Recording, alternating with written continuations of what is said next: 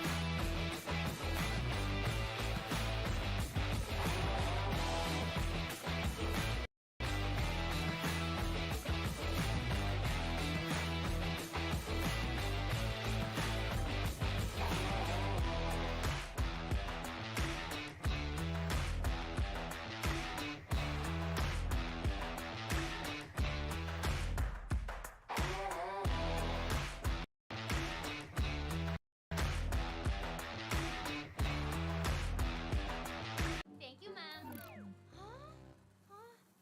Racket Asenso! Bebenta ang lechong gawa ko! Hi-ya! TM is the key! Bagong TM Easy 50 Fun Racket. May 5 gig pang internet at pang-asenso with only all-net text pa. Sa pinasulit offers ng TM, ang Racket Life, pina-easy. Basta racket, hi-ya! TM is the key!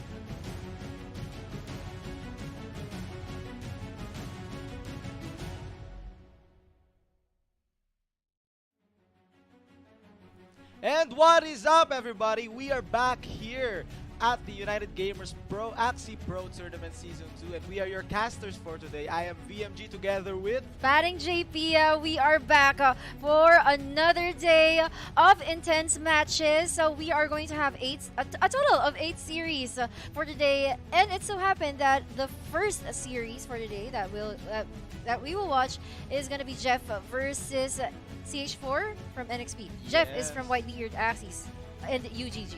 Yes, and here are the other matches for today. Second series will be between Worst Deco versus Spam and Bryce, which represent, bro. Chizo versus UG's, Oversized versus SC30 Fanboy, Lunatic versus DC, and these 3 players are waiting for every series winner, which are Eldude, Are, and Shay. Yep, a lot of interesting matches going on today. You will have to comment down your most awaited match, guys. And speaking of interaction, we are actually also live in YouTube. We are live here in Twitch. And if you want to watch the Filipino broadcast, you just go ahead to Facebook. Check out the official Facebook page of United Gamers Guild. Yeah, but before we begin, we would like to thank our co-presenter, TM, for making this tournament possible. The nation's leader in affordable telecommunications, Samahang Pinaisi Moments, TM is the key. And of course, we'd also like to extend our gratitude to our major sponsors, without whom this United Gamers Axie Pro Tournament Season 2 would not be possible. So huge shout outs to Board Punks of Society and BitKeep. By the way, Board Punks of Society just chipped in one of their NFTs to be given to the champion of this. What? Wait a second. It wasn't that yesterday. Oh. So That's a personal preference. Yeah. I understand. We get your point. But yeah, Board Post Society switched their giveaway from the NFT number 205 to 218. But still, they're still giving away an NFT for this tournament's champion. And speaking of giveaways, BitKeep is also hosting their own giveaway worth of 1,500 USDT. It's very simple to join here. All you have to do is download the BitKeep wallet, wait for the raffle post, and comment your BitKeep wallet on that certain post. And once you have done it, you have entered the giveaway, and you have a chance to win around $50 per individual. So don't miss it, guys. Download BitKeep now. Because you can also get 1 Axie from that giveaway. And speaking of giveaways, UGG has more. They are giving away scholarships, and together with that, sweatshirts. Oh, wow! Whoa! Oh my gosh, what a presentation in there from the treasure box, the United Gamers Guild sweatshirt. What a prize is that. You don't even have to be part of this tournament. You just need to follow the mechanics. The mechanics are to be found in the official website of United Gamers. That is unitedgamers.gg. And you can also check out the Twitter of United Gamers Guild, that is at UGG Network. You'll be able to see a lot of promotions and a lot of events there in their Twitter handle. Awesome. Yeah, lots of giveaways and prizes right here. Not only for the players, but also for you guys, the viewers. So don't miss out and follow these simple mechanics, because they are very hard earning. So yeah, here's the total prize pool for today. A total of 180 AXS. The champion will receive 70 AXS. The first runner-up will get 40. The third placer will get 25. Fourth placer will get 15. The fifth and sixth placer will get 10 each, while the 7 and 8 will get 5 each. Yep, a total of 180 AXS it is, guys. And we still have, how many players do we still have in this tournament? We're gonna see that in the bracket. We're gonna count them one by one. But speaking of our bracket, the top 4 of the upper bracket is already complete. We have Axionic, Shroom, Ruev, and Endar, but we're not gonna see them play today. We're gonna see them play tomorrow. They will have to prepare. Yeah. They will have to like rest and prepare and prepare. Yeah, they have earned this day because they have maintained their spot at the upper bracket, and they can use this day to rest So we have and like prepare from the players that are going to play today at the lower brackets. And speaking of the lower bracket, we are to see them too. So we have Oversized, Steph Curry Fanboy, Lunatic, Dizzy, L Dude, Ere, Che, Hazelia, and Lysian. So that's like 9. 9 plus 4. So we still have 13 players in this tournament, and we have 9 in the lower bracket. So this will be a sad day because some of them will have to say goodbye too.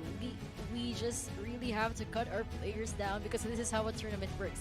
This is the sad thing about tournaments. Yeah. The but goodbyes. because the lower bracket, there are no more second chances for these players. So they have to go all out or they will be forced to leave this tournament right here. So yeah, we will see a lot of lower bracket matches for today.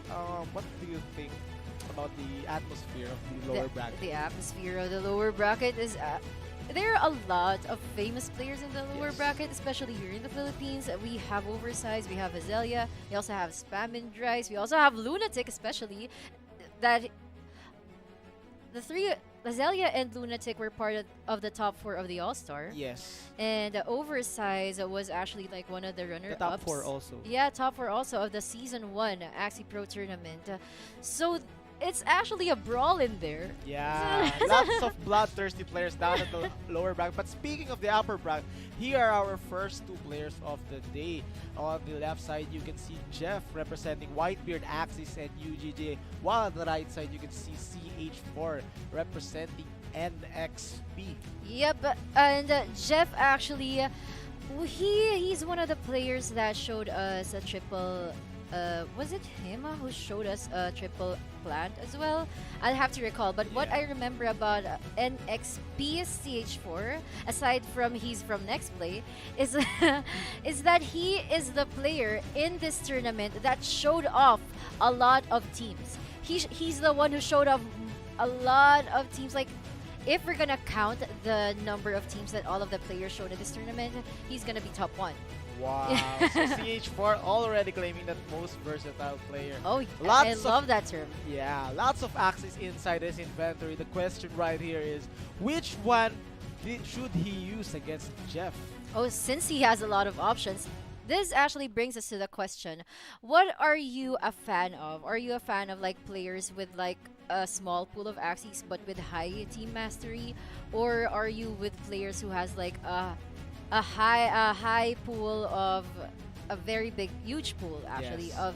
of axes, but the team mastery is not really as adept as those who have a little pool of axes? Personally, I think there should be a balance between the both. Me myself, I am a small pool player, but I have mastered every bit of my axes. But I admire those players that can play a lot of axes at a decent level.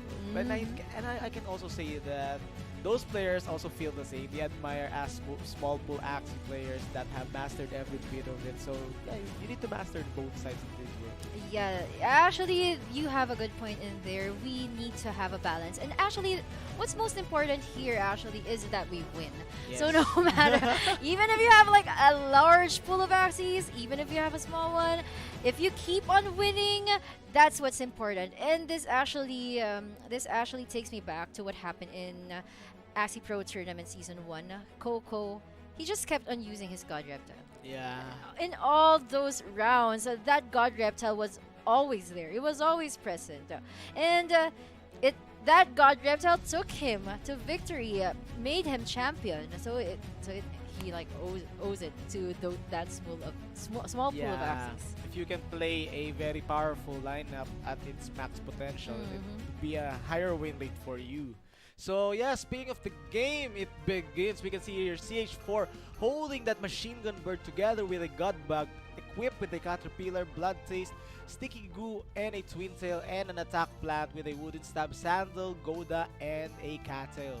Actually, Jeff prepared for this since he knows that CH4 has a large pool of axes. He needs to solidify his team into it has to be diverse and solid at the same time, so that it's gonna be a mech bird and a mech aqua plant rather so that if CH4 uses a dark swoop, it can go like to the back, and then Jeff can answer using the middle. It's a really versatile team. But looking at CH4's team. It's actually exotic that this is a god bug we're seeing in the middle, and a bird that can deal a huge amount of damage too. I'm guessing that this match will end very quick. Yes, Jeff actually has a good draw right here. Round 2, he has the complete combo coming in from that Aqua. Has an early access against the bird. We can see. Oh, yeah. We shall see if he is planning to do this combo right here. And it's just round number 2. The energy has not been updated yet, but now it has, and both of them are gonna go all out. CH4 gets the value from the bird with a Egg Bomb, double Peace Treaty, and a Risky Feather to finish off that plan. But Jeff answers with a Kaiden Jump, Crimson Scale Dart, and an egg to kill that bird. Ooh, and ending it with an aroma, it means that with or without the aroma, the attack of that bug will still go to the Aqua because the front plant of Jeff is already nowhere to be found. But now it's already in just round number 3. It's already a 2 versus 2 situation. Oh my god. We said this earlier that this match is gonna end quick because both of them have pure attack Axies. I mean, except probably for the mid of CH4 using a with a critical coming in from that mech, triple nut thrown by Jeff, and that plan will still get its value with a Goda and a wooden stab, and we are now down to a 2v1 situation. It's so quick. In just round number 4, Jeff will have to skip because he knows that he has to save energy, and CH4 has no choice but to end the life of that Aqua. Now, in round number 5, this is where it gets tricky. Goes for the knot and a 0 cost to cancel out the stun, plus a double Arco, and this is a 1v1 between a God Bag and a God Mech. Can he still heal? Like, is that gonna be enough of a heal? Jeff is still first for this round. He will attack first, and he will deal 4 cards. Fortunately for CH4, these are only 2 damage cards, and there's... It kind of freezes. Yeah. But CH4 goes for the fear. Wow. Jeff's mech is now feared and he doesn't have any 0 cost right here, but he has 3 energies to make this the most damage amount as possible. So goes for the nut throw. He was stunned. CH4 will go for the heal. Double Twin Tail and a Sticky Coup. But Jeff, I think Jeff will die from it. Oh my god! CH4 with a huge comeback against Jeff. Even without that critical, he still would have won because of the double to win needle, which is like more than 70 damage each. And he always managed to save up his sticky goo cards so that it will be present in every round. And that was the problem of that was actually the problem there. He failed actually. Jeff failed to manage his cards. The cards just kept on rotating by 3s. He didn't even go on full deck because he kept on attacking, and that's the problem when you go full damage in the early game. Even if it was supposed to be like a hard hit for the early game, what matters is how you close the game. And in that case, it was CH4 who was able to do so. Yeah, it was also actually a mix of good luck and bad luck and card management. CH4 had the good luck at his side because he only played the Sticky Goo and the Caterpillar, and that Sticky Goo kept on rotating, while the bad luck went to Jeff because he actually drew 2 0 costs after using his heroic. If he drew like 2 nuts after that, those 2 nuts were enough to kill the bug. But unfortunately, he kept on using his cards and 2 0 costs rotates it. And yeah. Yeah, if he didn't use 2 heroic rewards, things could have been different, right? Because a lot of damage cards would rotate. Yeah, that's the reason why we always need to be conscious about card management. And actually, it was a good game control for CH4. He didn't panic at all, and actually skipping in the first round was really chill. Was really chill. None of them panic. He wasn't afraid of any kite and jump play because he knows that wherever Jeff goes, if Jeff goes through the front or to the back, he will have a lot of options because all of his Axies are attack types. And now game number 2 begins. CH4 still piloting. Actually, both of them still piloting the same lineup. Yeah. I think we're going to see a different kind of approach coming in from Jeff. He wants to make that comeback. He could have gotten the win on that first game, but CH4 played so calmly and made that huge comeback possible. Actually, what matters here right now, since we didn't really see the cattail slap play out earlier in the first game, probably that cattail slap will decide to show up in round number 1. Yes. Because that's what happens. If those cattail slaps doesn't show up in game number 1, they show up in game number 2. Yeah, actually, That's that's true. like an unspoken belief, right? It's a theory. And it begins. Early aggression from both players. One Caterpillar, but see, Jeff would cancel it out with the Cattail and followed up with a double sandal coming in from that plant. Brings that plant of CH4 to 222 HP. And now Jeff goes for the double nut. Not slowing down, just going for in for the kill, but CH4 will go for the wooden staff and the Cattail. And that Goda would pierce through that mid lane bag of CH4. That was actually a good piercing sound move coming from Jeff, but CH4 here, now that his bug is open, he decides to heal back, but Jeff didn't really do any damage. And that was actually kind of a misplay because he knew that Jeff had to save up energy. And now that he has 4 energy, he's gonna go for the burst. Oh my god, full damage coming in from CH4. That machine gun bird is doing its job, gets the no turn, and that Sticky Goo would burst through that mech. Oh my god, 4 cards wasted for Jeff's mid lane Aqua. I think I think we know what's gonna happen here. Yes. That's a triple threat. That's a piece 3D. That's a risky feather and another triple threat. Why Oh do we my have to slow God. things down? In round number 5, CH4 decided to end not only the game but the whole series. Yes, oh my god, that machine gun bird did its role so well. Just played 3 energy cost. He even used 1-0 cost and still got the no turn. And that mid lane Aqua didn't get any value at all. And that's why CH4 would get the 2-0 sweep against Jeff. That's actually the thing when you always compute the highest possible shield of your opponent. And yeah, if we're seeing the replay here, and as we analyze what's going on here, CH4 actually just kept on attacking. He used the blood taste not to heal back, but its purpose was to cause damage. And now that Jeff has a lot of cards in his mid, that Aroma does not really give a lot of shield. That's why CH4 had the confidence to pierce through this Aqua, giving it a no turn and leaving this game into a 2 versus 1 situation. Now Jeff is back into a corner.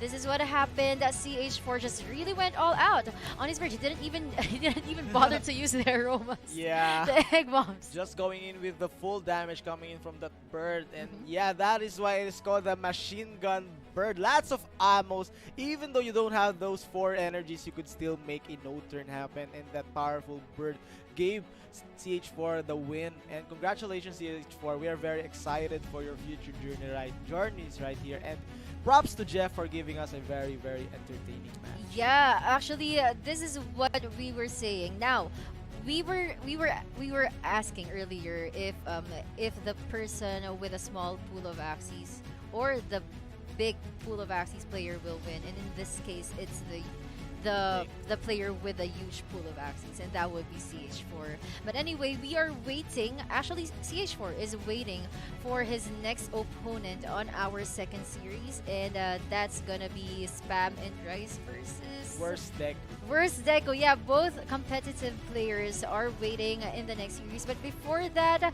we would like to shout out TM, our co-presenter, the nation's leader in affordable telecommunications. So sa mahang piniisa moments, TM is the key. Also, we would like to thank our major sponsors for making this tournament possible. Thank you so much, Board Box of Society and BitKeep. Yeah, speaking of BitKeep, guys, they're hosting a 1,500 USDT giveaway, and all you have to do is download the BitKeep wallet, wait for the raffle post, and comment your BitKeep wallet on that certain post, and you have automatically entered the mechanics. So don't miss out and get that chance to win, and download BitKeep now. Yep, and of course, with Board Punks of Society, they have already pitch in their NFT, and it's gonna be Board Punks of Society number 218, the dark dude with the red hair and the Let's Mario go. cap. We just gotta love that guy, and that will be owned by the champion of this tournament. But wait, there's more. we are also giving away, actually United Gamers is giving away scholarships and the sweatshirt that's gonna be given away to our viewers who will follow the mechanics. All you have to do is go to the official website of United Gamers Guild, that is unitedgamers.gg. You'll see the mechanics there along with the scholarship giveaway mechanics. So guys, you can also check out the official Twitter handle of United Gamers, that is at UGG Network, so that you'll be updated with any event. Yeah, claim your chance to win these prizes right here. So don't miss out, guys, and follow the simple mechanics. Again, guys, we are your casters for this year. I am VMG together with... Paring JP will be back after a short break. Yeah, thank you, guys. Rocket Ascenso! Bebenta ang lechong gawa ko! Hiya! Unlock! TM is the key! Bagong TM Easy Surf 50 Fun Racket. May 5 gig pang internet at pang-asenso with only all-net text pa. Sa pinasulit offers ng TM, ang Racket Life pina-easy. Basta racket! Hiya! TM is the key!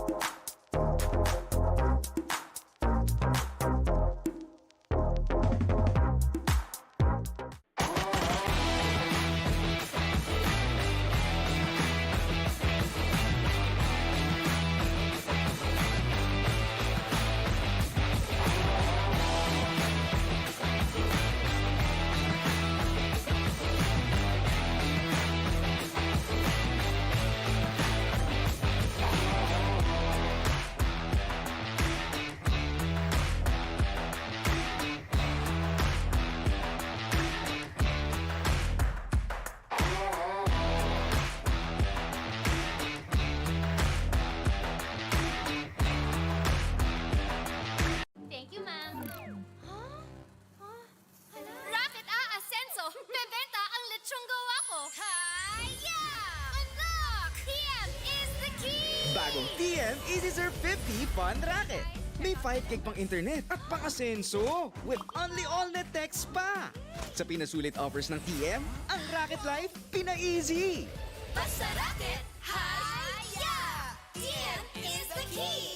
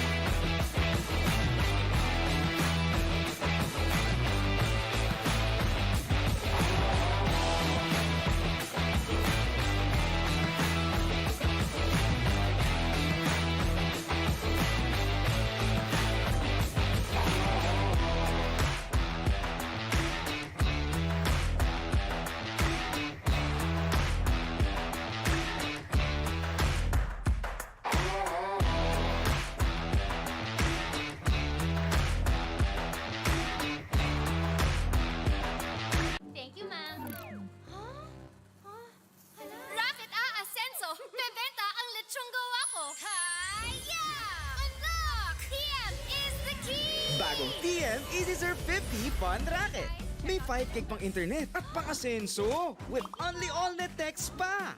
Sa pinasulit offers ng TM, ang Racket Life pina-easy. Basta racket, haya! TM is the key!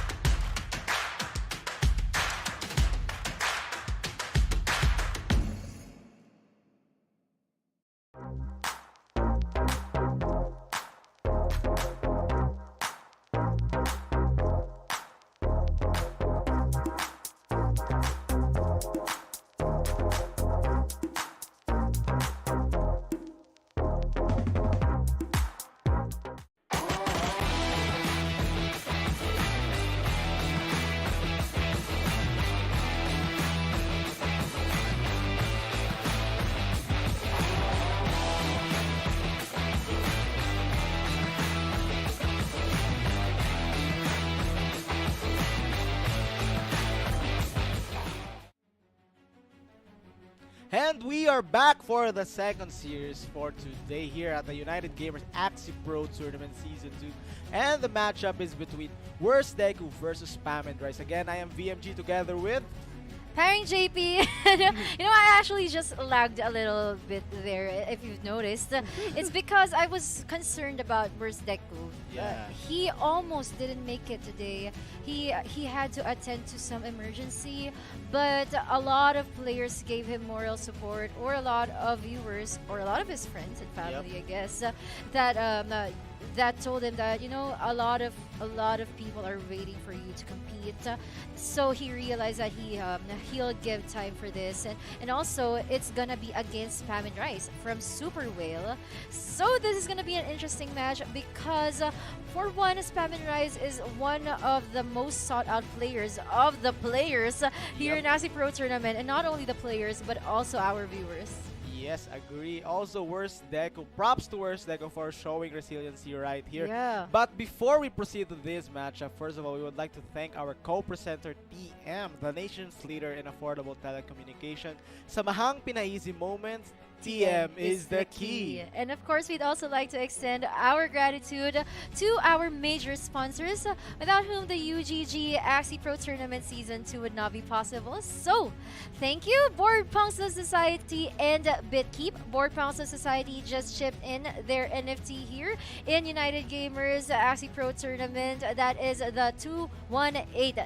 This NFT, the dark guy, and he's the typical Board Punks of Society eyes, and some classic Filipino stuff in there.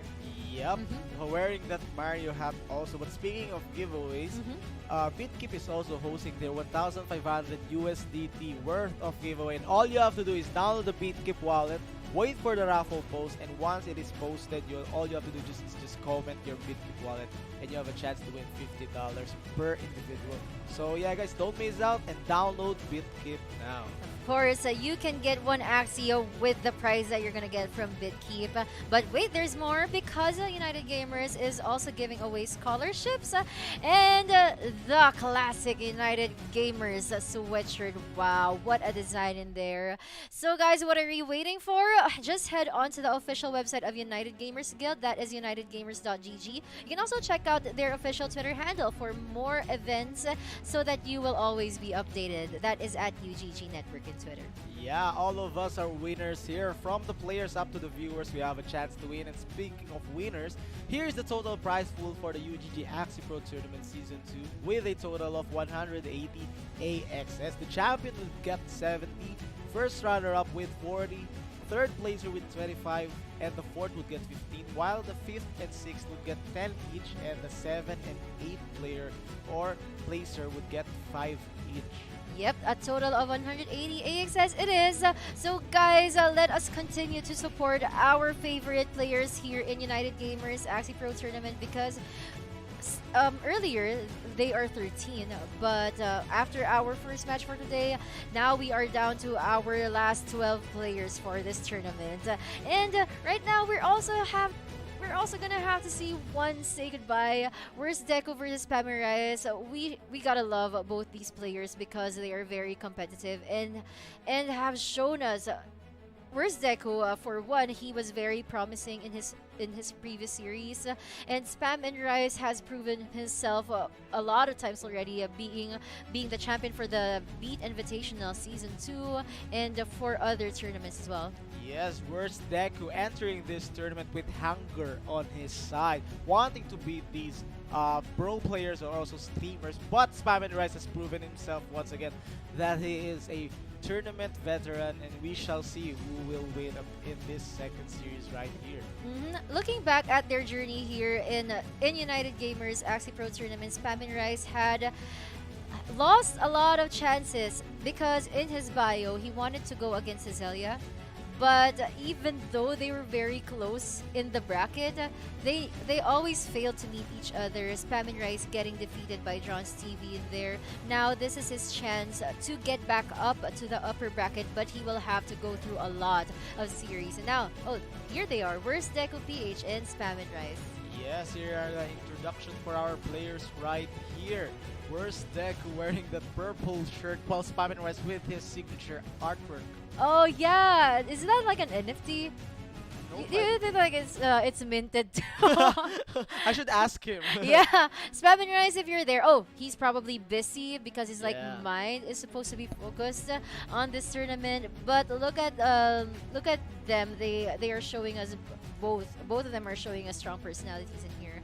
So we are just waiting for the match to start, and probably where's Deku, since he had to attend some stuff, he's probably taking his time choosing Axies.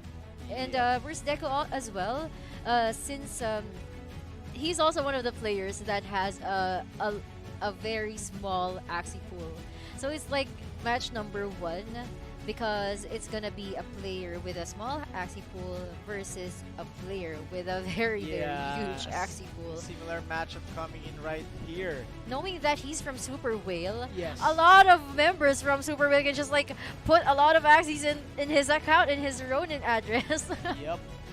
From comparing from the first series, I think the player with the larger pool won that, right? Yeah, it was Siege 4, yeah. And, So there's the advantage already. yes, I think we shall see here in the second series if there is a consistency regarding the small versus large Axie pool Oh yeah. after this matchup right here. Again, guys, this is a matchup at the lower bracket, so whoever loses this series right would be eliminated from the tournament. This series is very important from both players because Spam and Rice, he wants to face Azalea, and Azalea has lost at the upper bracket, and he's waiting for Spam Oh here, yeah, right? yeah, that's They still have a chance. They still have a chance to meet. Actually, I want to see it now. Yeah. The bracket. Let me just open it. Yep. If I still have it. While Oh, I Worst don't have it Deco right anymore. here still wants to survive because both of them want to continue their journey right here. So Oh, yeah, yeah. here's the introduction of Worst Deku. So who is Deku?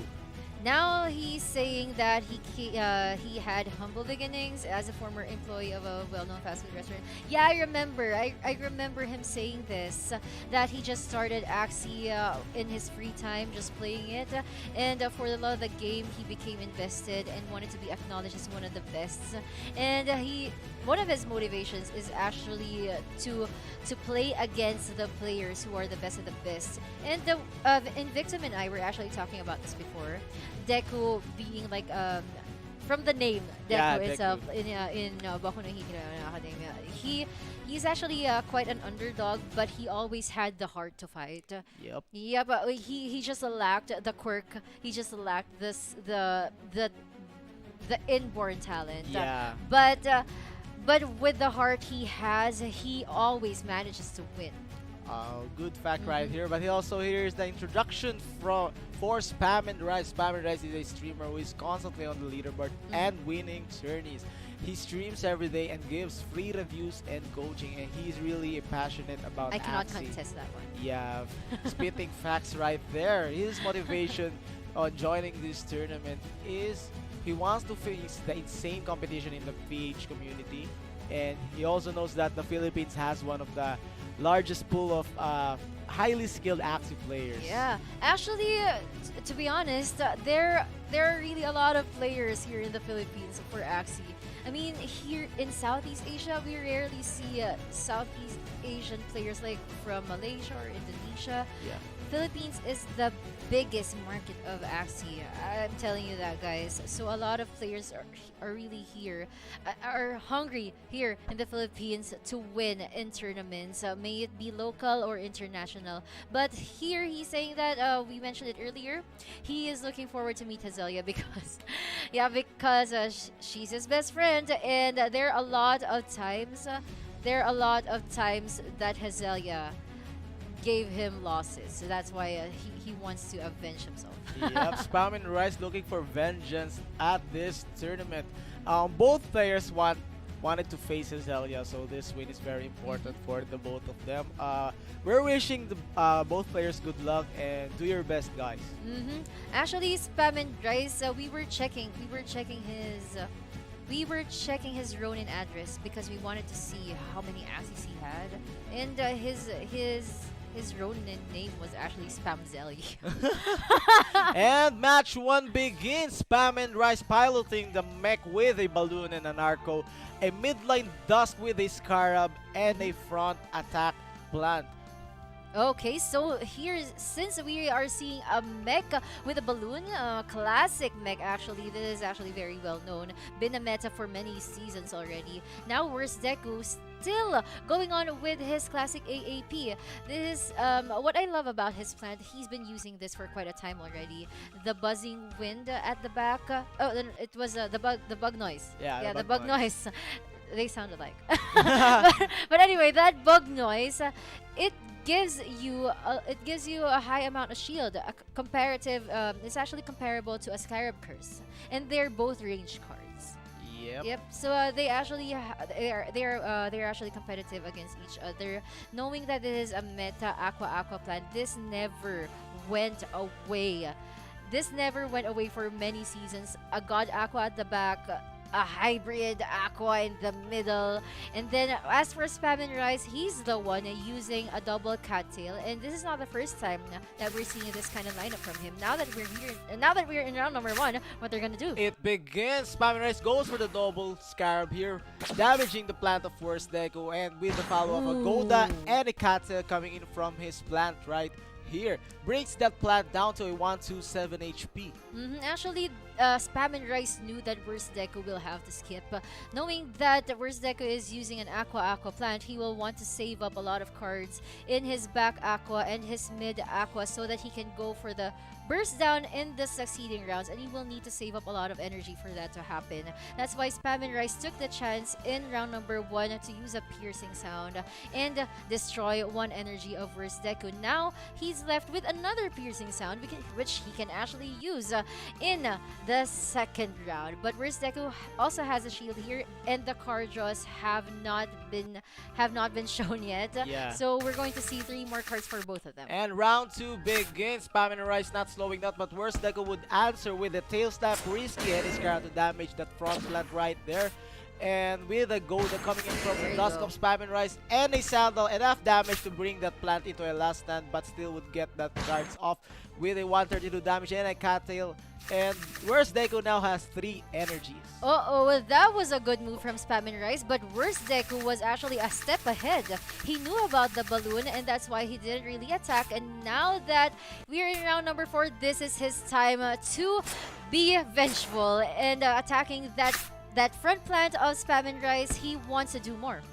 Yep, goes for the Arco, Risky, and another Scarab. Uses all of his energies right there. Spam and Rise now with an Arco of his own, followed up with a Dust. Goes for the critical, Oh. and that Dust would do the damage with using those 2 wooden stab and a Cattle, enough to bring that mid lane Aqua down. Spam and Rise plays the balloon, followed up with a Goda and a Why Cattail. skip? But Worst Deku goes for the skip and now has 4 energies to make a kill right here. Oh, that's the reason why he skipped, because he wants to get the first move advantage for round number 6. And not only in round number 6, he wants to be first in round number 7 as well. Oh my god, 3 damage cards coming in from Spam and Rise, It's but enough! Worst Deku's Aqua survives and now he has 3 energies with a Cuckoo, 2 attack up, followed up with double scale dart, 227, 162, and a Koi to finish off Spam and Rise mech right here. We gotta love the patience of Worst Deku there. For 2 consecutive rounds, round 1 and round number 2, he was destroyed 1 energy per each round. Yes. But he just kept on saving up his cards, saving up his energy. He didn't even panic when his plant died. And he even skipped during the round when the mech was faster than one of his aquas. He was actually prepared because his god Aqua had enough cards and enough energy to just like kill off the mid-dusk and save up energy as well to go for the kill against the mech during the last round. What a play coming from Worst Deku.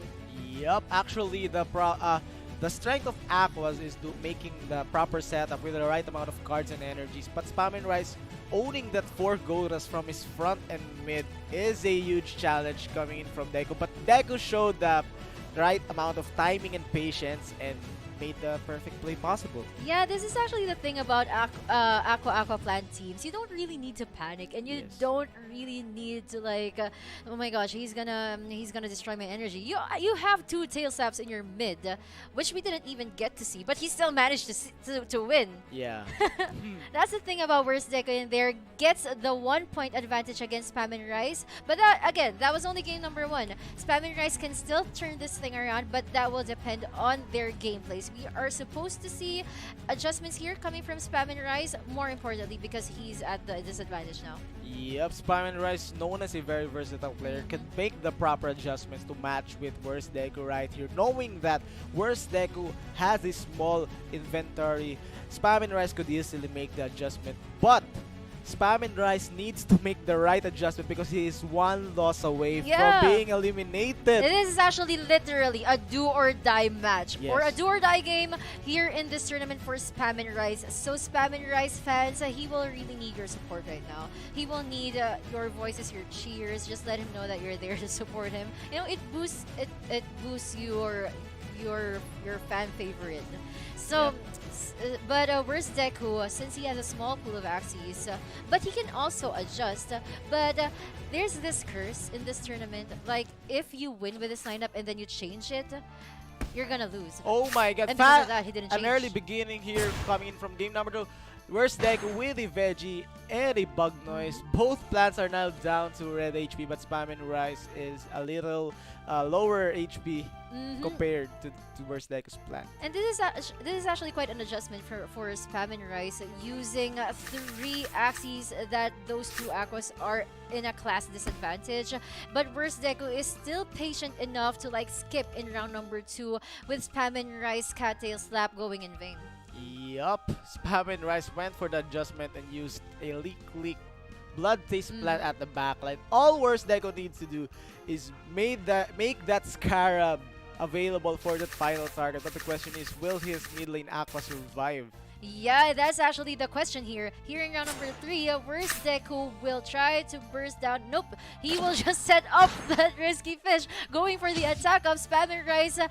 Actually, it was just right. Those 3 cards were just right to eliminate the plant or the front Axie of Worst Deku. Now there's already a 2 versus 3 situation, and we are actually curious about what's to come. Yes, here comes the chill attack from Worst Deku, piercing through the Scarab to that mid lane Dusk, and now he has 5 energies to make a proper setup happen, and he could make the possible 2v1 situation right here possible. Yeah, because Worst Deku has the speed advantage. And in any case, if Spam and Rice, seeing his card draws here, he lacks cards in his Dusk, so Worst Deku can simply eliminate that Dusk of Spam and Rice.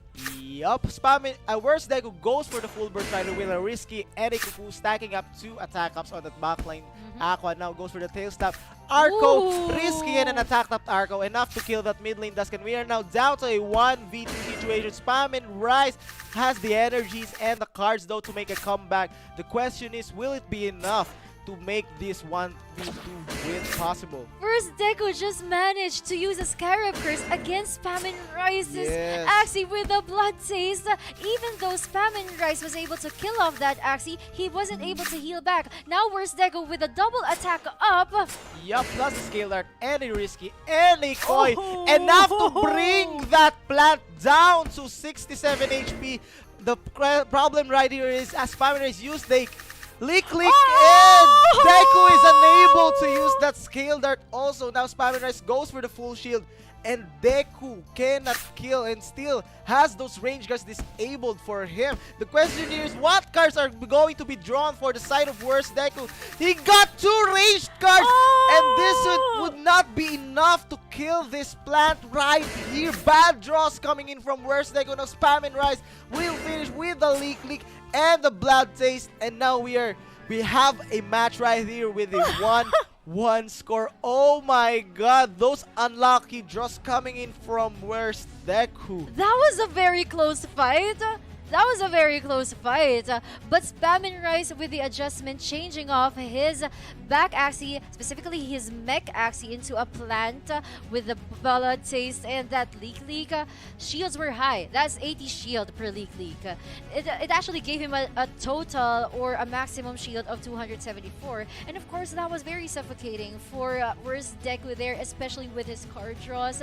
He was very unlucky. That was a very unlucky card draw, but as well, we cannot rely on luck all the time. Yes. We need to manage our cards too. But he was actually trapped in there because of he rushed the death of the Dusk. He actually gave it a no turn, but it didn't really matter to Spam and Rice because he knew he actually had a lot of belief in his plant Axie. Yep. Oh my god, those random draws gave Worst Deku 2 ranged cards. Yeah. But still, with the amount of shield that Spam and Rice had, Worst Deku would have needed around 3 damage cards plus a Cuckoo to actually finish off that plant, because that plant was going for 250 plus shields per round. And yeah, that was actually quite a turnaround because during the last 2 rounds, we were actually quite expecting Worst Deku that he had the upper hand already, giving that Dusk a no turn, right? Yes. But since he rushed the death of that Dusk, the rotation of cards got slower too.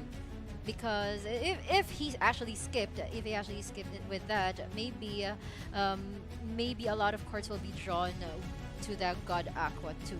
But it was actually very tricky. I wouldn't really blame him if he panicked a little. Yep. Because it was really hard. It was a plant back Yeah. with a leak and the blood taste. And was it a prickly trap? Yep. Yeah, it was a prickly trap. That has a lot of damage.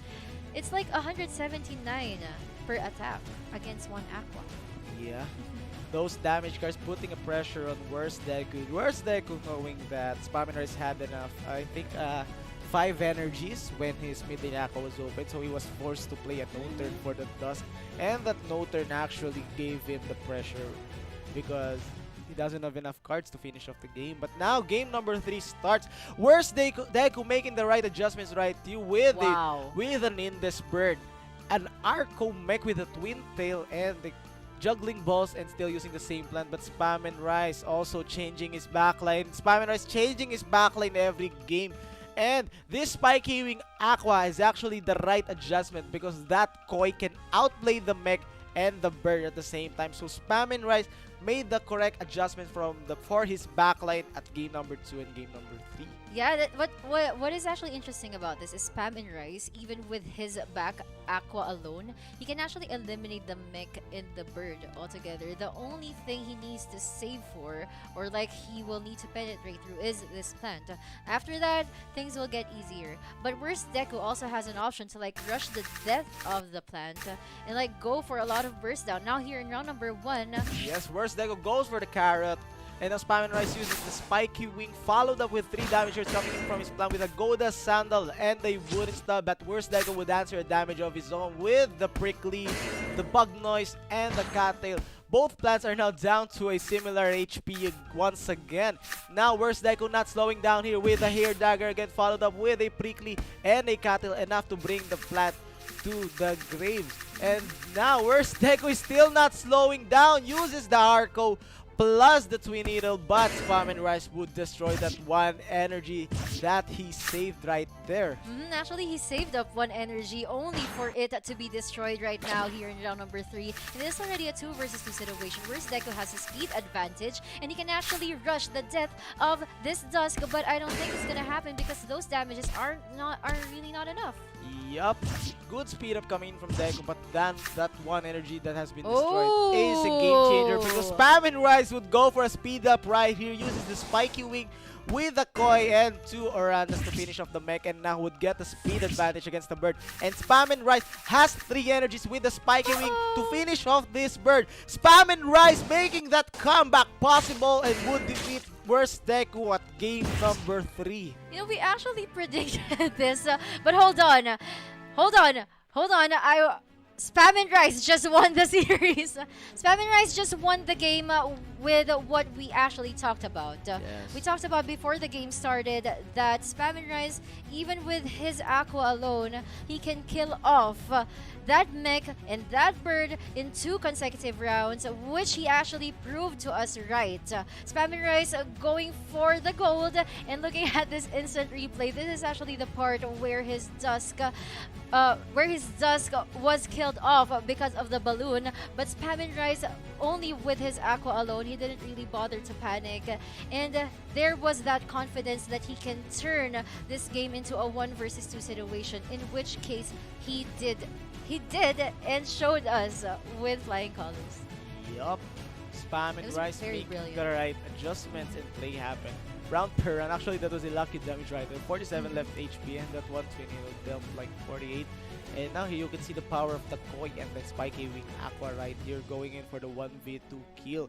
Worst Deku starting off this series with a very strong momentum, but Spam and Rise had enough strength and experience to shift the momentum by his side, making the 1-0 comeback possible. Congratulations Spam and Rise for making this comeback. Props to Worst Deku, still playing even though he had an emergency, showing resiliency and strength and passion to the game. So much respect to you, Worst Deku. Again, Spam and Rise, congratulations. We are looking forward to your matchup against Hezelia. And yeah, again, we would like to thank our co-presenter TM, the nation's leader in affordable telecommunications. Samahang Pina-easy moments, TM is the key. And of course, we'd also like to extend our gratitude to our major sponsors, without whom the UGG Axie Pro Tournament Season 2 would not be possible. So shout out to Board Punks of Society and BitKeep. Along with that, guys, Board Punks of Society just gave one of their NFTs. This Board Punks of Society number 218 will be added to UGG Axie Pro Tournament Champions Prize. So whoever the champion is it going to be from the upper bracket or the lower bracket? We don't know. We're going to find out 2 days from now. So yeah, speaking of giveaways, good luck guys. And again, speaking of BitKeep, they are hosting a 1,500 USDT giveaway, and all you need to do is download the BitKeep wallet and wait for the raffle post. Once the raffle post has been uploaded, you just comment your BitKeep wallet there and you have automatically entered the giveaway. So yeah, don't miss it out guys. Download BitKeep now. Yep, and of course, UGG will give us more. They are giving away scholarships, and this United Gamers Guild sweatshirt. It's color black and it just came from the big baul. The big treasure box. Yep. It came from the big treasure box. And how are you gonna get your hands on that sweatshirt or the scholarship giveaway? Just visit the United Gamers official website, that is unitedgamers.gg, and you will see the official mechanics there. And you can also check out the official Twitter handle of United Gamers Guild, that is at UGG Network, so that you will always be updated with all of their events. Yep, lots of giveaways here at the UGG Axie Pro Tournament Season 2, so don't miss out, guys, and join this. Again, we are your shoutcasters for this series, VMG, together with... Adding JP, guys. We'll see you after a short break. Don't go away. See you later, guys. Rocket Ascenso! Bebenta ang lechong gawa ko! Haya! Unlock! TM is the key! Bagong TM Easy Surf 50 Fun Racket. May 5 gig pang internet at pang-asenso with only all-net text pa. Sa pinasulit offers ng TM, ang Racket Life pina-easy. Basta racket, haya! TM is the key!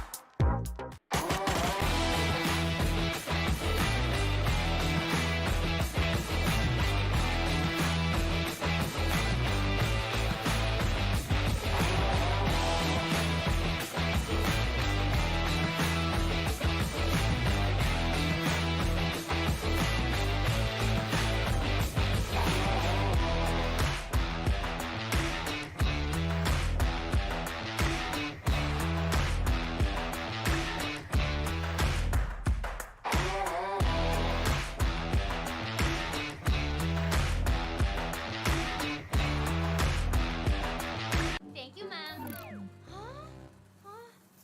Rocket Ascenso! Bebenta ang lechong gawa ko! Haya! Unlock! TM is the key! Bagong TM Easy Surf 50 Fun Racket. May 5 gig pang internet at pang-asenso with only all-net text pa. Sa pinasulit offers ng TM, ang Racket Life pina-easy. Basta racket, haya! TM is the key!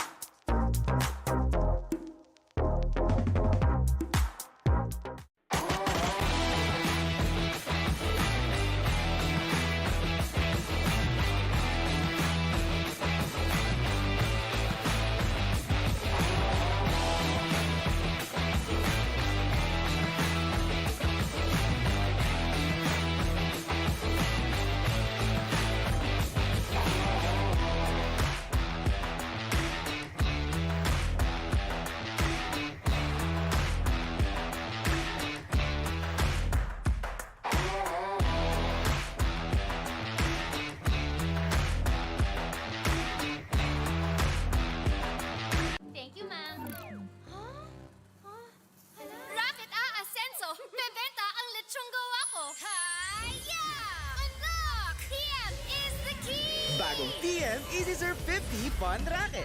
May 5 gig pang internet at pang-asenso with only all-net text pa. Sa pinasulit offers ng TM, ang Racket Life pina-easy. Basta racket, hi-ya! TM is the key!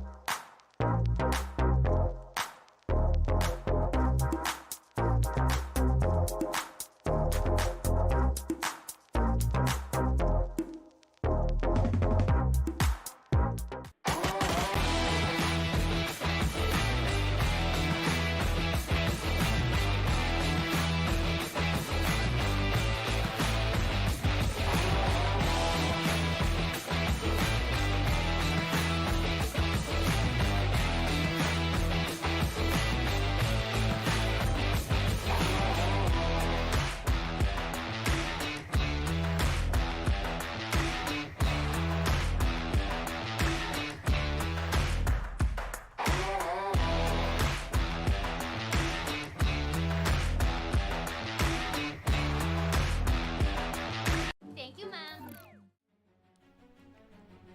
Welcome back, guys, here to the United Gamers Guild Axie Pro Tournament Season 2. We will be your shotcaster. My name is Charlie, and here with me is Invictum. Now we will be witnessing series number 3, one of the most awaited series here between Chizo of LFG and UGs of MGNZ.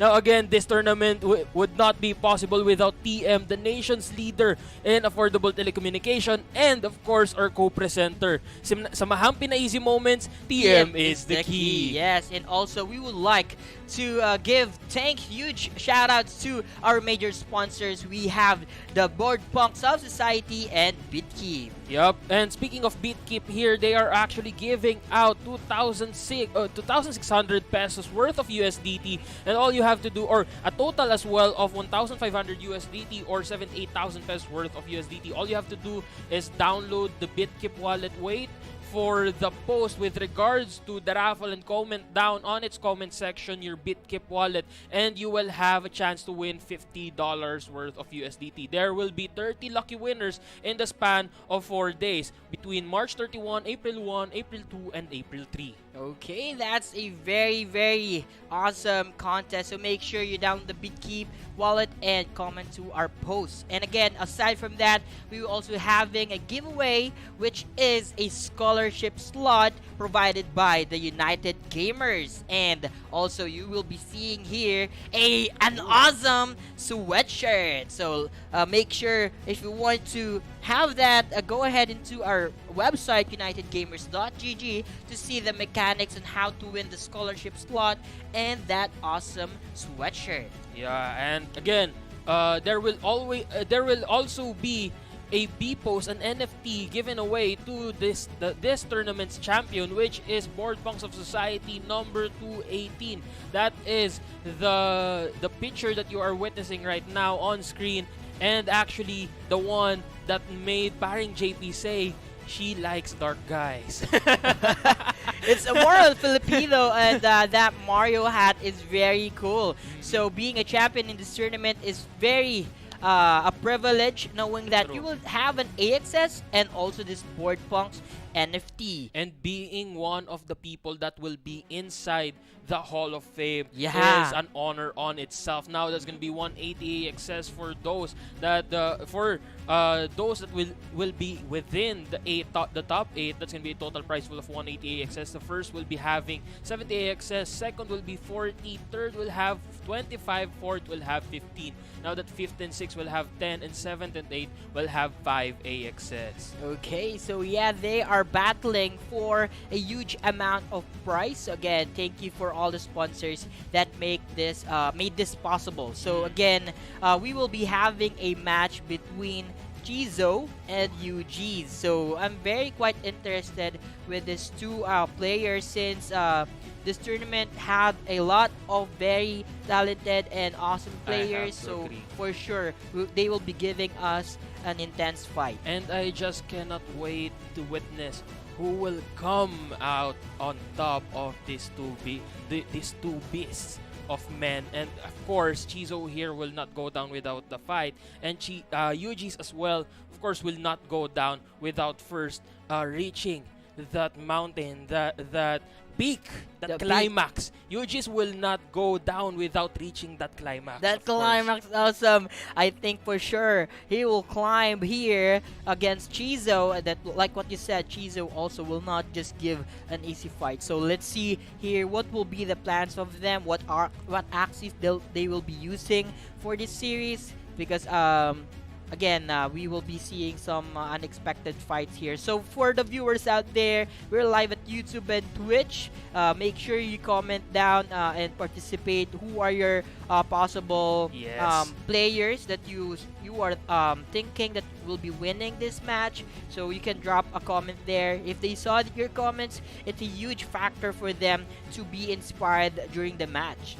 True. And again, Chizo here is looking for a guild. So if any guilds Ooh. are out there, becomes interested in how Chizo plays, he is willing to go for it. He is willing to negotiate. And again, we cannot wait to witness who will dominate between UGs and Chizo, or who will submit between these two.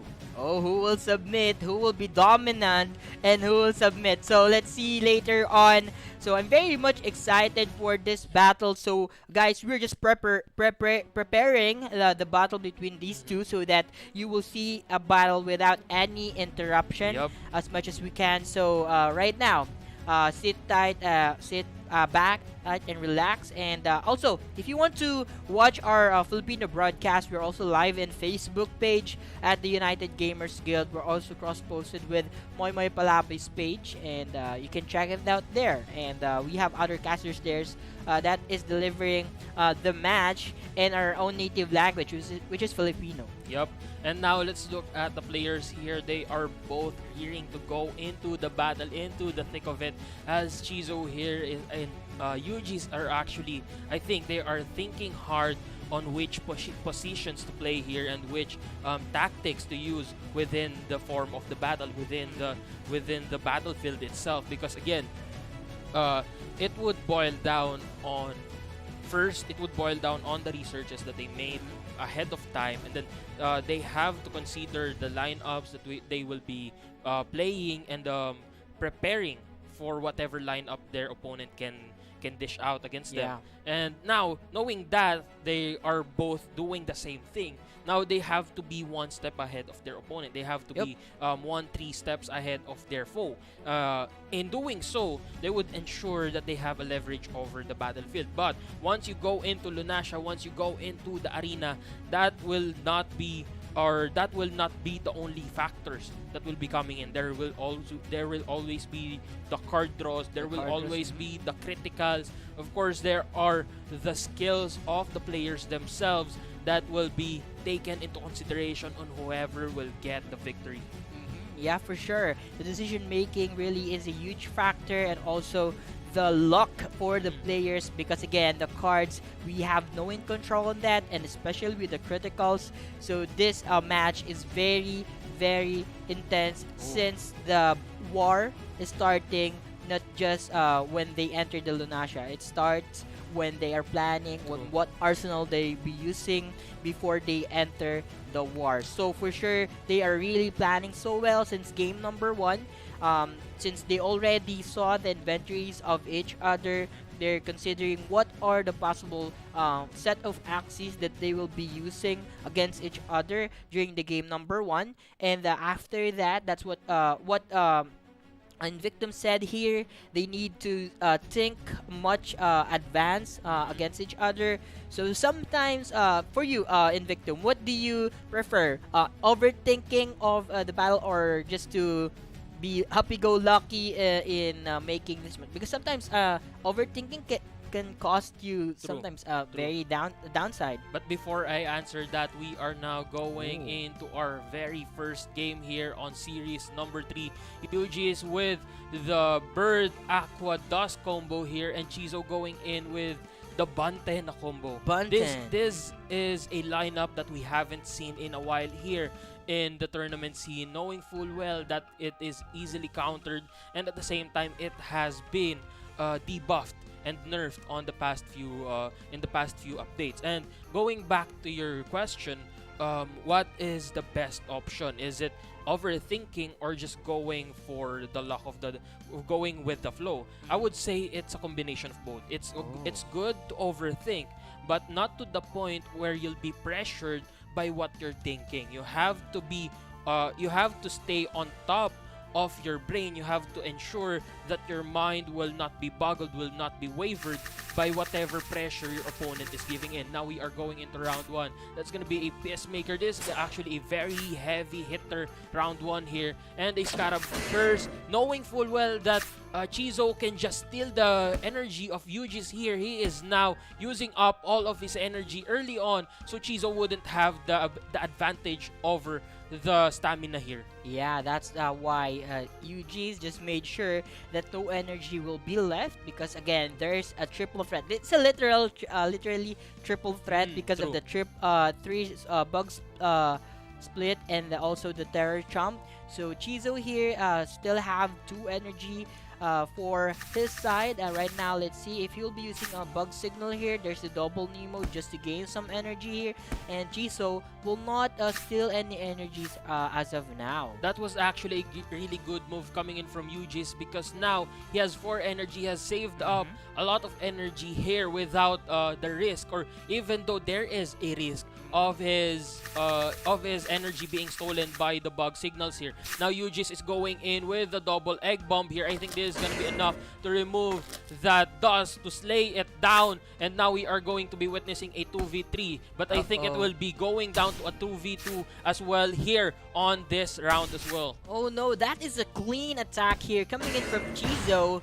He made the bird be deleted on round number 4 and also the 2 energies. There you go, another steal here, and no energy has been left here to UG's. That bug signal will be critting, and it did not steal anything, but it gave a critical 2v2 situation right now. Now Chizo here has a fear, goes in with a Nemo, another Nemo. I think he is wanting to remove that dusk, and he has overkilled here. Chizo actually wasted 1 energy, but at the same time UG's here will be getting 1 energy using that Nemo, followed here by an Acro and double Scarab Curse to destroy that dust. And now we are boiling down to a 1v1 situation, but UG's with that fear, he wouldn't be able to deal a lot of damage here, but now he's going in with double Nemo. Chizo here will be having that goldfish, meaning to say he might just go first, but no, you just actually might go first here because Chizo has a bug part here. Beautiful dodge here coming in from UG's, and now there's the double Scarab and the Piranha with some criticals here, and Chizo is in danger. Game number 1 goes to UG's. What a beautiful gameplay here by him. UG's with the quick finish. That was a battle over stamina and over speed. The thrusting of UG's there was insane, to the point where he managed to pierce through, to thrust through 2 axes all at once, and then boil it down to 1v1 situation where he essentially nullified the mouth and the the horn part of Chizo here, because as we all know, the weakness of the Buntena is when it's down to 1v1 situation. Yep. Because then he wouldn't be able to steal any energy, and he wouldn't be able to put any stacks of fear on his opponent. Yep, and beautiful attack there by UG's,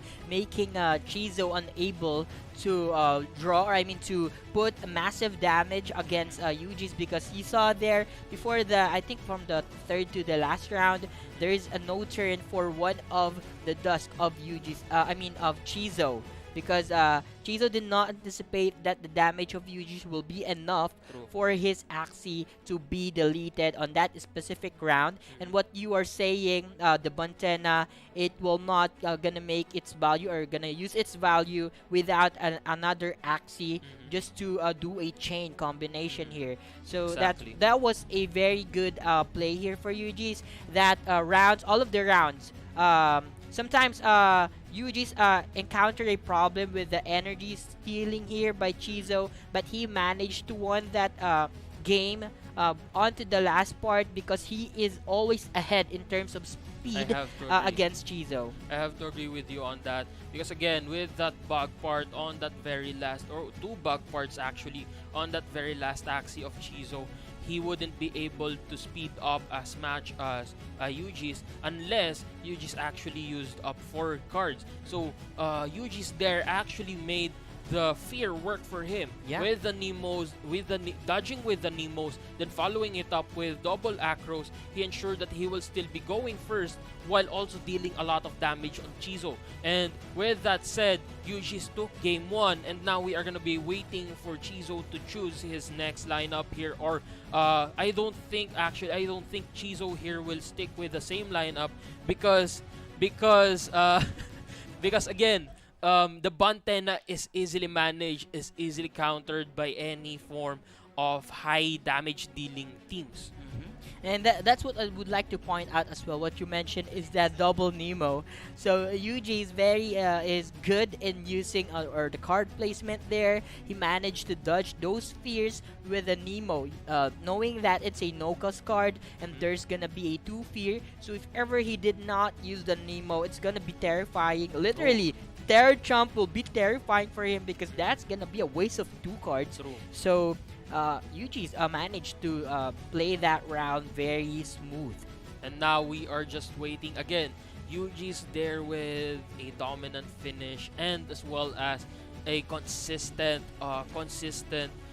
victory all throughout those key factors, those key moments where he needed to ensure that he will come out on top. But Chizo here is not done yet. He is not out of the battle just yet.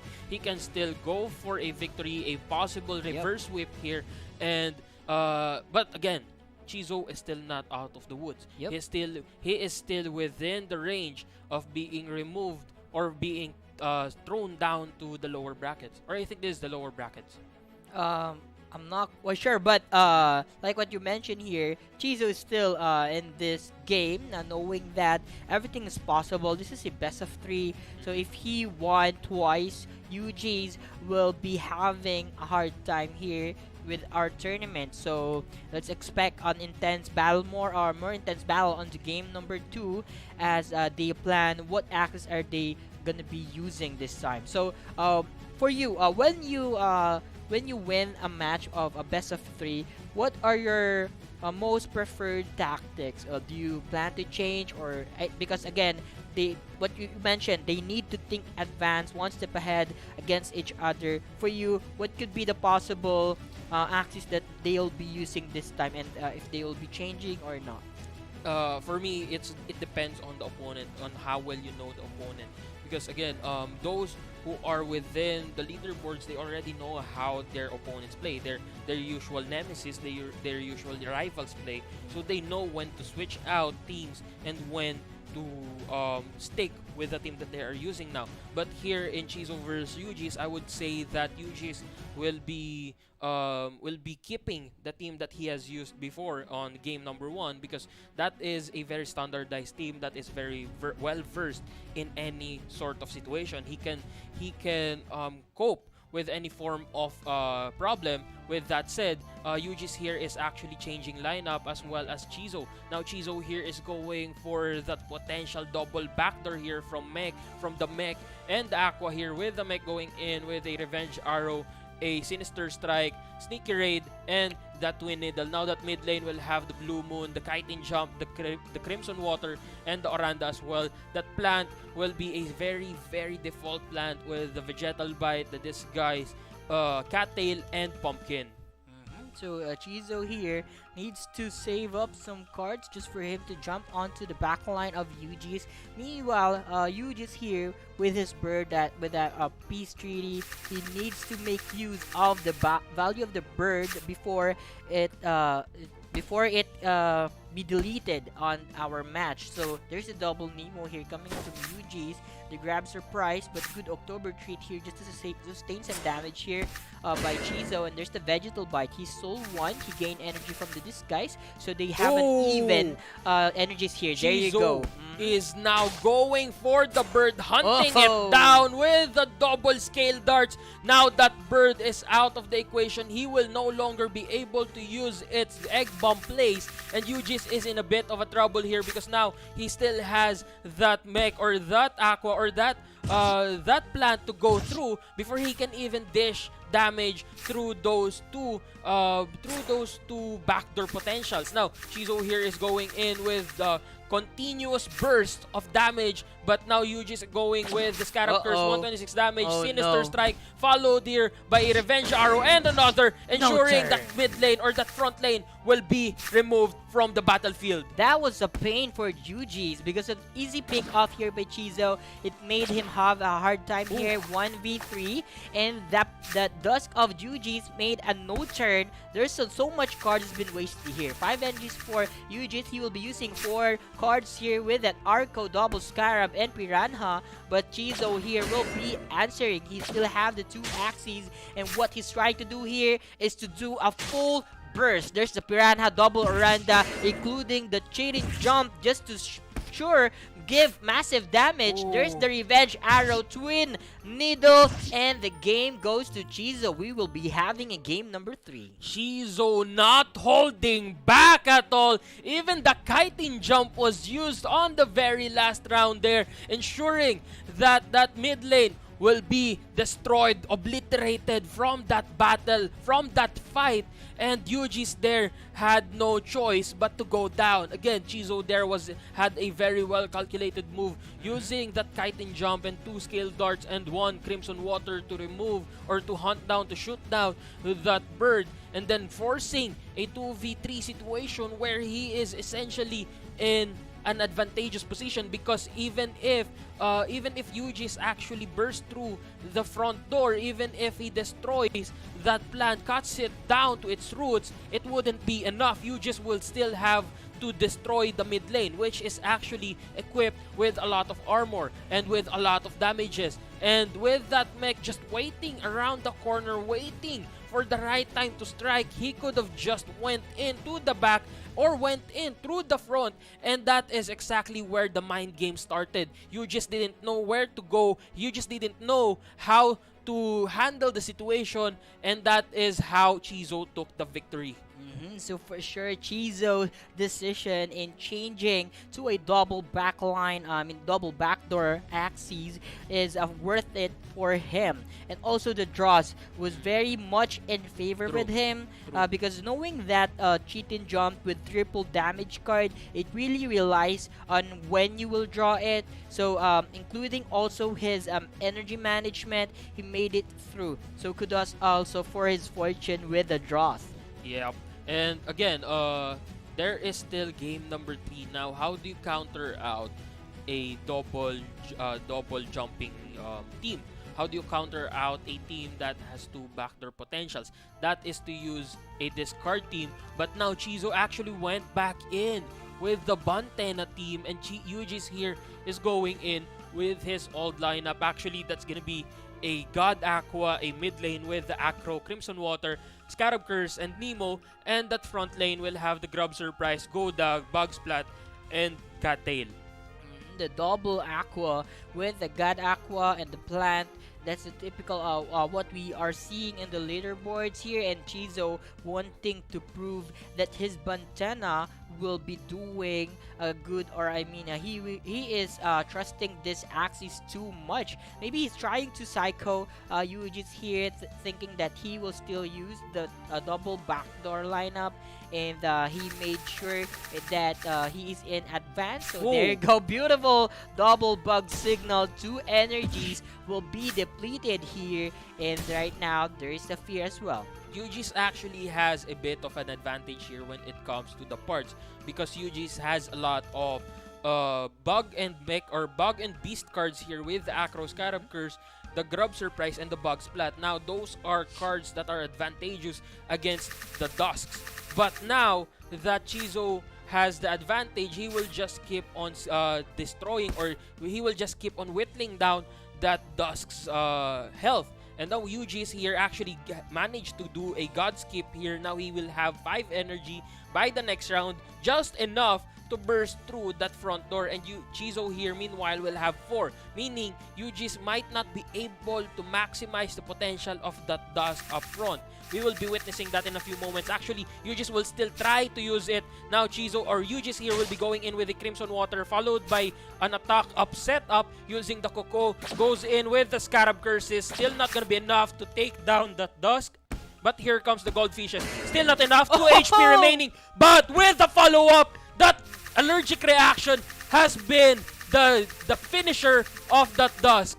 Yup, and beautiful gameplay here for Chizo. Let's see here. UG's another attack up set up with that Crimson Water. And there you go. We can see an Arco here. Nemo wanting to secure the speed. Going up top. Chizo here. Double Nemo with the still 1 energy here will be stolen now. 4 energies. Now 6 rather to Chizo. Energy advantage for him. But we can see here Nemo and then a Crimson Water. But let's see. Double Bone Sail here. Not enough damage to 2v2 situation. What will be the next thing to do here? There's gonna be Chizo going for a full-on brick wall here. Yu just going in with the double Crimson Water, followed here by Inimo gaining 1 energy, putting 122 damage, and the Crimson Water for the finisher. That's gonna be a last stand. Not gonna be enough though to remove that mid lane Aqua from the equation. He didn't even manage to maximize the potential of that mid lane, and he actually wasted a lot of energy. That's gonna be a Goldfish as well. Now Yujis is still going on to strong here. Double Koi and double Coco here. 129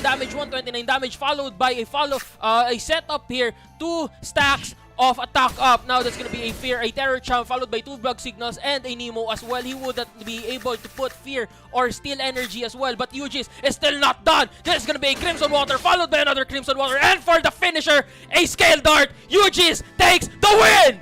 Oh my god! That UG's really showed us an intense decision-making match up here. His God Aqua made it through, and he always managed to give a no-turn against his opponent. So that Chizo will be unfortunate for this series, and UG's congratulations for you advancing to our tournament. So what a gameplay for them.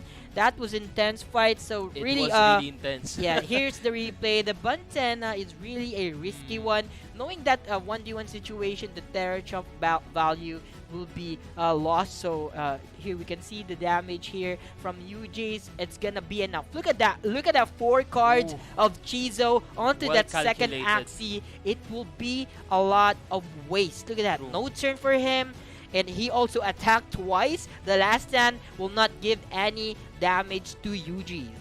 That is true. Now Chizo actually wanted to gain a speed up there using the Goldfish, but Yuji is fully predicting that move. He went for a skip, gets two speed ups using the Kois, then follows it through with that setup. Now this is where the weakness of a Bantena, again, like we said, this is where the Bantena weakness really shines and really opens up against their opponent. They cannot use their bug signals, they cannot use their terror chumps, and knowing full well that those cards are weak or has a lesser damage for those aquas, he wasn't able to burst through UGs. Yup, and that Gad Aqua, it's very scary. If you'll be facing him on a 1v1 situation, he can set up his speed, and also with that double cock-a-doodle-doo, the next thing that you will be receiving is a massive or a lot of damage. True. So well played to UGs, congratulations. And again, the United Gamers Axie Pro Tournament is co-presented by TM, the nation's leader in affordable telecommunication. Sa mahang Pinaisi moments, TM is the key. And we would also like to thank our major sponsors here, without whom this tournament would not be possible. Thank you, Board Punks of Society and BitKips.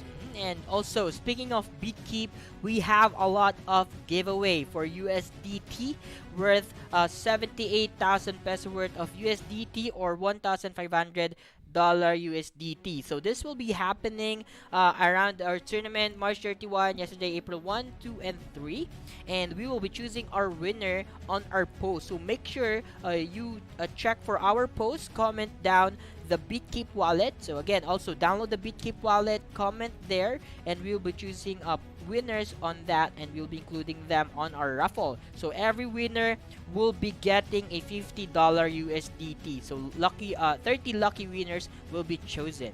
And of course, that's not all. We will also be giving out BPOS number 218 to the UGG Axie Pro Tournament champion. This will be part of the prize here, and that's not all that we'll be giving away.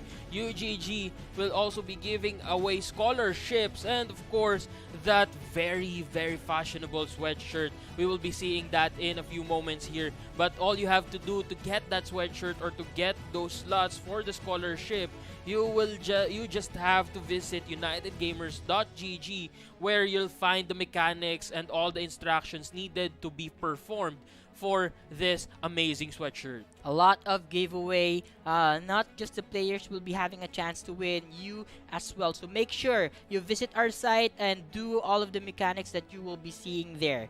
So again, that intense fight was delivered by yours truly, Charlie, and here with me, Invictum, and that will be for us for this series. We will see you on the next one. Bye-bye. Actually, stay tuned. Rocket Ascenso, bebenta ang lechong gawa ko. Haya! Unlock! TM is the key! Bagong TM Easy Surf 50 Fun Racket. May 5 gig pang internet at pang-asenso with only all-net text pa. Sa pinasulit offers ng TM, ang Racket Life pina-easy. Basta racket, haya! TM is the key!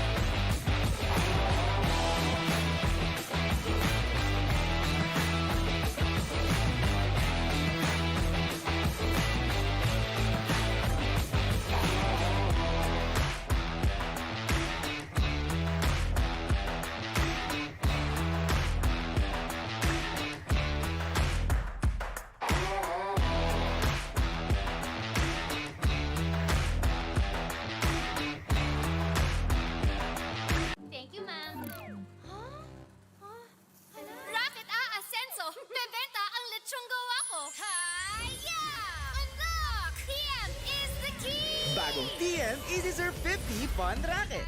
May 5 gig pang internet at pang-asenso with only all-net text pa. Sa pinasulit offers ng TM, ang Racket Life pina-easy. Basta racket, hi-ya! TM is the key!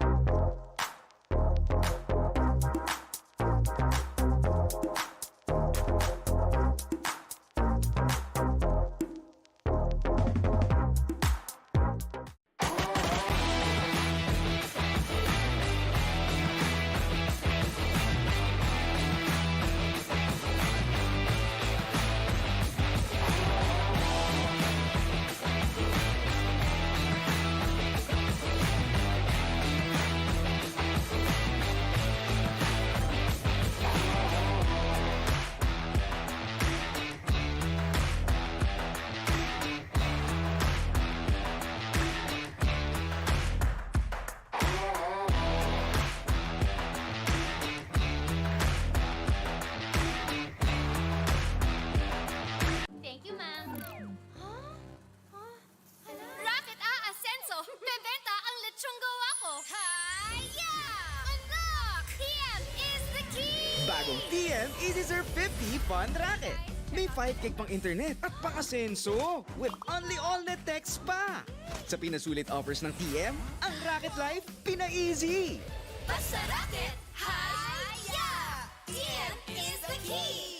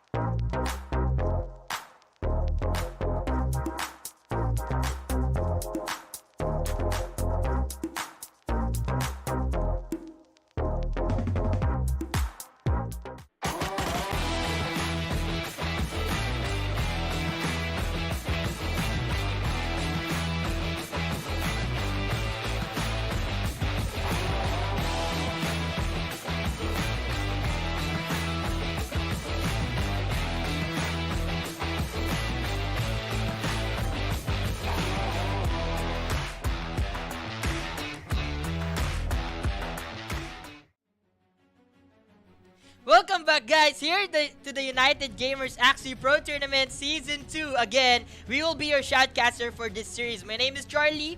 Invictum again. We are gonna be witnessing oversize of Metagoons going against SC30 fanboy of buwos.gg. This is gonna be our 4th series for today, and this would not be possible without our co-presenter TM, the nation's leader in affordable telecommunications. Sa mahang pina-easy moments, TM is the key. Again, we would also like to extend our gratitude to our major sponsors. Thank you, Boardpunk Sub-Society and BitKey. Yup, and speaking of BitKeep, they are giving away 1,500 USDT or 78,000 pesos of worth of USDT to 30 lucky winners. All you have to do is download the BitKeep wallet app and of course wait for the post with regards to the raffle and then comment down below your BitKeep wallet. Again, 30 lucky winners in the span of 4 days between March 31 to April 3. All you have to do is download the BitKeep wallet, so download it now. Easy as that. And also,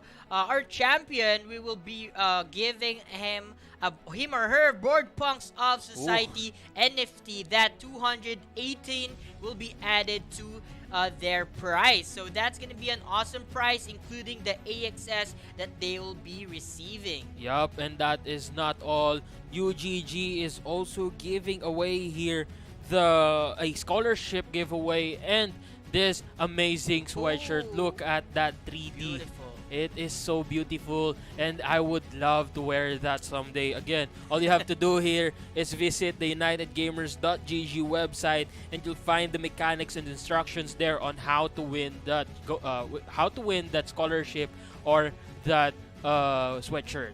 Yeah, that sweatshirt is gonna be awesome to look. But look at that, 180 AXS total prize pool. That is just the prize that our players is battling for. So it's gonna be distributed to 5 AXS to our 7 to 8 placer, 10 AXS to the 56 placer, 15 AXS for our 4th placer, and 3rd placer will be getting 25 AXS. The second one will be having 40 AXS, and last but not least, the champion will be getting 70 AXS. Not the least indeed. And again, we would like to show you the overview of our lower bracket so far. We are going to be witnessing Oversize versus SC30 fanboy here. Whoever wins between them will fight Array. Lunatic versus DC. This is one of the matches to watch out for today.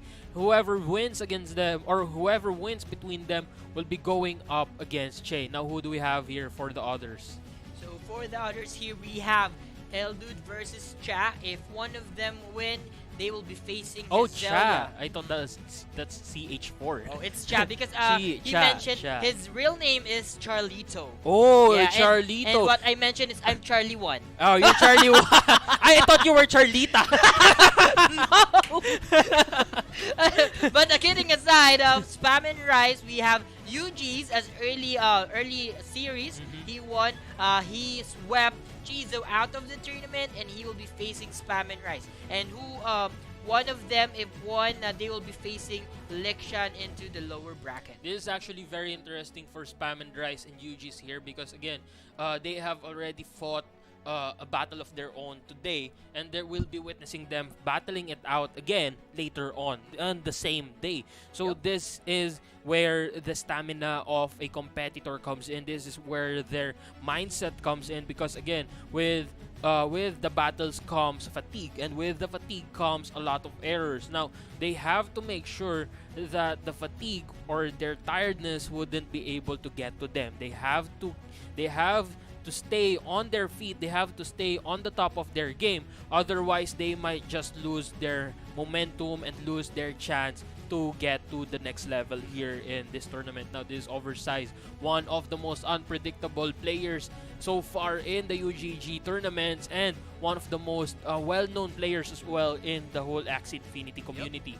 And the SC30 fanboy here is actually also a very powerful, very powerful player.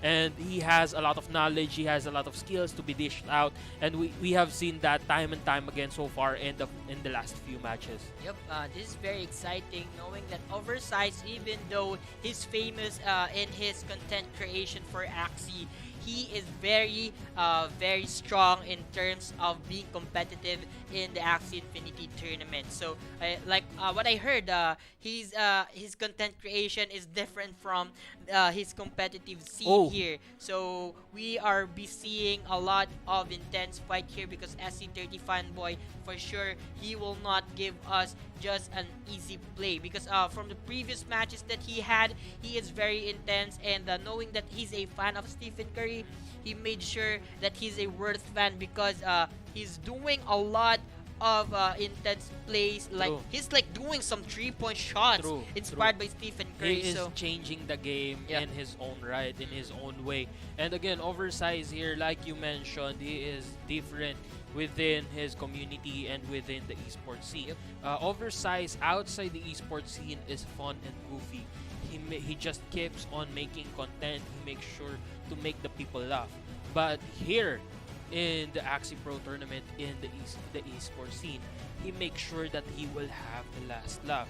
He always makes sure to boggle his opponent, stupefy them essentially, and daze them in a way that they wouldn't be able to catch his trail. They wouldn't be able to respond to his tactics, to his strategies. But SC30 fanboy here is still not out. Again, SC30 fanboy here still has a lot of chances against Oversize because SC30 fanboy here has a lot of resources to use in terms of research and in terms of knowledge. Now, who is Oversize here? Oversize is an Axie Infinity streamer who is known for his evil plan gameplay and many of his other entertainment content that includes cosplaying.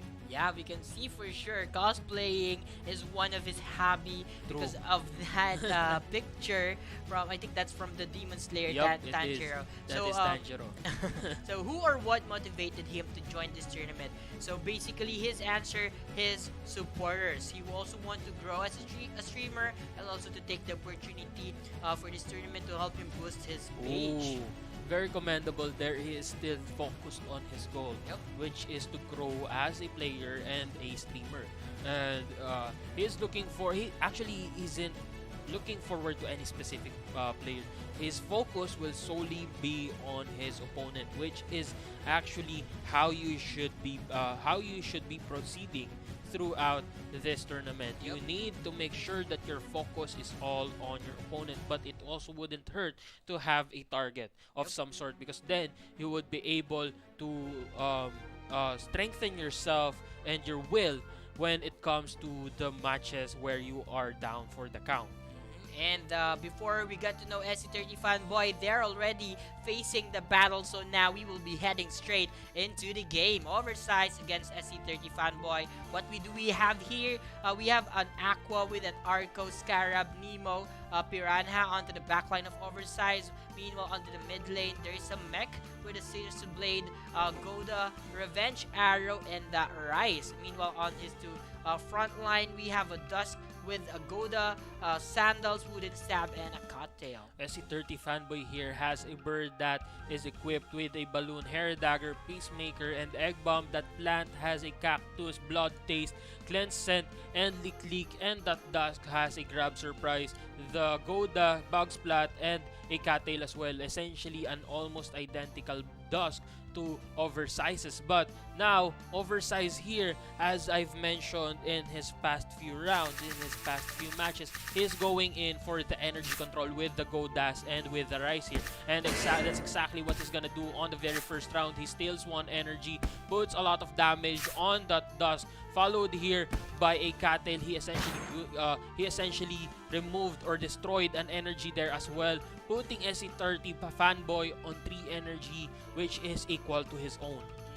In exchange of a lot of damage from Oversize given to SC30 fanboy, he managed to draw a lot of cards because of that Cattail, and the damage that has been dealt was a lot of beast cards. So right now SC30 fanboy is in the verge of that on his Dust, but he will be using again a Cattail. Good decision.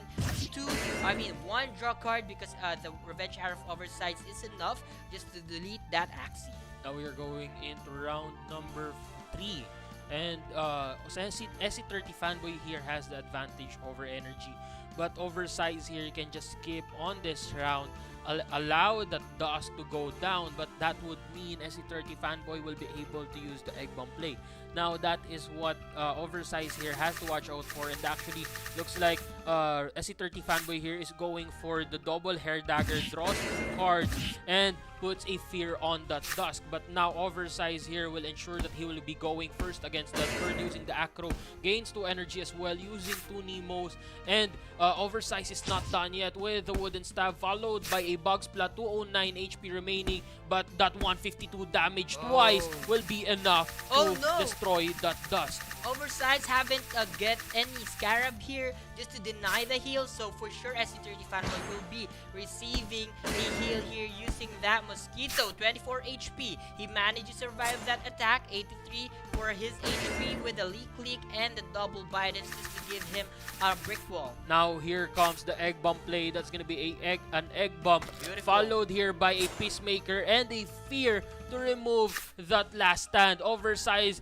going to the back, ensuring that he will be going first, puts a Scarab Curse as well. That's gonna be 156 HP, but now Oversize will be going in first, ensuring that he will be able to remove that plant from the equation, destroy that plant, kill it off, and now he will still be going first with the Acro. The question is, actually there is no question here. Oversize with the double Nemos, followed by 2 Crimson Water. It will be enough to block that bird out of the skies. Beautiful gameplay from Oversize. He did manage to secure that round using his Axies that he decided to use on the first round. So again, well played to him.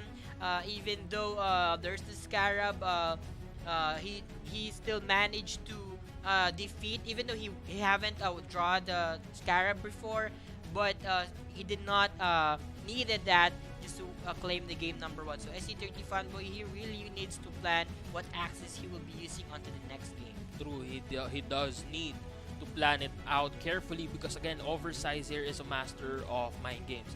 He time and time again actually managed to switch out teams in a way that would be favorable for him, and put a lot of pressure on his opponent because of the large Axie pool that he has in his arsenal. Now Oversize here, like we've seen before, he managed to defeat some of his opponents just by switching out teams and ensuring that he would be able to hard counter them.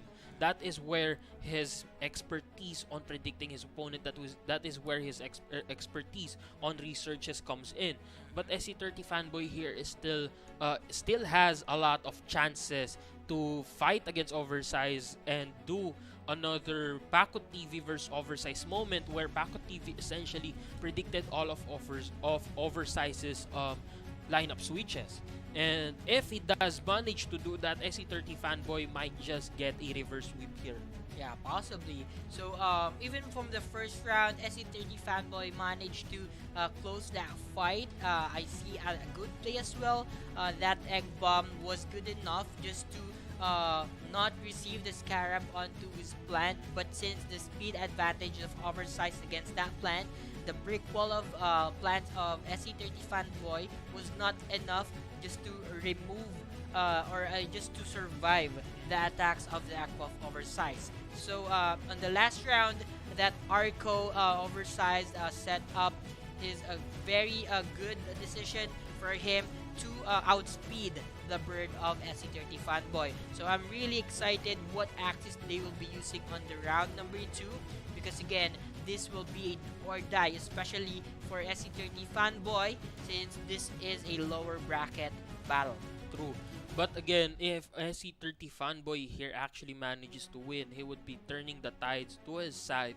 He will be getting that momentum that he needs over Oversize. Again, if Oversize here chokes up, he might just lose this battle. But like you mentioned earlier on the very first round there, it had a lot of strategies that has been implemented throughout the entire match, throughout the entire game. Oversize there actually used up 2 or 1 Acro, saving 1 up, like you mentioned, saving 1, and then with that speed up, he ensured that SC30 Fanboy will no longer have any other options left but to accept his defeat, because at the end of that match, all he had left was the egg bomb and the balloons and the peacemaker, which wouldn't have been enough to kill off the Aqua. Now we are going into we are going into game number 2 here. Oversized with the God Reptile, a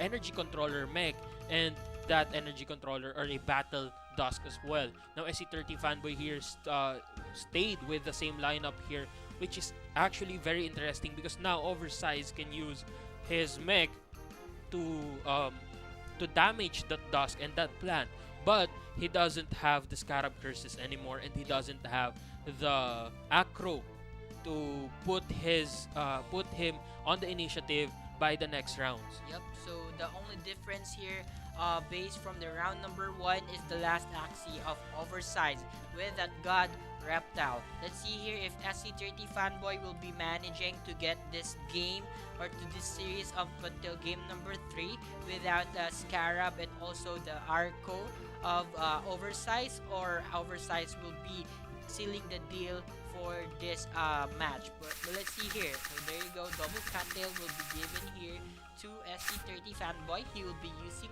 one. Here's the hair dagger. He will be drawing the cards, 3 beast cards. So there you Oh, go. a my critical! God.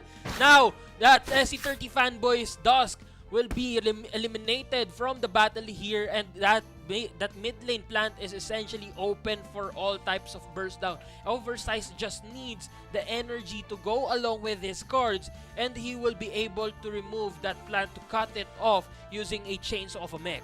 The aggression of Oversized was worth the deal because, again, as we see, there's an Axie that has been deleted during the early round. That is a huge trouble for SC30 fanboy, showing the plant easily to be burst enough. But let's see here. There's the attack coming in from Oversized. Cattail, there's the Sandal ending with the wooden stab, 129, 115, and then SC30 fanboy will be answering with the cactus and leak, and it's not enough.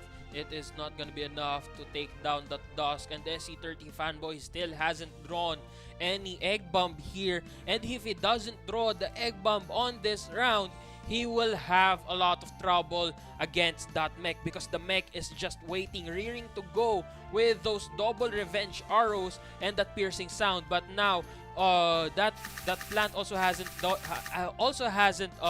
drawn his blood taste, but now he did, and he will essentially be putting that egg bomb play now, and with that blood taste he will be able to heal back up. Now SC30 fanboy has the advantage, has the leverage over this round, because even though that plant has a weakness, is weak against that mech, he will not be able, or Oversized will not be able to go first against that bird.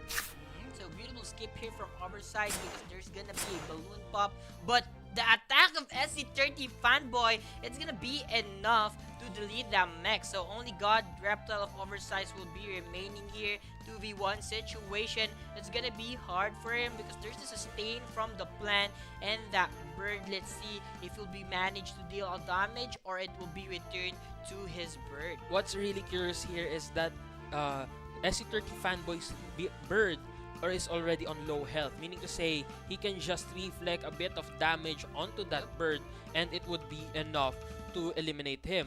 But Oversized here is still at a disadvantage because of that hair dagger, and like you mentioned, the sustainability of that mid lane plant. That is a very late game plant that can sustain a lot of damage, heal himself back up, and deal a lot of damage as well. Now Oversized here is going in with just a Bulwark and a Kotaro here. Not gonna be enough to even destroy the armor of that plant, and he will be able to heal up to 495 using that blood taste. And what's good about this for SC30 fanboy, the Kotaro will not be gonna use its value because again the speed of plant is lower here. And there's the hair dagger.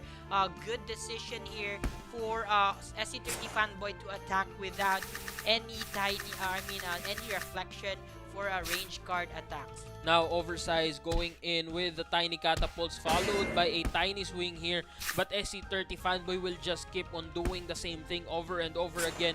Disable the tiny catapults and then he'll back up. Now Oversize just goes for a skip. Hair daggers in 141. Fear is in as well. Cleanse Scent followed by a Lick. Oversize is on 64 HP. He is on his last lifeline here, and the SC30 Fanboy is looking forward to destroying that God Slayer or that God Reptile, but it's still not enough. Wait, this might just be a comeback. That is an upset. Oversize just went in and destroyed that plant. He burned it down to the ground and took that bird with him. What a God Slayer. What a 2v1 comeback. Oversize going for an overkill.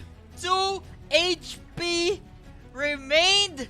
Look at that. I'm actually rooting for SC30 Fanboy here because of the leak. The tiny catapult will be disabled, so that was a God bird. skip. Yeah. So SC30 Fanboy here, he did sacrifice his bird, but the damage was not enough. 2 HP remained. Look at that. There's tiny catapults here.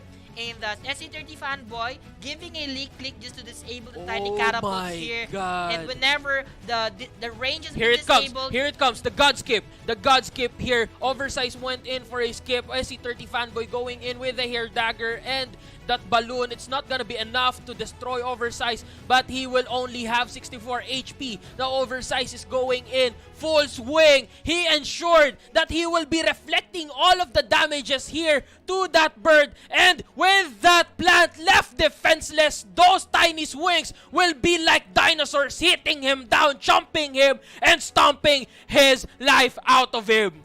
so there is no leak to disable the tiny catapult. So the bird God received, skip, man. yeah, the God skip, he received a reflection of the damage. So the bird hasn't been able to drop the balloon pops. So there's a 2 HP remained, and that changed the game. 2-0, yeah, for Oversize. So that is quite interesting. What a match. What? What was that? That was a double kill there. Actually, I wasn't even expecting Oversize to make a comeback. I actually thought that he already gave up with that God skip. I thought he just skipped because he wanted to go to the next game. But that skip, man, that skip Beautiful changed brick everything. wall, beautiful sustain. It was all well executed. But again, congratulations here to Oversize for a clean sweep. Commendable game for SC30 Fanboy, but unfortunately we will have to see him say goodbye to this tournament, but we hope to see him on the next season. Again, this tournament would not be possible without our co-presenter TM, the nation's leader in affordable telecommunication. Sa mahang pina-easy moments, TM is the key. And also, we would like to extend our gratitude to our major sponsors. We have Board Punks of Society and BitKeep. Huge thanks to them. True. And speaking of BitKips is giving away 78,000 pesos worth of USDT or $1,500 worth of USDT. That's gonna be 2,600 pesos for 30 lucky winners or $50. All you have to do is download the BitKip wallet, wait for the post about the raffle, and then comment down below your BitKip wallet. That is all you have to do to win or to get a chance to win $50. Yeah, that's easy as that. And just to share it with you guys, the champion here will be receiving a Board Punks NFT. What you're seeing in front of your screen is the NFT that we will be giving to our champion, which is 218 NFT provided by Board Punks of Society. So aside from AXS, he will be receiving that cool NFT. True. And that's not all that we will be giving away for today or for this tournament. We will also be giving away, or UGG actually will be giving away scholarship and sweatshirt. Look at that. I would love to wear that. All you have to do is go to the unitedgamers.gg website to get or to learn more about the mechanics and instructions on how to get the scholarship slot or to get that sweatshirt. Awesome. You're just watching and you'll be having a chance to get a scholarship and sweatshirt. So make sure visit our website. Again, that Intense Series Oversized and SE30 Fanboy was casted by yours truly, Charlie, and here with me in Victo. And we will be right back. Rocket Ascenso! Bebenta ang lechong gawa ko! Haya! Unlock! TM is the key! Bagong TM Easy Surf 50 Fun Racket. May 5 gig pang internet at pang-asenso with only all-net text pa. Sa pinasulit offers ng TM, ang Racket Life pina-easy. Basta Rocket, Haya! TM is the key!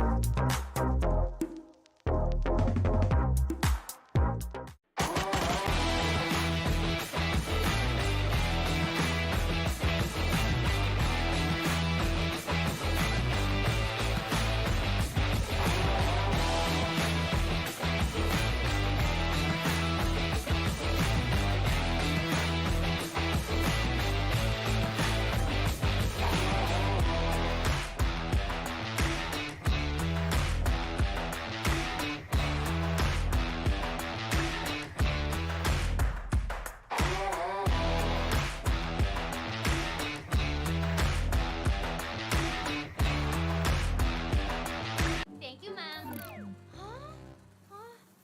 Rocket Ascenso! Bebenta ang lechong gawa ko! Haya! Unlock! TM is the key! Bagong TM Easy Surf 50 Fun Racket. May 5 gig pang internet at pang-asenso with only all-net text pa. Sa pinasulit offers ng TM, ang Racket Life pina-easy. Basta Rocket, Haya! TM is the key!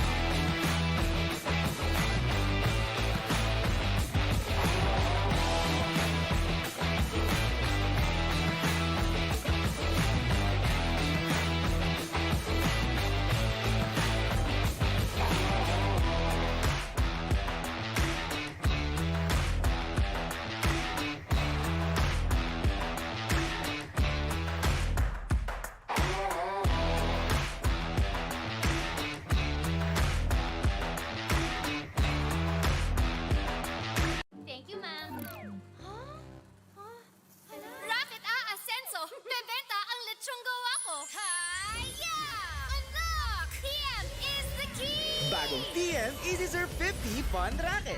May 5 gig pang internet at pang-asenso with only all-net text pa. Sa pinasulit offers ng TM, ang Racket Life pina-easy. Basta racket, hi-ya! TM is the key!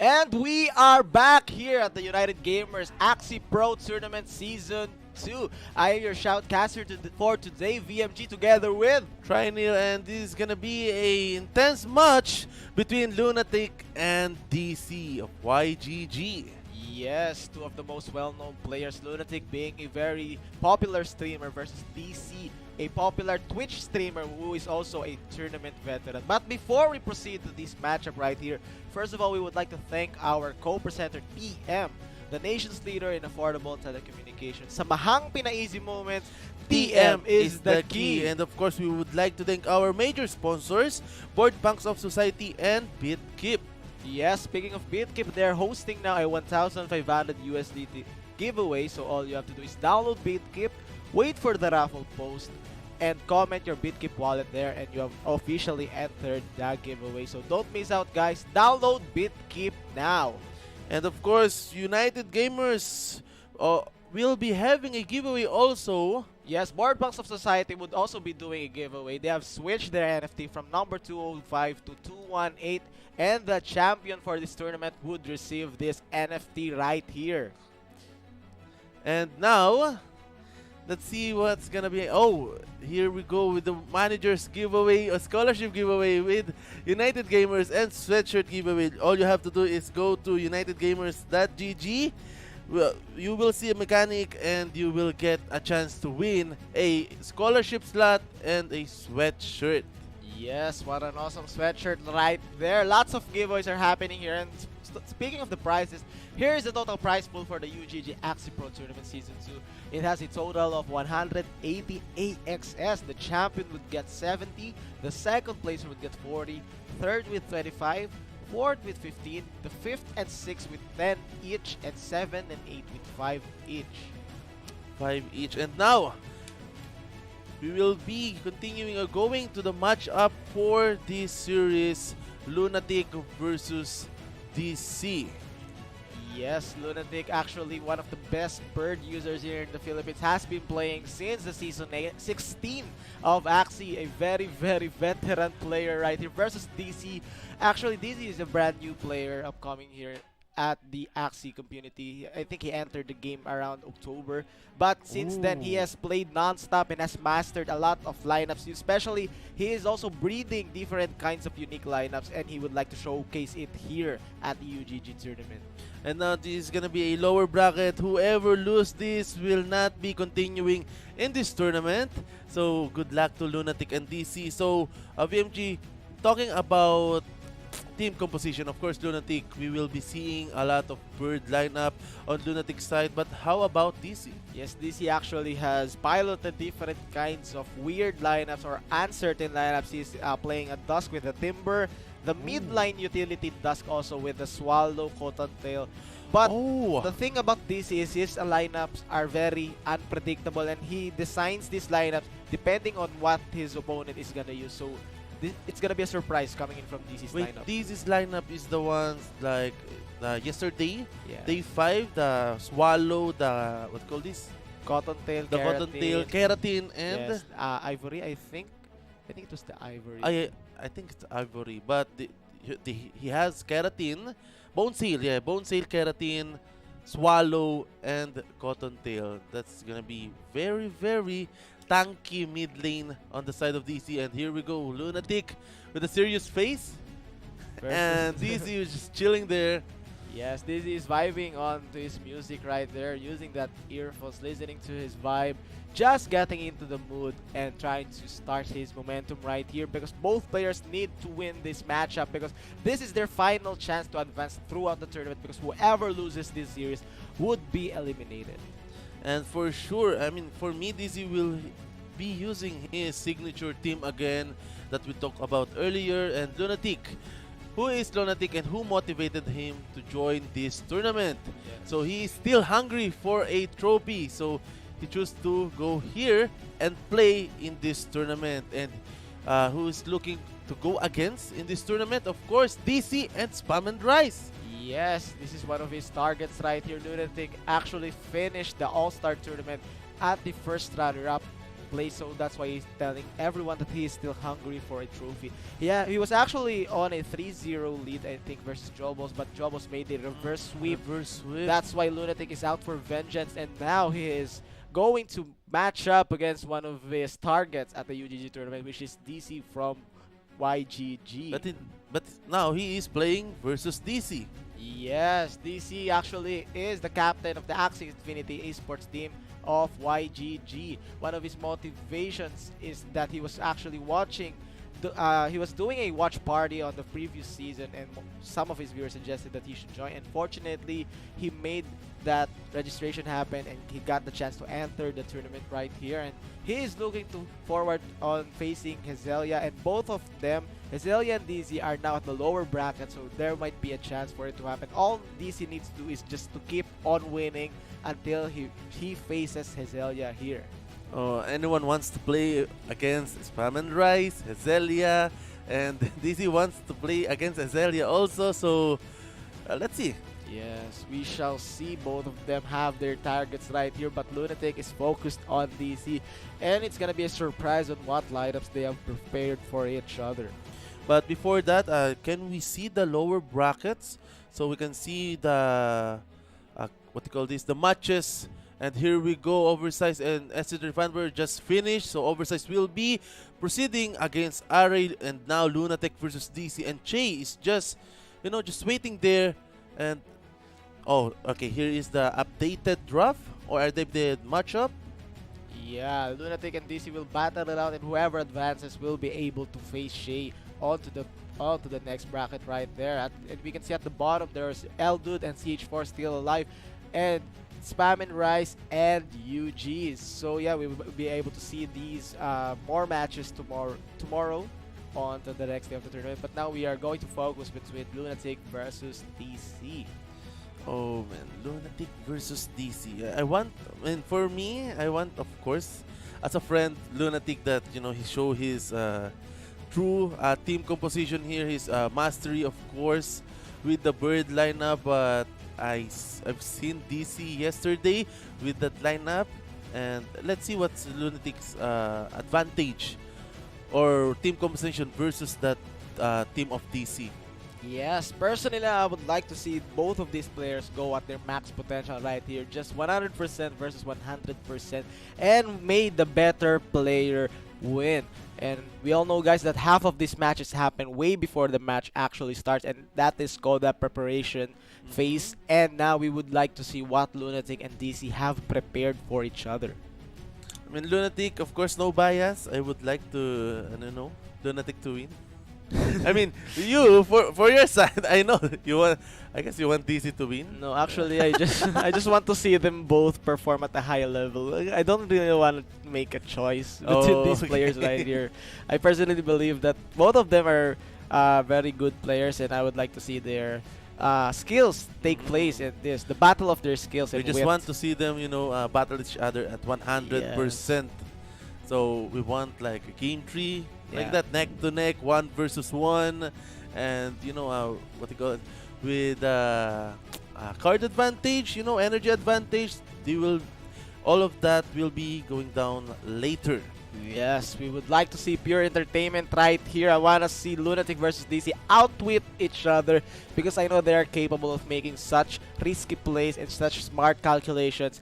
And whoever makes the better play per round could win. And now the match officially begins. Lunatic piloting that signature machine gun bird with a God Reflectile onto the mid lane and an attack dusk with a wooden stab for his front line. But DC, that's you said earlier, with the timber on that dust and the grab surprise and a God bug on the mid lane and a dark swoop bird on that back line.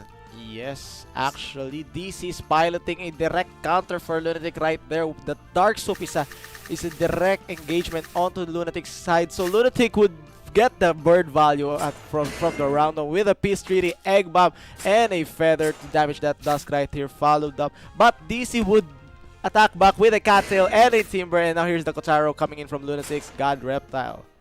And now 1 energy on the side of Lunatic and 2 energy or 4 energy on the next round on the side of DC. If DC got his Dark Soup here, he can snipe Lunatic's bird in these early rounds and just go 1 versus 1 with Bug versus this Reptile. And now there's the double Goda. There's the all-out shot, not destroying the shield, but here comes the fear.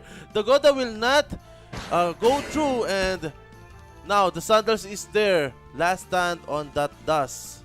Yes, DC still not able to get that Dark Soup on the 3rd round, but now DC would use that God Bag to damage this dust right here, brings it to last stand.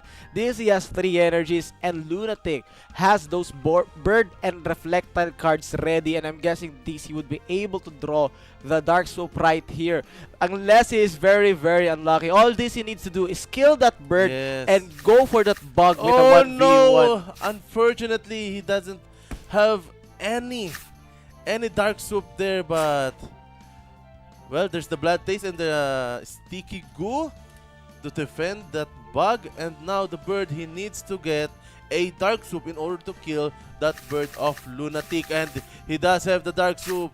And now, as you can see, the bird of Lunatic will not move because he knows. He knows it will be dead. And what a play. Here we go. Lunatic knows that DC will use his egg, and here we go. Force 1 versus 1, Bug versus Reptile. Yes, Lunatic now has 7 energies and has 7 cards versus this God Bug right here. All DC needs to do is manage his cards and energies well. DC playing a safe play here with a 1 card. Now has 8 cards for the next round and has 3 energies with a 0 cost. So now the match is going even. Lunatic needs to make a full charge right here to claim the victory, or DC will be able to out-sustain the God Reflectile here. But 1 card of Lunatic, 1 damage card of Lunatic will not go through for sure because of the Sticky Goo. And is there any Sticky Goo? He will just, heal himself. With this barrage, with Lunatic, he will just heal himself. Yes. Just like that. Lunatic going in with a safe play, just uses 3 cards to make his deck still complete. DC now with the large kind of lifesteal coming in from the Blood Taste. Now Lunatic still has 6 energies and 8 cards, though, versus DC's 3 energies and 8 cards. Now they are going into the Blood Moon, and I think DC is playing for the Blood Moon because that would be his strength right there. Lunatic plays the same amount of cards with a double reflect coming in from the Tiny Catapult. DC doesn't need a lot of energy because he does have zero cost card, which is the Twin Needle, and Lunatic, the Kotaro doesn't have any effect here, and now they will just, throw different or same cards over and over again. DC actually plays a smart order right here, using the Blood Taste first because he figured out that Lunatic is always being stunned by that Sticky Goo and makes that 100 damage, pierces through the shield, and now Lunatic would go for the full reflect right here, goes for the double tiny catapult plus a double bulwark, but the problem right here is Lunatic lacks energy now to win the game, and now DC still has those 3 energies with a 0 cost, and the first Blood Moon effect will take place, -50 for both Axies. Wow, this is the battle of attrition, and now there's the double bulwark. Of course, with the full armor, he will not destroy the armor of DC, and DC will just heal up, even though there's a double bulwark. As you can see, so much damage on the side, and there's the critical. Now the second Blood Moon, 80 damage with both Axies. I think DC will take this round so easily, so countered. Yes, the bug with a direct class counter against the God Reptile. DC playing patiently, saving enough cards, saving enough energy. Knows that the Blood Moon would be his strength because he has the lifesteal present right there, and makes a comeback against a Reptile that is stacked on cards and energy. Well played, DC, for taking game number 1. It was anticlimactic because of that bug. we already know that, that this is a bug Axie is so powerful versus the Reflectile of Lunatic. Oh, I mean, Lunatic, let's see what's gonna be the team adjustment versus that God Bug of DC, because Reptile versus Bug of that type kind of cards, DC will just go Blood Taste and Sticky Goo, Blood Taste, Sticky Goo, then Lunatic can't penetrate or can't destroy that bug so easily. Yes, DC playing his cards well. Knowing that he has the class and card advantage, he just played patiently and waited for his timing before finishing off Lunatic's final Axie, and DC made the right play. Props to Lunatic for getting that early and mid rounds onto his side, but his momentum shifted once he wasn't able to play the proper card order or the proper right cards during those 1v1 moment. He was playing double tiny catapult, and DC was just kept on using the melee cards. That's why Lunatic's card wasn't able to use its passive effect, and actually DC was just chilling with the 1 heal and the stun. But Lunatic have a chance on that fight? Yeah. He has the chance because he has the energy and the cards. All you need to do is keep on bursting or just use the double anti-melee card, because DC, he knows that DC would keep on using the heal, and the double bulwark can actually negate the heal because it would reflect the damage of the heal. So it was a close match, but DC won the calculations and with patience. I mean, he doesn't use any of his 0 cards there. Yeah. He just used Blood Taste and Sticky Goo, stunning Lunatic, then bursting through the shield, and now here we go, Lunatic with the team adjustment with the Shrimp on the backline and Beast. This is my first time seeing a Beast with the Ronin Imp in this tournament, with the Goda and with the Rise on the tail. But again, on the front lane, damage does with the Katail, Sandals, Beach, and Goda. Yes, for DC side right here, he has the Attack Dusk with the Caterpillar, a mid lane anti-bird plant with a Leak, the Kotaro and the Prickly, and that backline with the Spiky Wing, Koi, Crimson, and Randa. So all Lunatic needs to do is get the direct access for that Aqua and that Beast to do the job. All he needs is the proper cards right here, but here comes Lunatic with the Goda, destroys that 1 energy that DC has been saving, uses the Prickly, gets the critical, and brings the Dust to a 199 HP. Oh no, but Lunatic getting ready for the full combo on that Beast. As you can see, 4 cards is already there, and will he be using it? Yes, he will be using it. And now there's the Fragile. Sandals plus Grab Surprise. This will kill this Dust, but Lunatic Beast is ready to go, killing this. Oh, he will not kill this. Oh, he will. Good last stun. I think this is Dust would draw some cards right here if he is unlucky. And now Lunatic can play the backdoor right here, gaining 2 energies from those Ivory Stabs. And all DC needs to do is just sustain his Aqua right here using the 96 shields. But now Lunatic goes for the Chitin, plus a double Crimson, 141 with it. Noranda, 141 also. Oh, the crit! What a clutch! And now there's gonna be a no turn on This Is Aqua. Plant versus 2 Axies. Now here comes the Kotaro and there's the Prickly. Now again, Beast is still alive and here is the full combo with the Rise. Now there's the Ronin, so much shield on the side of This Is Plant. A 188, another Kotaro. Now 3 energies on the side of DC. The Beast is still alive but doesn't have any energy. But unfortunately, This Is Plant doesn't have any heal. And now here comes the 4-card combo of Lunatic. I think this is gonna be enough. 119, 119. Oh my god! Wow! 2 HP 2 gap! HP! And Lunatic will take game number 2. What a solid victory coming in from Lunatic. What a clutch critical coming in from that Oranda. Lunatic going for the backdoor, knowing DC would play the shield. And still, he managed to kill that backline Aqua with that Oranda critical. Luna Crit is back! Yes, Luna Crit is back, sir. Now we are down to a 1-1 score. And both of them have a do or die moment right here. He really need that crit in order to win. Yes. VMG, and now this is game 1 again. Wow. I mean, I have no words with that critical of Lunatic. That's a winning moment versus DC. Yes, Luna Crit is back. That Aqua going in with a critical actually changed the pacing of the game.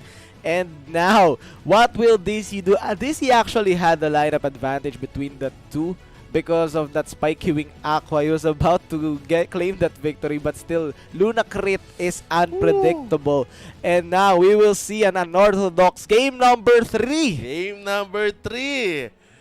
Okay, who will be going home now? Lunatic or DC? We will be checking that later. Yes. While they're preparing their last team composition. What is the adjustment here, VMG, on both? What do you think? I think Lunatic won't be using his bird because DC is playing a lot of bird counters on his lineups right there. But still, I think Lunatic would adjust a few axes because he was about to lose that game number 2.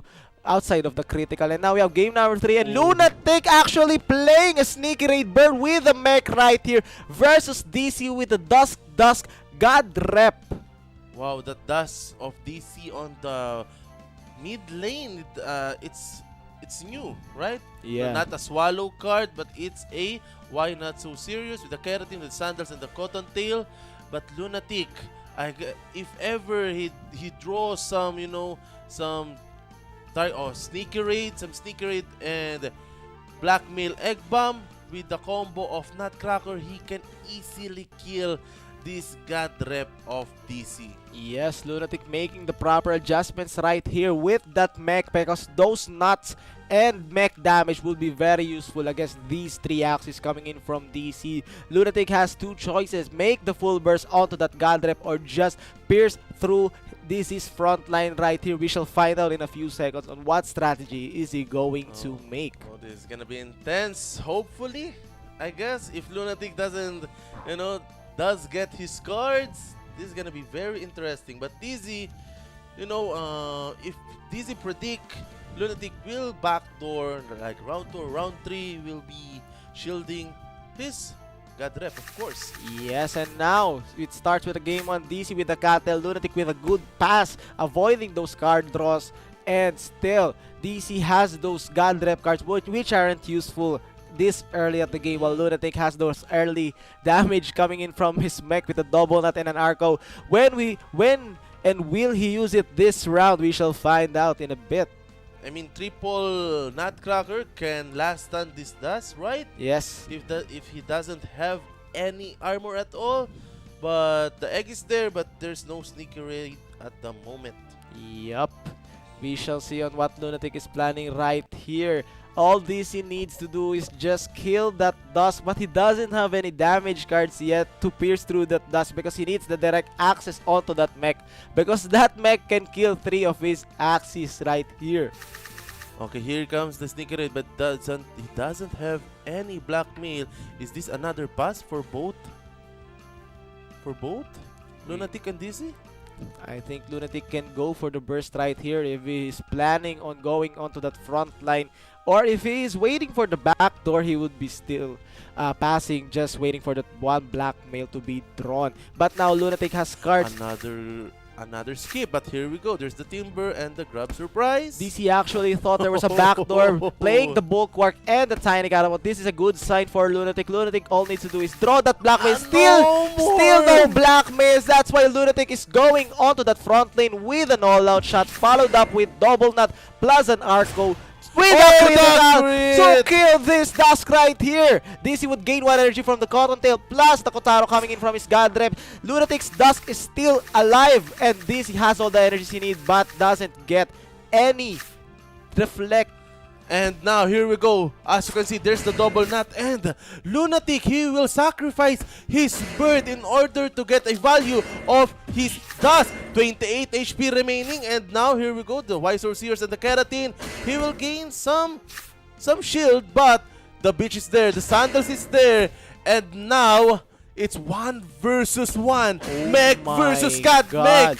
Double kill after double kill. Lunatic right here would play the Arco plus the Balloon. DC with the proper order of cards, playing the Bulwark first, followed up with double Kotaro and a Tiny Dino. Now all DC needs to do is draw the right amount of cards to make a reflect play right here. He gets 2 Tiny Catapults, but Lunatic would play the double melee first with 173 damage each. Now plays the natural. Lunatic with the clutch! Holy moly! Lunatic with the proper card order. Card order wins you guys. Plays the 2 melee cards first and finishes off that God Reflectile with the double nut. He knows the card. He knows he doesn't have any Bulwark. Goes for the double melee first and double range. What a game! What a game! Luna crit. And here comes the winning moment. He sacrificed his bird, which is so advantage for his side because he does have a cards on his dust. Yes, goes in for the blackmail egg plus the all-out, not enough to clear that mid lane dusk right here. The mid lane dusk would actually finish off the bird with the 3 damage cards coming in, and now getting the full value from that dusk with the wooden stab and a sandal, and DC would finish off the dusk. They actually both did double kills right there, and the 1v1 playing patiently with an Arco and a Balloon to just distract and bait this Reflectile with its card. DC actually playing all of his cards now, making that Bulwark miss, gains 2 energy with the Kotaro and deals a high damage with the Tiny Dino, and now Lunatic playing the right amount of cards, the proper order of these 4 nuts right here. 2 melee first, gets that nut range and survives that reflect coming in from the Tiny Catapult. What a win from Lunatic. Congratulations Lunatic for making that comeback possible. Props to DC. DC did well, but yeah, it was Lunatic's day. This series is getting better and better and better. Yes, we are very excited for Lunacrit's journey right here. Unfortunately for DC, it's time to say bye-bye for the UGG Axie Pro Tournament. You had a good run, buddy, but yeah, Lunatic took the dub, and it was a very entertaining and he match. will be advancing still. Lunatic have a chance, to claim his crown here at the United Axie Pro Tournament. But speaking of United Gamers, Axie Pro Tournament Season 2 is co-presented by TM, the nation's leader in affordable telecommunications. Sa mahang pinaisi moments, TM is the key. Also, we would like to thank our major sponsors, Board Banks of Society and BitKeep, for making this tournament possible. Speaking of Board Banks of Society, they are hosting a giveaway actually, or a prize giveaway for the champion of this tournament, and this is their NFT number 218 8. Very, very exciting stuff coming in from Big Post right here. Plus, BitKeep is also hosting their own giveaway with a giveaway pool of 1,500 USDT. All you need to do is download the BitKeep wallet, wait for the raffle post, and comment your BitKeep wallet on that certain post, and you have automatically entered the giveaway. So don't miss out, guys. This is all for the viewers right there. Yes. Download BitKeep now. And last but not the least, of course, UGG will be giving away also a scholarship giveaway and a sweatshirt. All you have to do is go to unitedgamers.gg for mechanics, and you will have a chance to win a scholarship slot and this awesome sweatshirt. Let's go. Lots of giveaways and prizes right here. Very, very exciting. And don't forget to join, guys. Again, we are your casters for this series. VMG together with Trinil, and we will be right back for more matches. Thank you so much, guys. Rocket Ascenso, bebenta ang lechong gawa ko. Hiya! Unlock! TM is the key! Bagong TM Easy Surf 50 Fun Racket. May 5 gig pang internet at pang-asenso with only all-net text pa. Sa pinasulit offers ng TM, ang Racket Life pina-easy. Basta racket, hiya! TM is the key!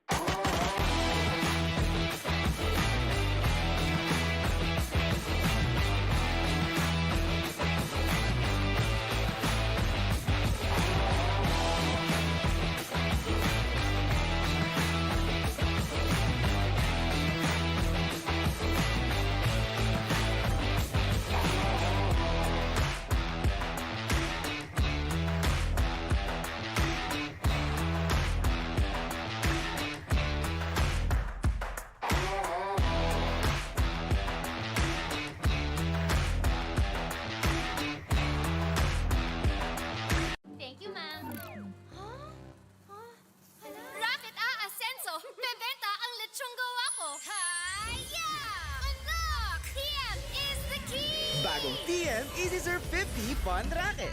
May 5 gig pang internet at pang-asenso with only all-net text pa. Sa pinasulit offers ng TM, ang Racket Life pina-easy. Basta racket, hiya! TM is the key!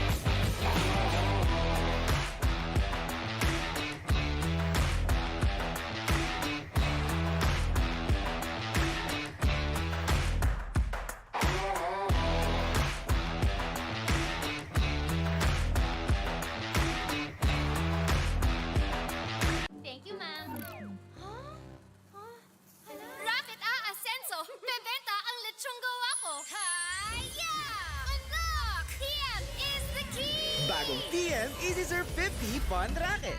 May 5 gig pang internet at pang-asenso with only all-net text pa. Sa pinasulit offers ng TM, ang Racket Life pina-easy. Basta racket, haya! TM is the key!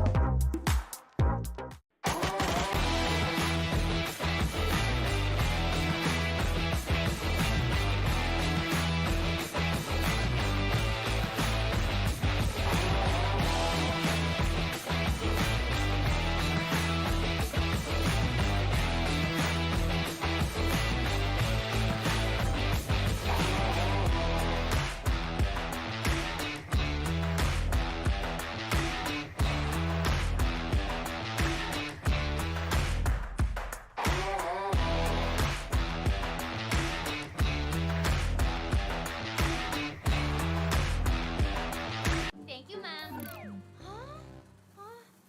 Racket Asenso! Bebenta ang lechong gawa ko! Haya!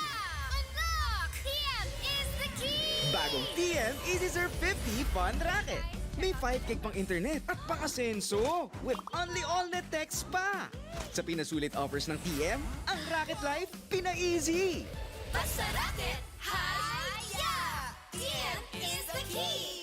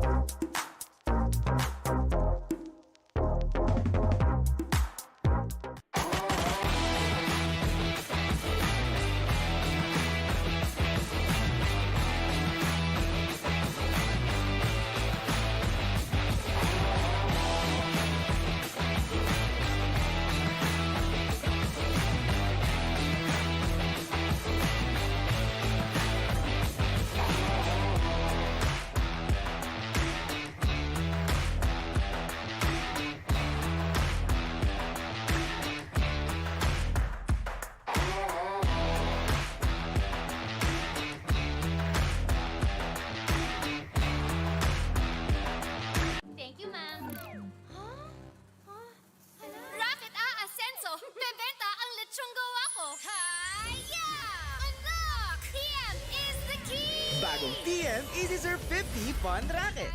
May 5 gig pang internet at pang-asenso with only all-net text pa. Sa pinasulit offers ng TM, ang Racket Life pina-easy. Basta racket, haya! TM is the key!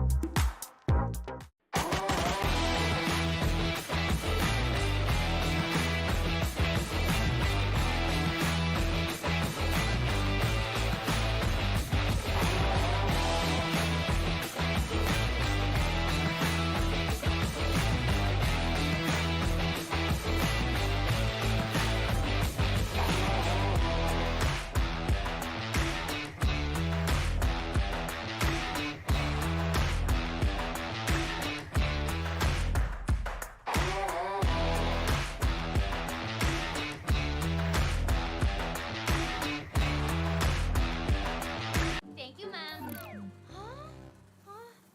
Racket Asenso! Bebenta ang lechong gawa ko! Haya!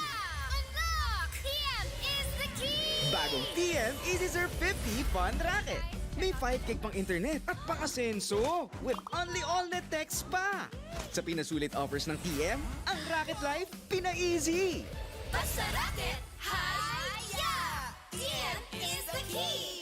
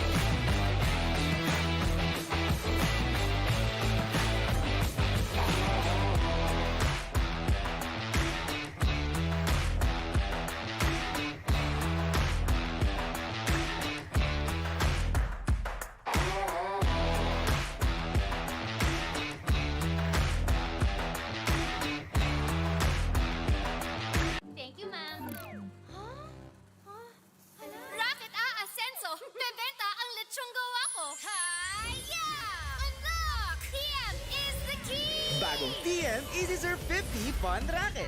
May 5 gig pang internet at pang-asenso with only all-net text pa. Sa pinasulit offers ng TM, ang Racket Life pina-easy. Basta racket, haya! TM is the key!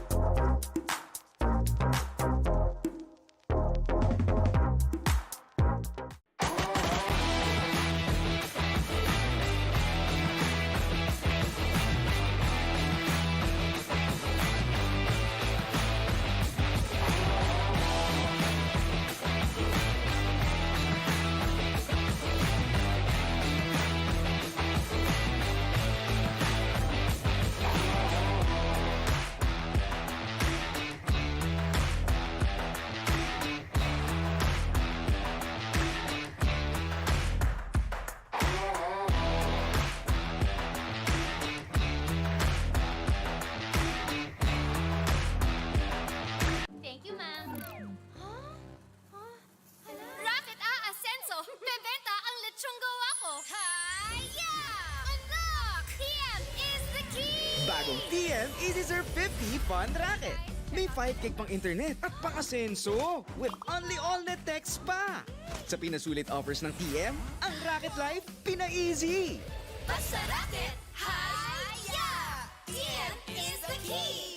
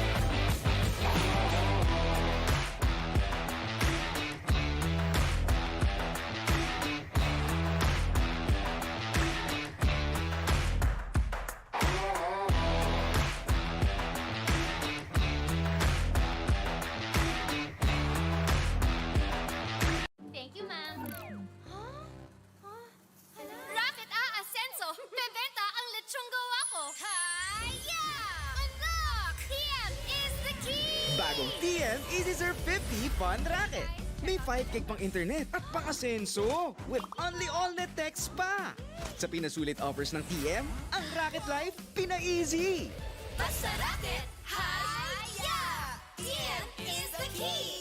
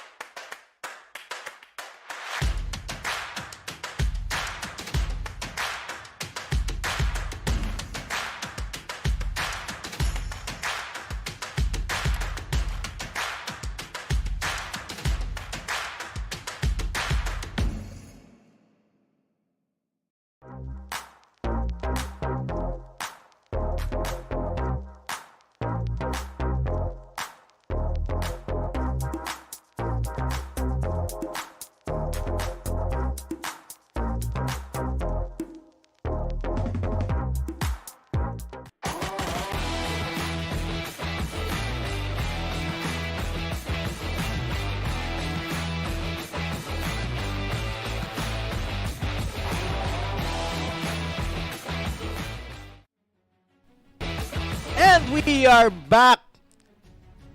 And once again, we are back for the United Gamers Axie Pro Tournament Season 2. And the matchup is between Eldude representing Unix Esports versus NXP CH4. Again, I am VMG together with Byron JP, and I love the idea that these two players have a lot of fans. Yes. Whenever I go to the Filipino broadcast and then these two players, well, in different matches, of course, are playing, they have a lot of supporters. Eldude from Unix Esports and CH4 from NXP, which we also call Cha.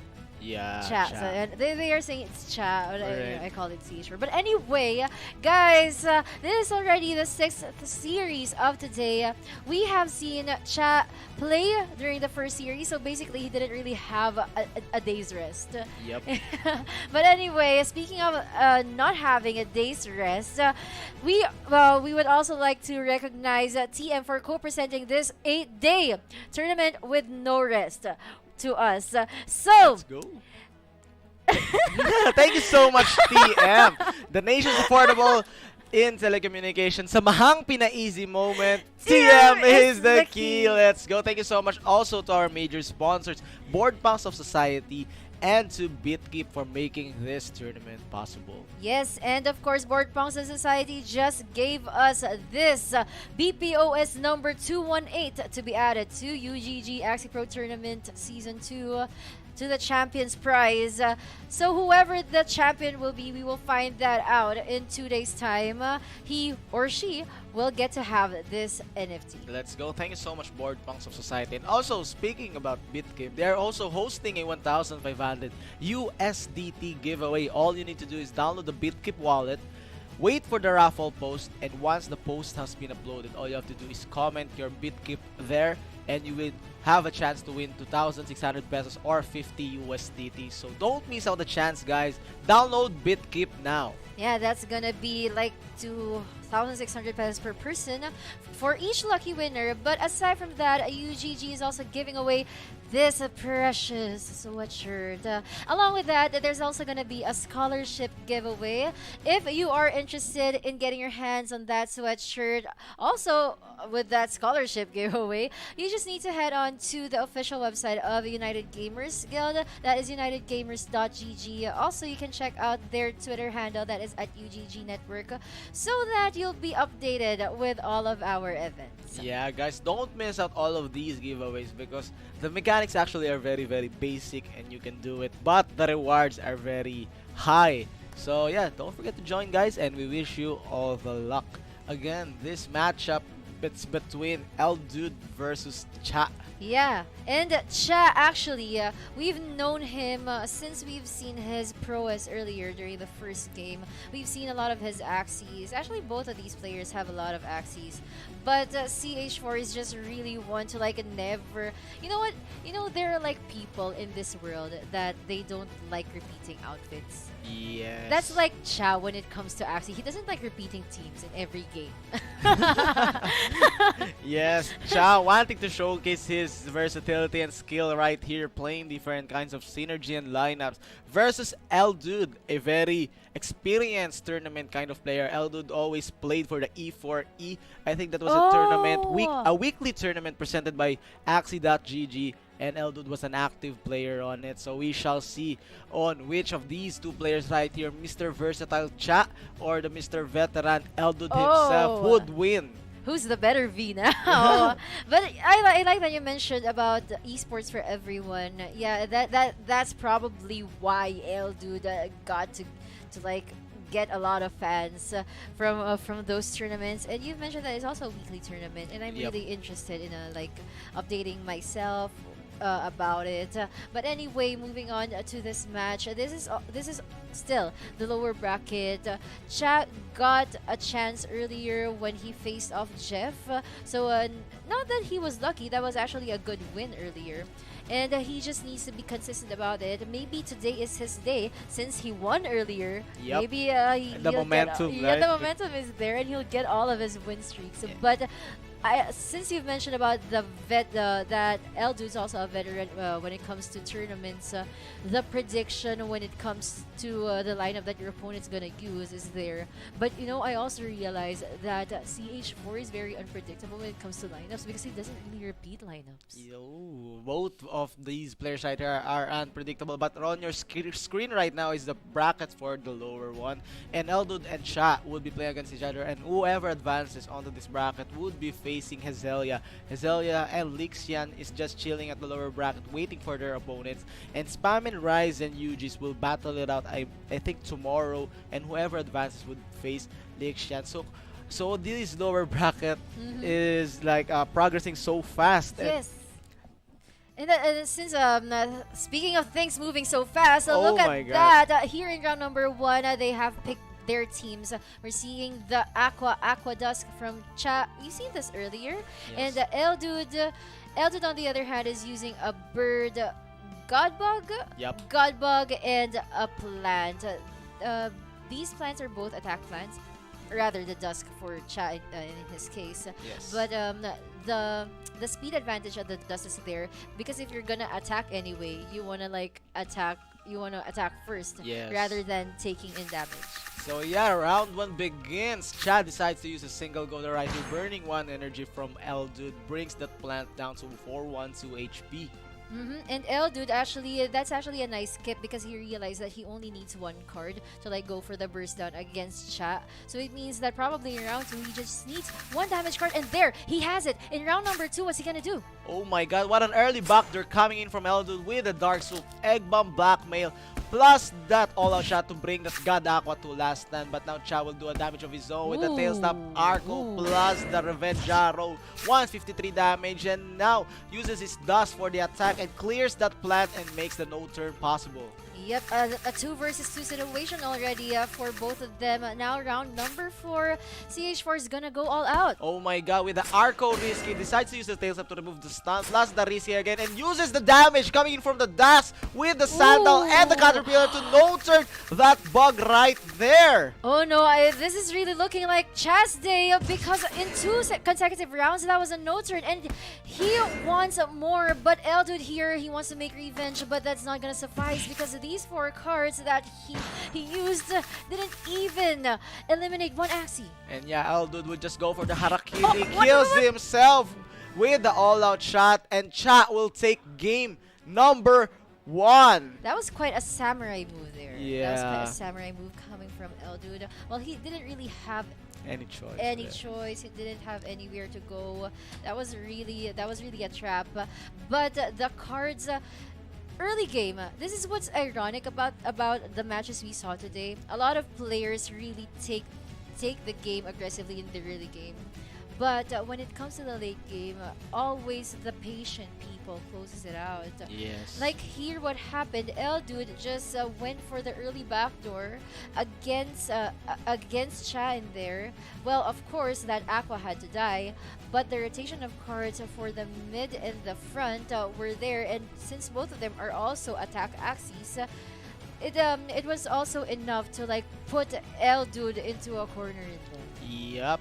Actually, Eldude was blessed with that early backdoor combo from the bird, but Cha having no cards onto that God Aqua was a positive thing because all of that God Aqua's cards from the deck got deleted and the rotation became faster for that mid lane Aqua right there, making the that aggressive play possible. So it was a good win for Cha.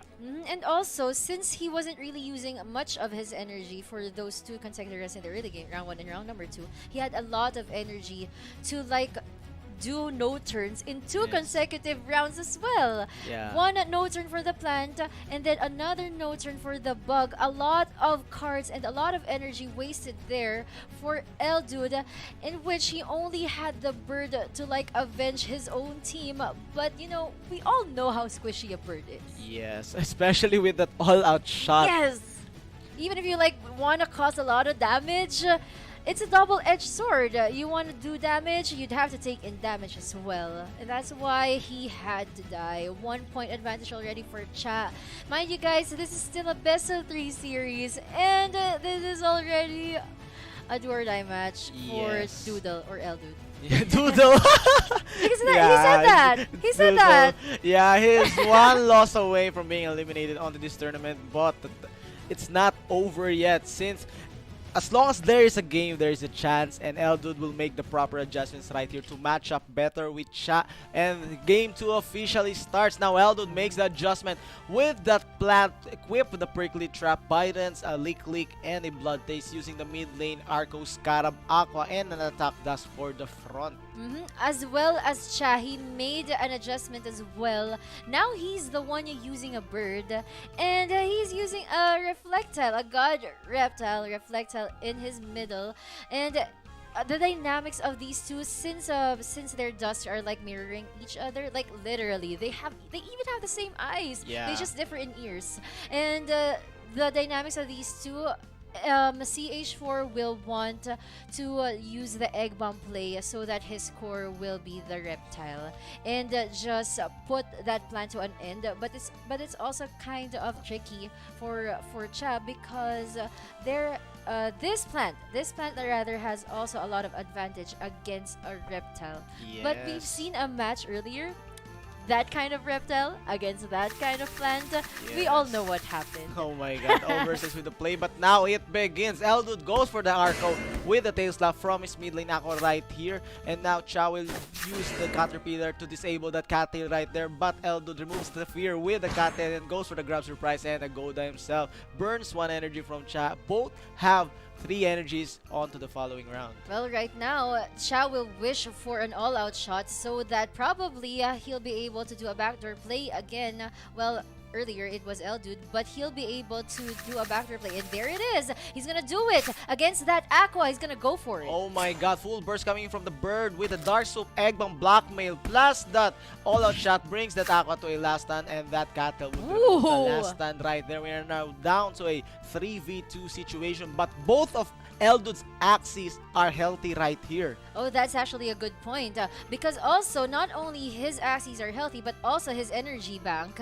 He has a blood taste to like sustain himself in CH4. Right now, the only assets that he have are the most precious assets that he has are his Axies. So he will Yes. probably need to be patient for the succeeding rounds. Yes, come on, Cha getting the value from the Dusk with a Bug Splat, followed up with a Kotaro, gains 1 energy because the Dusk is faster than the Gadget, and now Eldon uses 2 Prickly Trap to clear that front Dusk right there.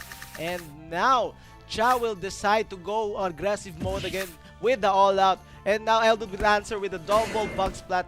Gets reflected by the God Reptile. Now the God Reptile will deal a damage of his own with a single wow. Bulwark and a double Tiny Catapult with a critical to clear that Dusk right there. Now, Cha will want to save up a lot of cards on his Reflectile before he does an Egg Bomb play. And that's probably the reason why he's not moving in any Oh way. This my is a God skip. God skip. Yeah, and Eldon will just use a Leak Leak, shielding up. But why would you shield up when your opponent is just 2 energy?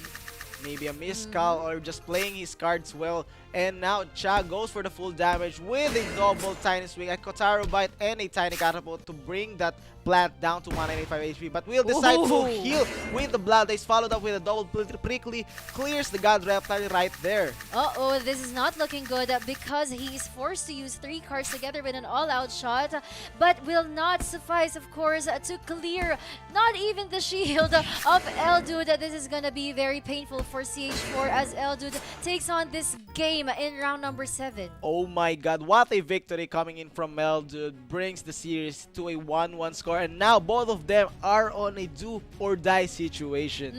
Eldude, actually, that was a good adjustment using a plant back. Yes. And that was actually what that was actually what we were worried about, because even without the bird in the picture, even if he used the Egg Bomb play, the Aroma play in the right time, the God Reptile versus that plant, it's not really advantageous. You will need to go through a lot of mind games to win against that plant if you're using a God Reptile. Yes, because that God Reflectile is a direct mismatch against that Leak Leak plant.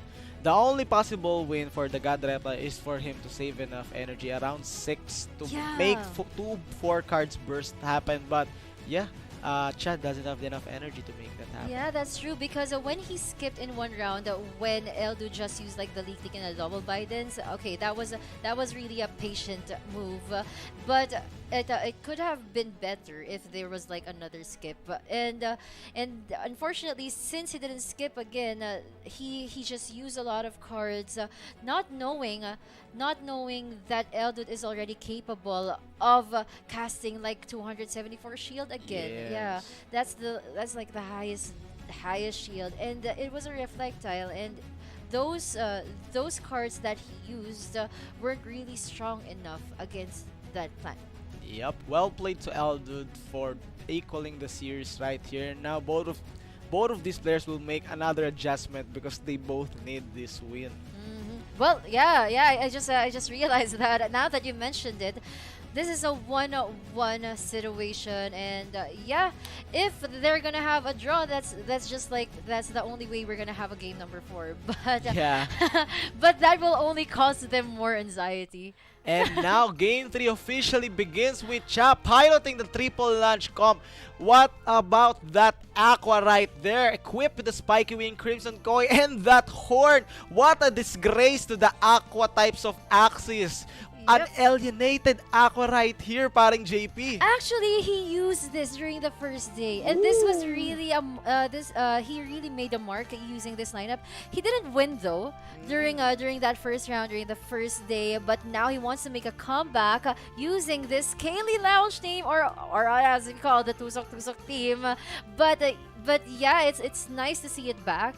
And judging by the dynamics of these two teams, yep, this Aqua's gonna have to go through hell. But here in round number 1, there's an energy destroy. That was actually an all-out move coming from Cha. Oh my god, what an aggression coming in from Cha. Brings that plant to 154 HP.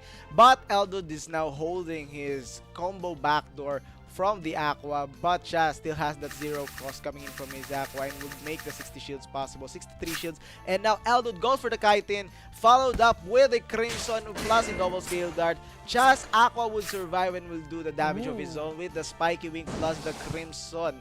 Followed up with a Goda and a Katit to clear that flat with a critical. Yep, he knew that Eldud, there's no way that he's not gonna attack during round number 2 because of the energy count he has. And Cha was he can well play the prepared. Crimson right here. Yes! Good Crimson play coming in from Eldud. Goes for the backdoor now, followed up with another backdoor. Double backdoor coming in from Eldud with a Sinister Strike plus a Revenge Arrow and a Twin Tail to get that mid lane dust into red HP, but now Cha will answer damage of his own. Ooh. Goes for the lunge, plus another lunge will pierce to the mech with a cattail and brings that to 302 HP. Guys, did you see that 163 damage?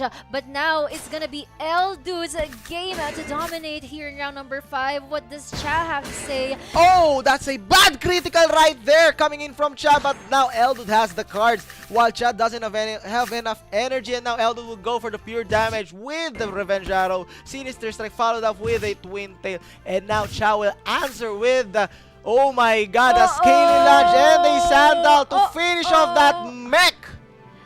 That was quite a play from Cha. It was a close fight, but when worse came to worse, it was Cha who was able to close the game. But he really played it consistently, attacking aggressively in round number 1, preparing for the burst down against Eldud from that kite and jump.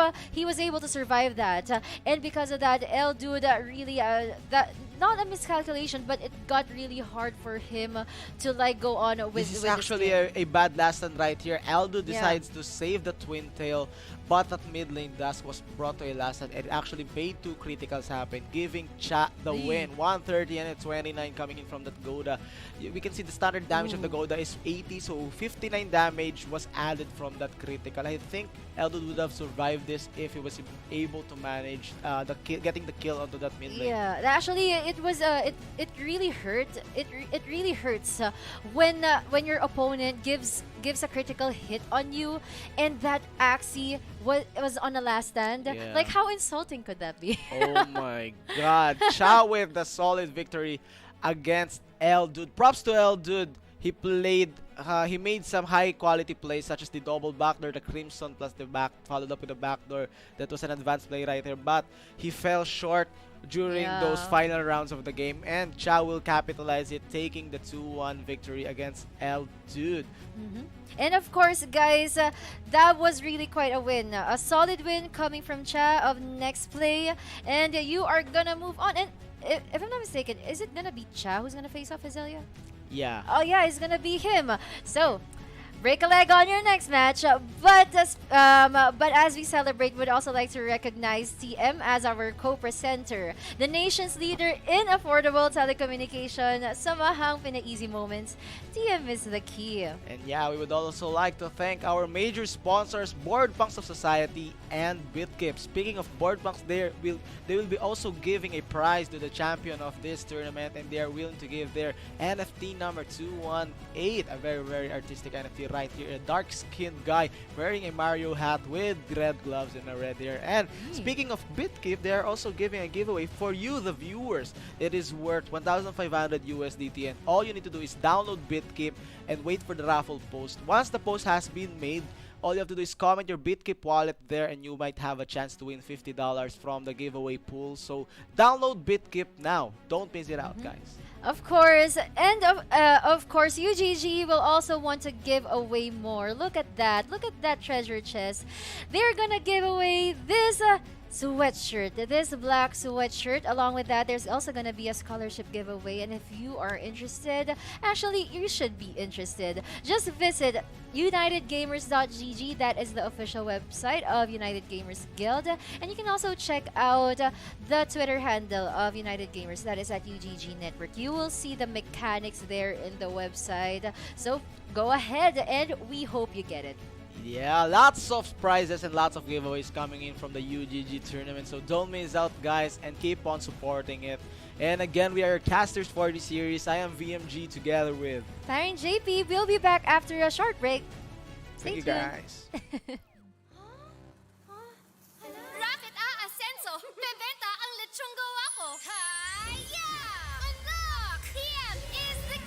Bagong TM Easy Surf 50 Fun Racket. May 5 gig pang internet at pang-asenso with only all-net text pa. Sa pinasulit offers ng TM, ang Racket Life pina-easy. Basta racket, haya! TM is the key!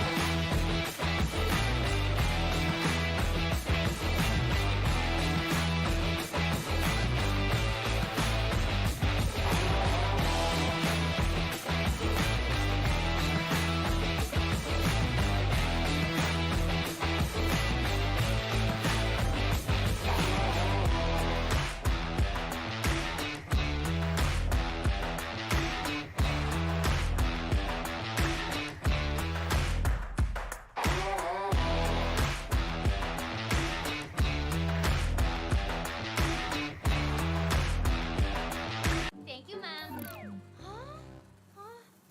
Racket Asenso, bebenta ang lechong gawa ko. Haya! Unlock! TM is the key! Bagong TM Easy Surf 50 Fun Racket. May 5 gig pang internet at pang-asenso with only all-net text pa.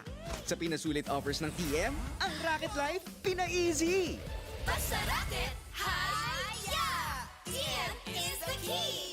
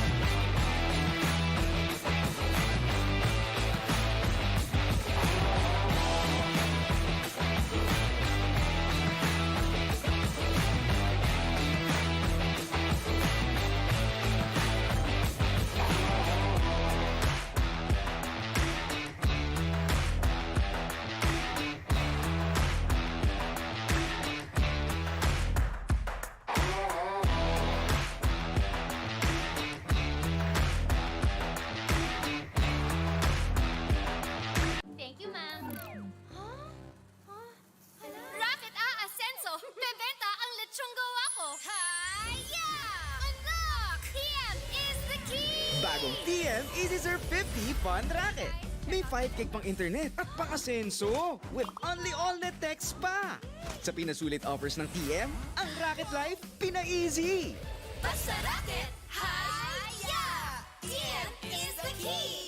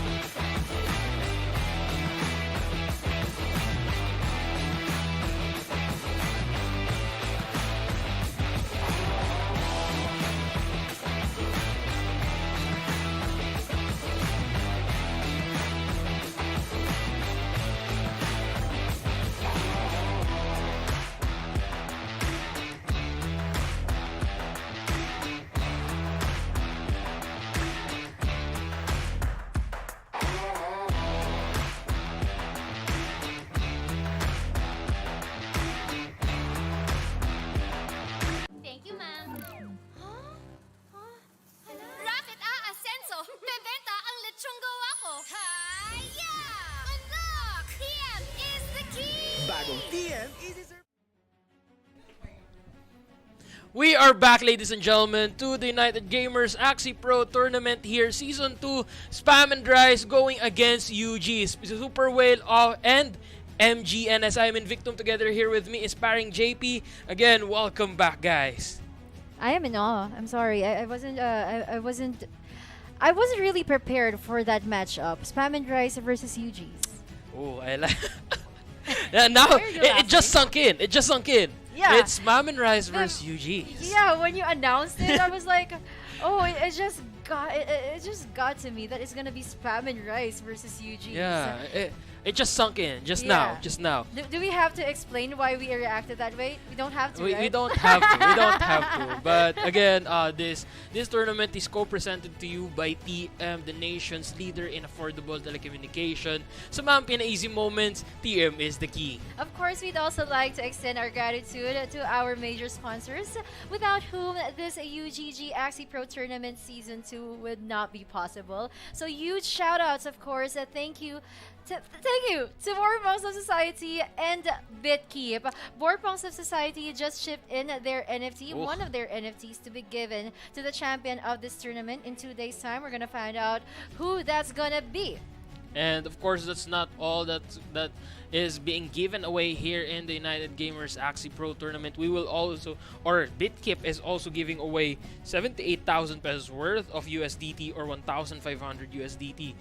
There will be 30 lucky winners of 50 USDT. All you have to do is download the BitKip wallet, wait for the post with regards to the raffle, comment down your BitKip wallet on the post, and then just wait for it. You will have a chance to win that 2,600 pesos worth of USDT. Again, all you have to do is download it, so download it now. Yeah, guys, and mind you, we only have 2 days left as well for you to like participate in this raffle. So do not miss this chance, okay? You can get one Axie from that 50 USDT. But anyway, aside from that, United Gamers Guild is also giving away some stuff, like precious stuff, like here. It's in a chest. It's in a chest. It's in a very magical treasure chest. This is the sweatshirt giveaway and the scholarship giveaway. So look at this sweatshirt. Look at how it's moving by itself. It looks so magical. Yeah, it is indeed If magical. you It takes wear us that- back to our time. If you wear that, you'll move I'm on your gonna own. fly. You'll move on your own. Oh yeah, and I'm gonna like I'm gonna like do myself in circles like that. But Yep. anyway, scholarship giveaway is also up. So if you are interested, you'll I have am to go. interested. We have to be interested. Yeah, You we just need to are. go to unitedgamers.gg. That's the official website of United Gamers. And you can also check out our Twitter handle. That is at UGG Network, so that we will be updated in all of the events of United Gamers. But now, looking at our prize pool, Oh, that's gonna be 180 excess. 5 will be going to the 7th and 8th. 10 to the 5th and 6th. 15 for the 4th. 25 for the 3rd. 40 for the 2nd. And 70 will be given to the top player here in Season 2, our Grand Champion. yep, our grand champion will like get 70 access, and that's not just 70 access. That is 70 access. 78 X's indeed. Again, Spam and Rice and UGs is on another match here. They have already fought before, or they have already fought a battle before this, meaning to say they might be experiencing fatigue, and they might be experiencing a bit of a drain here if they let it get to them. It might just be the cause of their defeat. Yeah, actually, yesterday I was wondering because there's this match that 2 players are waiting, right? Because all of the matches, only 1 player is waiting for their opponent. But there's this one match for today that we will only know the 2 competitors from the previous matches of today's series. So what happened is that we were really surprised that it's gonna be Spam and Rice versus UGs, and yeah, like you said, both of them just played earlier today. And here's the thing: the match that we watched before this was Cha versus Eldud. True. Cha won the first series of the day, so he had that momentum. But what about these 2 players who also won their own series today? So who has the better momentum?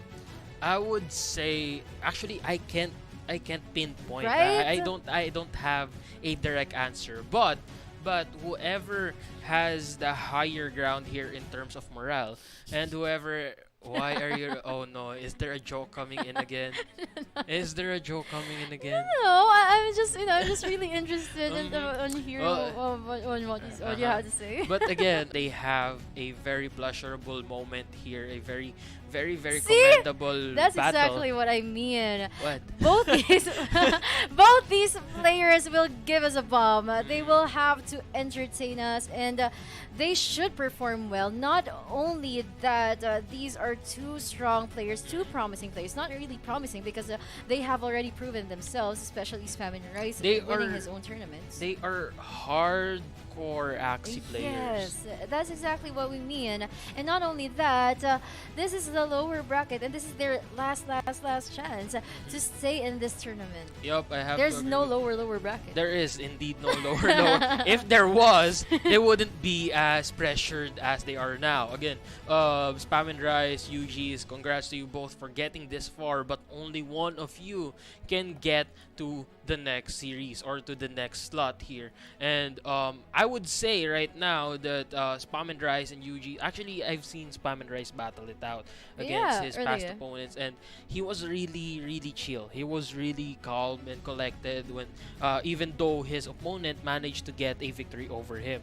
And he also said during his interview that his opponents often do not change lineups when they are victorious on the very first round. So And then if they do get defeated, if they do lose, they almost immediately change lineup. So that's where Spam and Rice got his strategy from, and that's where he's basing. He has essentially read through the behavior of his opponents. Now UG's here also is a very commendable player. He has a lot of what? What are No, just continue what you're no, saying. I'm just saying that he managed to actually win against. I don't remember who his opponent was then, but I remember him switching positions. He switched a lot. He switched positions a lot and ensured that he would be able to thrust through his opponents in a way that no one would expect. And he also actually had that moment of clarity where he managed to do the certain tactic where he gained the leverage, he gained the top position over his opponent. So he is also a very calculated person, and he likes to predict his opponents, and that's What else does he like? oh he likes a lot of things. He likes a Well, lot of things. I have a little trivia for you. Mhm. Well, before, because a few days ago, that was like a week ago, we had a chance to interview UG's because he won the series. But then Danica, who was my co-caster then, she asked he asked UG's directly, like, why is your name UG? Oh, now I'm interested. All right. I know. All right. So what was his answer? Well, his answer was, he said, before it was only G's. But, you know, he realized that in order to make it more interesting, he just added the U. Well, it is interesting now. It is more interesting now. And Yeah, he added a lot of flair there. it's giving us a lot of opportunities to grab right now, and I cannot wait for them to go into the battle, the thick of that very intense and fierce moment between these two. And actually, what I like about these two players, I think I'll have to say it off live, but Oh, what? no. Oh, do you have a crush between the two? No. Oh no, parang JP strikes again. No, that's not true Wait, at all. is it Spam and Rice? No. Oh, so it's UG's. It's Alright, not. Alright. I got you. You're doing the pancake waffle logic again. It's No, I'm not. It's like saying if I don't like pancakes, then I must like waffles. But they're really two different things. But it doesn't mean that they're the only things in this world. So you like the both of them.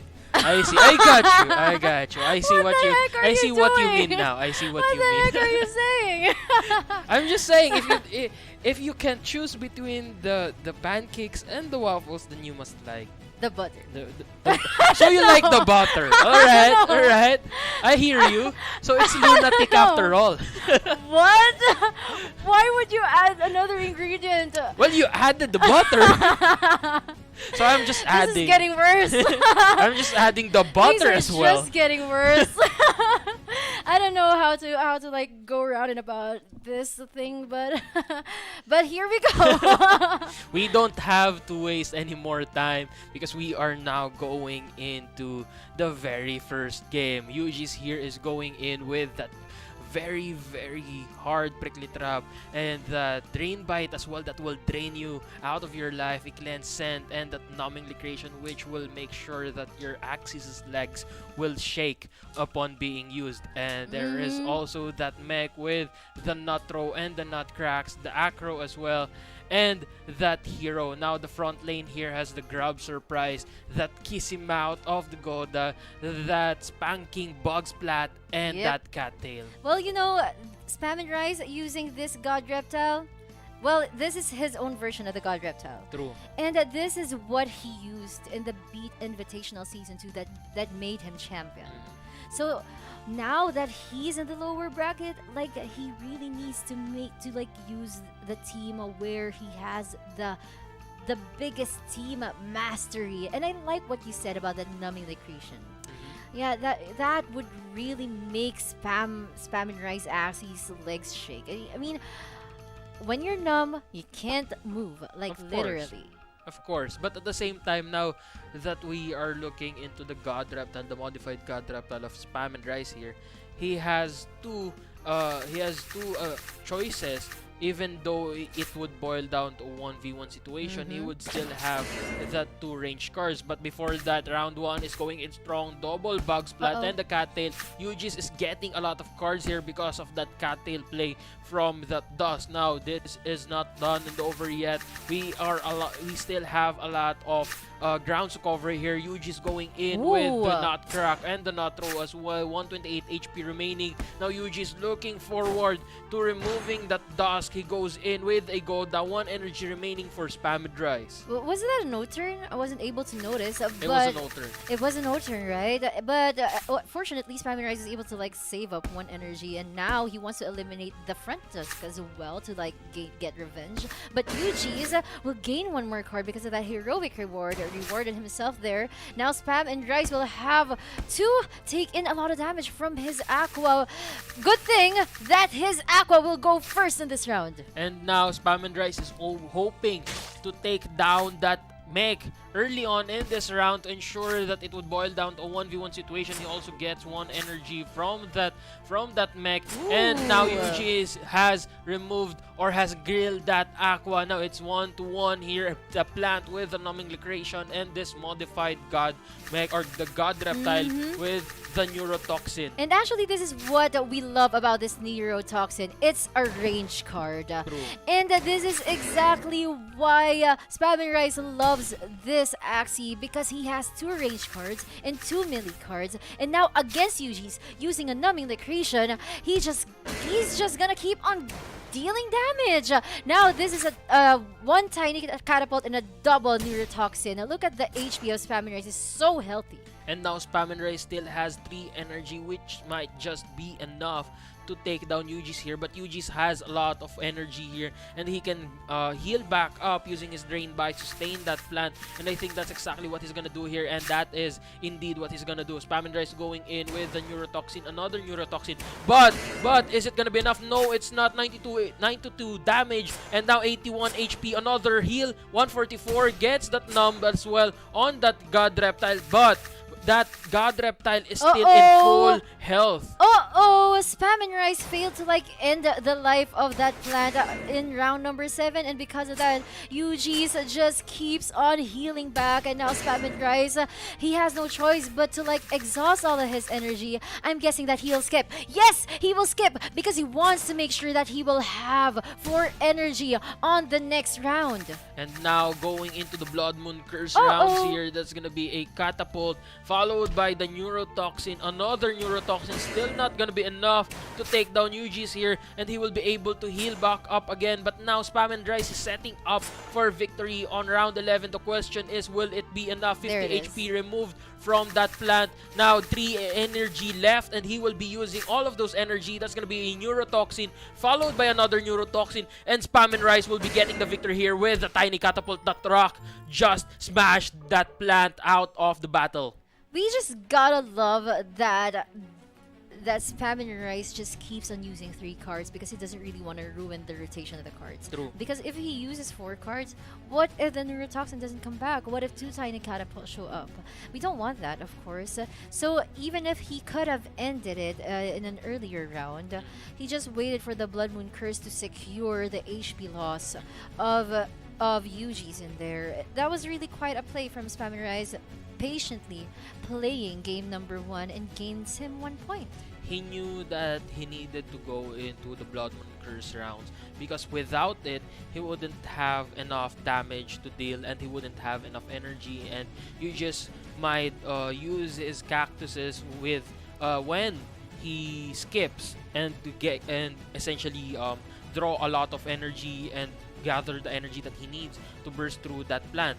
Now, knowing that full well, he went in and skipped and then just kept on sustaining his god reptile using the neurotoxin and the tiny catapults, as well as, of course, ensuring that he would be dealing damage on that plant, even though it keeps on healing back up. Basically pinpointing or pinning down his plant on red health despite the drain bites. Yeah, and that's actually a good point. Now UGs will really need to make a lot of adjustments because that God Reptile of Spam and Rise is the perfect counter go against a plant with a numbing liquidation. I do And agree he with that. really, it's not only that God Reptile that was nice, it was also his about how he played it, right? And I'm sure you agree about that. But UGs, we need to see adjustments because UGs, like you said, we've talked about this before the match started. Spam and Rice, he knows that his opponent will change the team because he lost, right? So it means Spam and Rice will also need to like see through the Ronin address UGs and like what kind of lineup should he use right now? Then maybe I can use this. So Spam and Rice needs to like to be 2 steps ahead so that we won't have a game number 3 because it's not that we don't want a game number 3, but if you're Spam and Rice, you don't want a game number 3, Of course. right? So he will have to be he'll have to think about this in a very critical way. Actually, It's very tedious. I think UGs can still win using, but again, I do agree with what you said that it would be best for UGs to switch out teams to ensure that Spam and Rise wouldn't be able to predict his moves. But at the same time, you just can still use the same lineup to win against Spam and Rise because that lineup still has a lot of chances. It still has a lot of potential Yeah. to defeat that God Reptile, that modified God Reptile, if and only if he can save up enough energy to deal a lot of damage on that God Reptile by the end of or before the Blood Moon Curses work, and essentially sustain the rest of the matches or the rest of the rounds. Because with that cactuses and the minimal shields that UGs can get through the blood or through the Yeah, he didn't use it, right? tiny He didn't use catapults. the pricklies that Yup. much. Yeah. Because he didn't have the energy to use it. He needed, and he knew that he needed to sustain and heal his plant up, leaving him no choice and leaving him no room to use that prickly trap. What also forced him to not use it is because in every round he needs to make sure that Spam and Rice will take it a numbing liquidation. True. Because if it doesn't, it will open a lot of cards for Spam and Rice. And Again, he's always saving energy, so there's really no way for Spam and Rice to not like go all out. Again, there was just no room. He just had no space to burst through that God Reptile or damage it to level out the playing field, level out the ground when it comes to the Blood Moon Curse, where he could have used the Blood Moon Curse damages against Spam and Rise, but in the end it turned the table, or Spam and Rise turned the table over UGs and essentially destroyed that plant using his own tactic. Well, that's the thing. So Spam and Rise, he just needs to be consistent about how he plays the game. Well, we can't really question that unless it's gonna be really a bad day. But UG is since we've mentioned it, all of his matches since day 1, he was really consistent. He just fell off short in one of the matches. That's why he went to the lower bracket. But after that, actually, he just kept on winning. And earlier, he did win. And who was he up against? That Chizo, right? And Chizo. you casted that. Yep. And what was his strong points for you? UG's actually had a lot of moments there where he managed to predict his opponent. And one of the most memorable things about it was that I think Chizo was the one that used or kept on using the Vantena. And UG's just knew how to defeat that lineup. He just kept on dishing out damage. He just kept on using the cards and using up his he just kept on using up his energy. Now Spam and Rise and UG's here changed lineups for the both of them. Spam and Rise going in with that Critin Jump, Blue Moon, Egg Bomb, and that Crimson Water. The mid lane is a Reptile with the Lunge, a Why So Serious, a Scarab Curse, and a Luna Absorb. The front lane has that Goda, that Lunge as well to chain that Lunge on the mid lane, and that Bog Splat and the Cattail. Gotta commend Spam and Rice for his preparedness. Yeah, he has a Why So Serious that he's what his plan is he plans to use the Egg Bomb play so that he wants UGs to kill off that Aqua and make this Reptile the core. like the last man standing or the last Axie standing, so that when it's about to go against that Aqua, he'll there's really no way for UGs to win in a 1 versus 1 situation with that, unless it's already in pain. There is a bit of a chance here because of the characters. He can ascend, but hold on thought. That's going to be a Coda, followed by a Bug Splat, a Launch, and a Cattail. Now UG's here is destroying 1 energy from Spam and Rise as well. Puts 132 damage and 152 using the Bug Splat and the Cactus. Again, going back to the topic at hand, UG's has that Beast and Bug card there that he can use against that reptile as well as the Scarab Curse, essentially removing the Why So Serious effect. Now going in, that's gonna be Spam and Rise with the Cattail to 18 HP remaining for that plant. We are now on to round 3. And here in round number 3, Spam and Rise only has a Kite and Jump. Well, actually, we're just waiting for the next rotation of cards. But most of his cards are actually the reptile, which he doesn't really plan on using now. So he is actually choosing between like eliminating this plant or skipping so that he'll have more cards by round 4. But right now, he actually is gonna attack. And that is indeed what he's gonna do. Double Nemo here, gains 2 energy. Not gonna be enough to remove or to destroy that Dusk. And now Spam and Rise is hoping to kill off that mid lane early on and open up that mech or that Aqua to ensure that he would be able to damage it before it boils down to a 1v1 situation. But now he can also use the Egg Bomb play here, and that's exactly what he'll do. But before that, there's going to be a Crimson Water to take out 1 Axie of Spam and Rise. Kiting jumps through, and that's going to be double Scale Darts and the Egg Bomb play. Not going to be enough to take down the Aqua though, but here comes the Goda and double Bug Splat. 223 HP remaining for that Aqua. Still not going to be enough. Spam and Rise goes back into the back lane. Kiting Jump and the Crimson Water to finally finish off his opponent. Now this is what Paring JP was talking about, that ability of Spam and Rise to jump to the back has allowed him to gain the advantage, even though he would have had the advantage in a 1v1 situation between that mid lane reptile and the critical as well coming in from the Bug Splat or that Grub Explode. Here in round number 7, Spam and Rise will just clear out that fear by using the Luna Absorb. And wow, what a critical in there, but UG's can still answer back because he's still alive, and Spam and Rise was just distributing the damages. He will just keep here, ensuring that he will have 4 energy. All the energy that he needs to burst down UG's. That's gonna be a Crimson Water, and for the finisher, a Scale Dart that went through and pierced through the mid lane. Spam and Rise will be taking this series. That was a 2-0 clean sweep. Oh. That was a 2-0 clean sweep. I'm just a little sad because we're gonna have to say goodbye to UG's, but ultimately, Spam and Rise will still be moving on to the next round, and he has a big chance to take on Hezelia if he wins the next round. True, he's been searching for Hezelia all his life throughout this tournament. All his life. All his life in this tournament, I guess. But I don't know, maybe all throughout his life in the UGG tournament. Okay. Yeah, let's clear that out. He's hoping to go against Hezelia because again, he went up, or he got defeated by Hezelia 4 times in a row, and he wants that vengeance, he wants that revenge.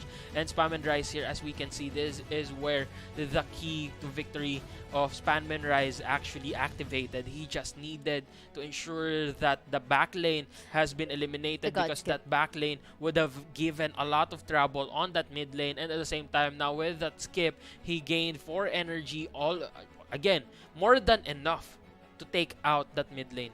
Well, you know what? That was actually a good play coming from Super Whale, coming from Spam and Rise from Super Whale, and we've mentioned it. He was prepared for the change of lineup of UGs, and that both of them changed their lineups, and he knew exactly what to pick, what team he's supposed to use in that game number 2. But anyway, it's really sad to see players go, but it's just how a tournament works. Yep. But well, the good thing about this is UGs and Spam and Rise can like be friends, and then you know what, bro, you defeated me. you better win. Exactly. You better win this thing. Those who are going towards the victory or going towards the championship here actually carries the names of those that they have defeated. That's true. I couldn't agree more. They carry the honor, and now they need to make sure that they win all the way to the grand finals, because otherwise they wouldn't be able to live up to the names of those that they have defeated. It is Yes. in honor and in respect of their fellow competitors. Now, again, congratulations to Spam and Rise, and we would love to see UGs on the Season 3 of Axie Pro Tournament or in any other tournament as well. But again, this tournament would not be possible without our co-presenter TM, the nation's leader in affordable telecommunications. Sa mahang pinaisip moments, TM is the key. And of course, we'd like to extend our gratitude to our major sponsors, without whom this United Gamers Guild Axie Pro Tournament Season 2 would not be possible at all. So huge shout out to Board Punks of Society and BitKeep. Board Punks of Society just chipped in their own NFT, one of their NFTs. This is B-Post number 218. This dark guy. This is gonna be Dark guys. This is gonna be owned. This is gonna be owned by the champion of the Season 2 UGG Axie Pro Tournament, and we are just 2 days away to finding out who is gonna be, and I'm really excited. I'm sure you are too. I am as well, of course. We would love to witness the last and final match here in Season 2, but there are still a lot of matches to be had and to be witnessed before we boil down to that. And going back to the topic at hand, BitKeep is also giving away 78,000 pesos worth of USDT or 1,500 USDT. Now, all you have to do is download the BitKeep wallet and you will be able to join the raffle. Actually, all you have to do is download it and then wait for the post about the raffle, comment your BitKeep wallet down below on its comment section, and you'll already be eligible to be one of the lucky 30 winners of that 50 USDT between March 31 to April 3. Yep, and that's just 2 days from now. So you can still join for today, for tomorrow, and the day after that.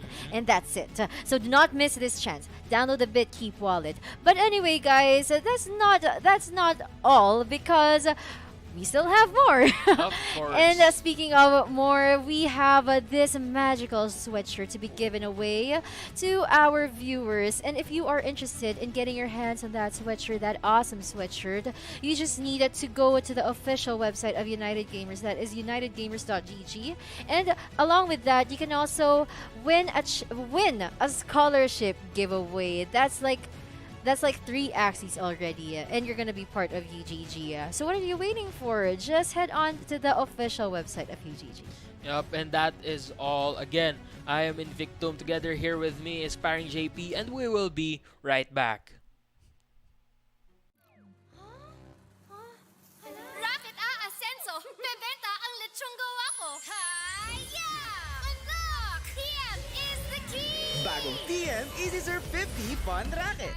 May 5 gig pang internet at pang-asenso with only all-net text pa. Sa pinasulit offers ng TM, ang Racket Life pina-easy. Basta racket, hiya! TM is the key!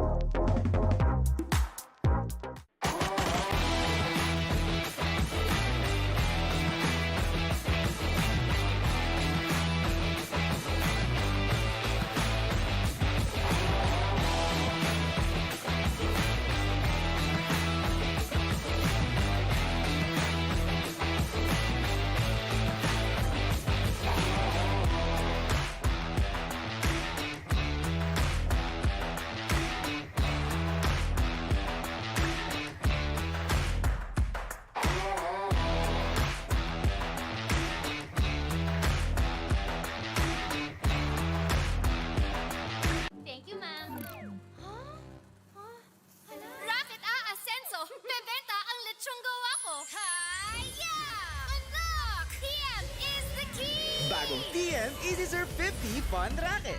May 5 gig pang internet at pang-asenso with only all-net text pa. Sa pinasulit offers ng TM, ang Racket Life pina-easy.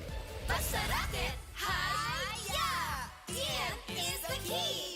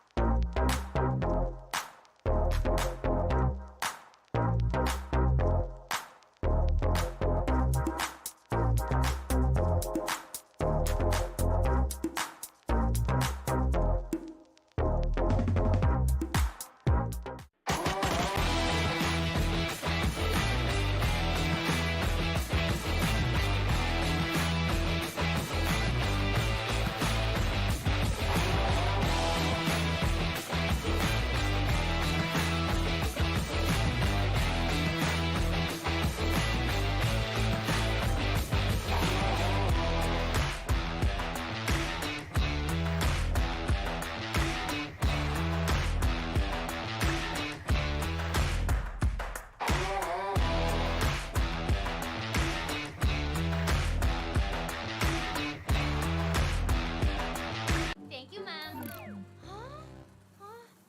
Racket Asenso! Bebenta ang lechong gawa ko! Hi-ya!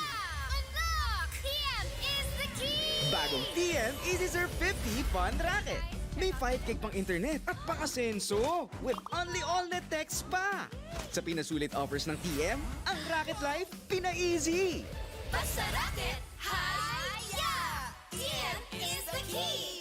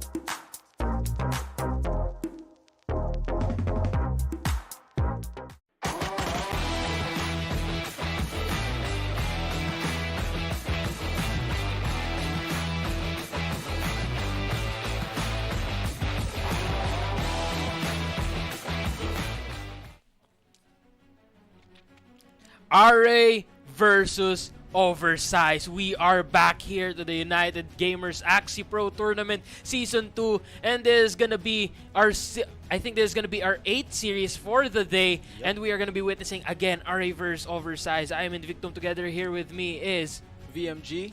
and we are co-presented here by TM, the nation's leader in affordable telecommunication. So mahang pina-easy moments, TM is the key. Also, we would like to thank our major sponsors for making this tournament possible. Thank you so much, Board Punks of Society and to BitKeep. Speaking of Board Punks of Society, they will be chipping in a prize for the champion of this tournament, and they will be giving the number 218 NFT. Here, you can see it on the screen right there. This is the design of the dark guy with the Mario hat with a red glove and a red hair.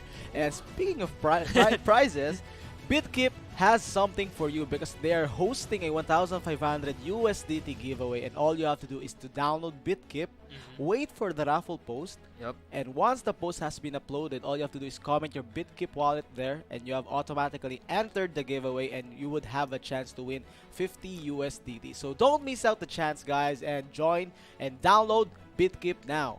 And that is not all. UGG is actually also giving away scholarships and these amazing sweatshirts. Again, to get this sweatshirt or to get that scholarship slot, all you have to do is visit the unitedgamers.gg for the mechanics and the instructions. Don't wait any further and don't miss out on this huge opportunity. Do visit the United Gamers website now. Let's go. Here we go.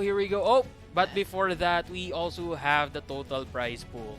Oh yeah, speaking of the prizes right here, we have a total of 180 AXS for the UGG Axie Pro Tournament. The champion would get 70 AXS, the second placer would get 40, third would get 25, fourth would get 15, and the fifth and sixth would get 10, and the 7 and 8 would get 5 each. So yeah, all the players have to do is secure the top 8 spot right here, and they have automatically won an AXS from the pool, and all they have to do is to keep on winning to multiply their AXS prize. Again, if you are already in the top 8, why stop there? Why not go for the stars and land among the stars here? Now, this is the upper bracket. So far, we have Axionic, Ruev, Shroom, and Endar. They actually Axionic here has so far had a very dominant run throughout this tournament. The same can be said for Shroom. Ruev, however, had a bit of a rough patch against Eldude, against RA, against Eldude, or rather actually against Tons, against Ruev, against Jeff, and against RA here. Yes. But in the end of the day, at the end of the day, he managed to secure his victory, secure his spot on the top 4 here at the upper bracket. As the Endar as well managed to win against Laya to a 2-0 and against Shing and Hazelia with 2-1 lead. Yes, lots of popular and highly skilled streamers present at the upper bracket, but the lower bracket is still existing. We have a lot of matches right here between RA versus Oversize, Shay versus Lunatic, and for tomorrow's matches it would be Hazelia versus Cha and Lixian versus Spam and Grice. Yeah, the players from the lower bracket have been eliminated every series, and this will take a pressure onto them. We can see the auras of RA and Oversize here, both focused on getting They that have win. almost the same pose. Yeah. A while back, they were both doing the hand over the mouth pose. Oh, there it is again. Yep. But what I've noticed so far about the lower bracket was that all of the top contenders so far from the past tournaments of UGG, from the All-Stars and the Axie Pro Tournament Season 1, they are now on the lower bracket, such as Oversize, Hazelia, Lunatic. They're all on the lower bracket and at the risk of being eliminated completely from this tournament. But of course, they wouldn't let that happen. They will keep on fighting. They will keep on going forward and charging through whatever trouble, whatever obstacle they will face here in this tournament to ensure that they will secure that spot on the grand finals. Yes, because this is a do or die moment for all of the players right here at the lower bracket, and all of them are very hungry to get that win All they have to do is to keep on winning their series to avoid elimination. Also, this is also like a source of pressure for them. True. Because you need to win twice to advance throughout the lower bracket. But if you lose twice, your journey ends here. One big mistake is all it would take to remove Yes. you from the equation, and at the same time, we both know that now that you are in the lower bracket, you are more pressured, and especially when it boils down to a third game. That third game will cost you or will make you or will break or make you in this tournament. That third game will dictate how your life here in the esports scene will become after this or after that match. It's either you get thrown out of the field or you keep on going and meet even tougher opponents. And speaking of tougher opponents, who will be the tougher opponent here in this very first game? So far, Oversize here is going in with a mech plant Dusk, with the mech a energy control mech with the Rise Goda, Sinister Strike, and that Revenge Arrow. Now the mid lane has the Vine Dagger, that Hotbot, the Goda, and the Prickly Trap. That Dusk has the Goda as well. Actually, this is a triple Goda, a Wooden Stab, Bug Splat, and Cattail. Oh my god. Oversized with the proper preparation against the standard AAB coming in from Ari. Ari is piloting a God Aqua with a 402 HP, equipped with a Cuckoo, Crimson, Scale Dart, and a Koi. His mid lane would be the Risky, Arco, Revenge Arrow, and Tailslap Aqua. And for his plant, this plant became popular back in Season 8, and I'm finally glad to see it back because it is equipped with a Veggie Bite, Prickly Bidence, and a Hot Butt. No Cattail present for Ari's side, and we all know that Cattail has been one of the main tail parts for True. all of the front axis, right? True, because again, especially when you are using teams that require to set up, that require setups for it to perform properly, you are gonna need that Cattail, especially when you're up against beasts or monsters that are equipped with bug and beast cards. Now this is gonna be round 1. That's gonna be a Crimson Water from the God Aqua, followed by that Risky Fish and Acro combo. Now that's gonna be 1 energy destroyed, followed by a Bug Splat and the Cattail. Now it's not done yet though. Another energy destroyed. Actually, no energy destroyed there because of the lack of energy, and Ari having already used up all of his energy there. 204 HP remaining for that plant. Oh my god. Array with the proper burst, avoiding those 2 Godas coming in from Oversize, but Oversize went all in and brought that front plant HP to 204. So technically, Oversize won the first round because he dealt more damage on the front line. But I kinda saw a mistake coming in from Oversize because he used one of his Vine Daggers to deal a slightly small amount of damage on that front line, and that Vine Dagger would actually make more sense when his mid lane plant is open. True, I do agree with you on that, especially with when it is comboed with Yes. Spicy Surprise. But now Oversize here managing to steal no energy, but putting that plant on last stand and that Cattail to finish it off. Now that mid lane of Array is fully open, and Array doesn't have the energy that he needs to set up a bomb strike here for Oversize. Yes, Oversize front is still healthy, going in with that 167 HP after all the cards that Array threw. And Array is down to 0 energies because he doesn't have any tail slap yet, and he needs to make the proper setup. He needs to get the right amount of energies plus cards to make that play on the second target of Oversize. Now we are going into round 3. Goda removes 1 energy, gets that Risky Fish out of the equation here, ensuring that he wouldn't be able to get any attack up to set him up for the next round. Ari here only has 3 energy left. Oversize having no energy, but that Dusk is still alive, and that might spell trouble for Ari. So yeah, Ari goes for the double scale dart, deletes the Dusk, and uses the tail slap plus the Revenge Arrow to damage the mid lane. But Oversize will destroy that setup with a Night Seal, stealing that 1 energy from the tail slap plus a Goda to deal more damage. Again, Oversize here has the advantage, the tactical advantage, because Ari doesn't have enough energy to put a lot of damage on that plant, but this might just be enough. Actually, it won't. 153 HP or 153 HP deducted from that plant. Now that mid lane has been eliminated, we are now down to round 6, and Ari here is thinking really carefully about what cards to use here, and he's gonna be going in with the Crimson Water and that Scale Dart. It's gonna be enough to take out that plant, but now RA will have the chance to use the Coco attack up, use the Crimson Water with that attack up, gets another attack up, and that Scale Dart still alive, though Oversize here still has 18 HP. But yeah, it is the game finish and True. it would go to Ari because that mech doesn't have any speed advantage against that God Aqua. That's what I'm telling you, brother. Ooh. Oversize wasted those high shielded cards from the mid lane and True. wasn't able to make a proper brick wall because he like threw one hot butt, two prickly, and a vine dagger. And I'm guessing a double hot butt plus a double vine dagger would have done the job on. I do agree. I do agree with you on that. Again, that Vine Dagger would add additional shield on your Axie if it was comboed with a plant card, and that's precisely why that hot butt was there. Yes. It was for that combo, but like you mentioned, with that early usage of that Vine Dagger, he managed, or Oversize managed to eliminate that opportunity of having enough energy or having enough cards and minimizing the energy control or energy usage that he would need to defend that plant, essentially opening up the door for the mech to burst through that last God Aqua. Yes, Oversize making the early and mid rounds hard for Are, but Are's resiliency gave him the win. Being patient, going for the skip, and one of the reasons why Oversize failed to win this game was just a poor card management going in from his mid lane Axie. He wasted a lot of high shielded cards from that mid lane Axie, and once his mid lane Axie is killed, it's a proper or automatic win for Ari because it's a God Aqua between a mech without a zero cost card. I do agree with you on that. It would have been a winnable battle for Oversize there, but again, RA proved to be the better player here, and now he is 1 point away from securing his spot on the next series here.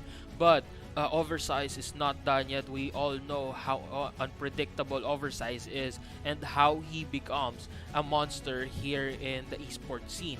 Although he is a very goofy, very funny, and comedic streamer, once he goes into that esports mode, he becomes a beast. He becomes a monster that is capable of destroying some of the best players we've seen so far here in UGG. But with that said, RA has the momentum now. RA has that pressure that is being applied on Oversize, and that might just be enough to choke Oversize here. So we cannot really count out on Oversize, but at the same time, we cannot underestimate what RA has in store for us. Yes, Ari with a 1 point cushion against Oversize. Now, the question is, what would this pressure do to Oversize? We all know Oversize is a very experienced tournament player, and I'm guessing that the pressure doesn't affect his strategy anymore. All he needs to do is make the proper adjustment depending on what lineup or what approach he should do to claim the win. That is true. That is true. Especially if he has already researched his opponent earlier on, then he would be able to at least have that gist of knowledge over what RA might use in this next round. But now RA will also have done the same thing. He would have researched over Oversize, and he would have prepared the necessary tactics, the necessary Axies to fight someone as unpredictable and someone as experienced and versatile as Oversize here. But that being said, that means they have to be 10 steps ahead of their opponent here. They have to predict the prediction and make a decision about whether RA or Oversize here will go for that prediction or will decide to essentially reject that notion and go for an unpredictable move. But now we are going into round 2 here. Oversize finally opening up his God Reptile here, followed by that same lineup on the mid lane and the front lane. Yeah, talking about adjustments, Oversize really made a huge lineup adjustment right here with that God Reflectile, because this God Reptile can easily 1v2 those two Aquas coming in from Ari. All he needs to do is to limit Ari's energy, and that's why he has those two Godas present from his front and mid. This is a very, very good team for Oversize going against an AAP lineup here. Especially now that Oversize has two Godas still remaining here. Although Ari can steal energy from Oversize, Oversize can just destroy the energies alone and then get the energy that he needs using that Kotaro. And yes, Oversized started with an aggression right here, goes for the double stand-up with a critical of 210 plus a cattail and followed up with a hot, but disabling that veggie bite from Ari's plant. Now Ari here cannot steal any energy anymore, but at the same time he still has that tail slap to gain more energy if ever Oversize does destroy his energy. But so far Oversize hasn't managed to draw any form of piercing sound, which gave Ari here the advantage over into round 2 here, because now he will have 5 energy. Yes, Oversize rushing that plant of Are so he could use the potential Kotaro bites onto those Aquas and just regain his energy after doing his aggressive strategy right here. But now, Oversize uses the double time dive at round number 2 just to rush it in, and plus a Vine Dagger to follow it up. My guy thought like Coco right there and then, using the 2 tiny swings. He didn't even care if he would get that additional damage, and he just wanted that plant out of his face. Now going into round 3, Ari here might be going for a burst. Yes, he will. That's gonna be a Koi followed by a Crimson Water. I don't think there's gonna be enough. Yes, it won't. But now Ari here is going in with that Nemo. Goes in for the Ataka from the Risky Fish, and 3 HP remaining. Oversize here will destroy the energy that he has gained. 1 energy remaining for Ari here. Oversize has a bit of an advantage here. What a sustain coming in from Oversize just does it. Now Ari goes for the Koi, followed up with an attack top arrow, 184 plus an Arco to damage the mid-line plant right here. But Oversize would go for a prickly trap and a hot, but disabling the Risky Fish. But no Risky Fish is present right here, and Ari would still continue the barrage, going in with the Revenge Arrow, Arco plus the tail slap, and goes for the double cuckoo, rather sing a double cuckoo for his back lane. Essentially, Oversize here has used up enough cards to remove that mid lane, and now with the God Mech or the God Aqua open up for any form of damage against this God Reptile, we will be witnessing how powerful Oversize really is when going against gods. Ari going in with the Crimson Water, another Crimson Water here. Oversize reflecting the damage back, 47. Koi plus another Koi. All of that damages are being reflected. Actually, half of that damages are being reflected. Oversize here gaining 1 energy, goes for the tiny swing, tiny catapult for the finisher. Now we are down to the 3rd game. We are gonna be witnessing the make or break of Oversize and RA. What a game. Oversize destroying Ari's momentum with that sustain coming in from the dash plus playing the double Goda. Ari was actually setting up the 5 energy to delete that mid lane plant, but Oversize with the sustain delayed that setup and destroyed 2 energy. That was just too much delay for Ari's strategy right there. The key to victory there was going for a 2v1 situation. He needed to ensure that he would put pre-damage on that God Reptile before it boiled down to 1v1. But with that plant still alive, by the time the mid lane got kicked out of the field, he ensured, or he lost all of his ability to go against a God Reptile, even though he was using a God Aqua. Yes, because technically a God Aqua versus a God Reptile, both at full HP, is impossible for the Aqua.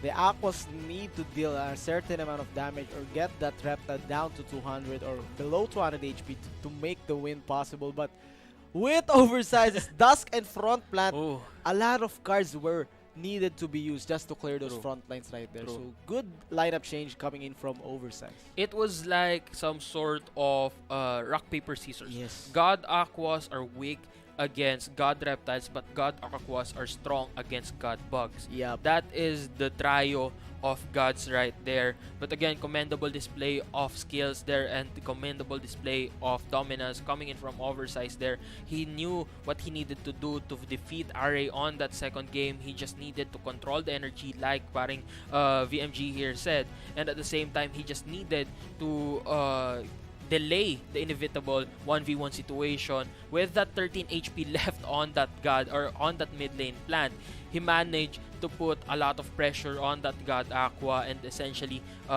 removed any ability of that God Aqua from pre-damaging the God Reptile.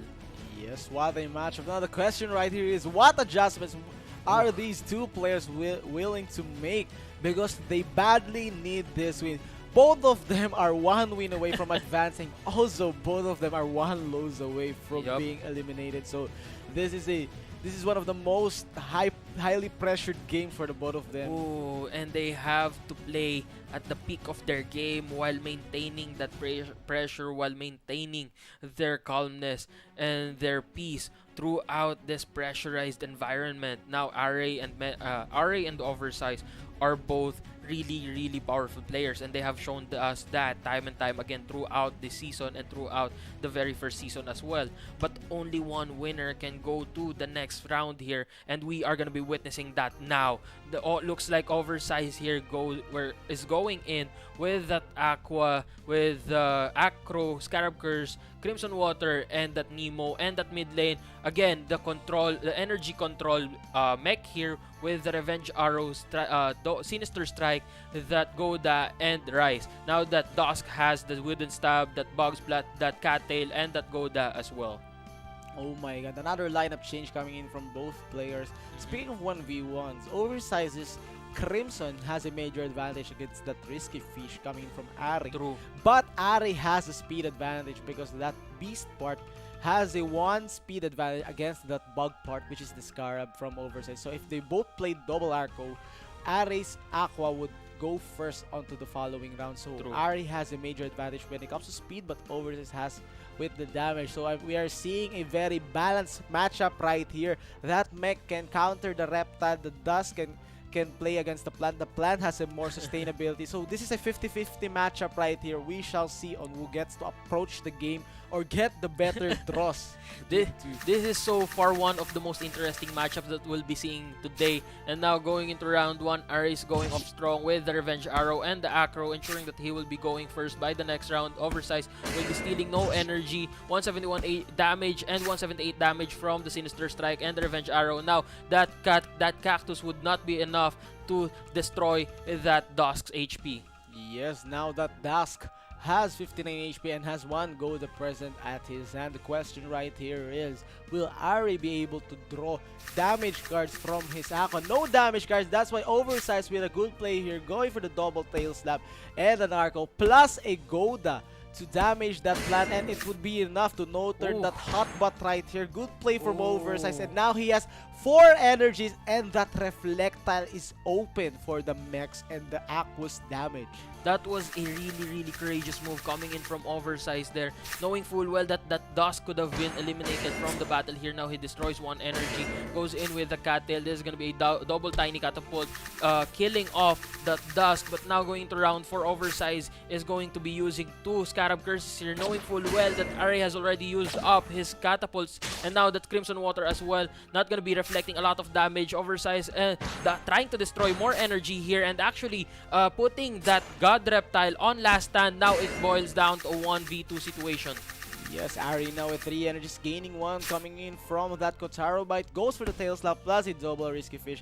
141 damage and a Revenge Arrow to finish off the mech. Now he has 3 comparing to Oversize's 4 energies, but Ari failed to draw the second Arco. No! Oh my god, where's the second Arco for Ari? That Arco is a game-changing play right here. Oversize goes for the double Arco plus the double Crimson. He now has 2 energies plus double Tail Slap to finish off the game. The God draws coming in from Oversize. This is the end of RA. RA goes down and out of the tournament. Congratulations to you, Oversize, for getting this far. You are now near the grand finals as well. Yes, Oversize just kept on advancing.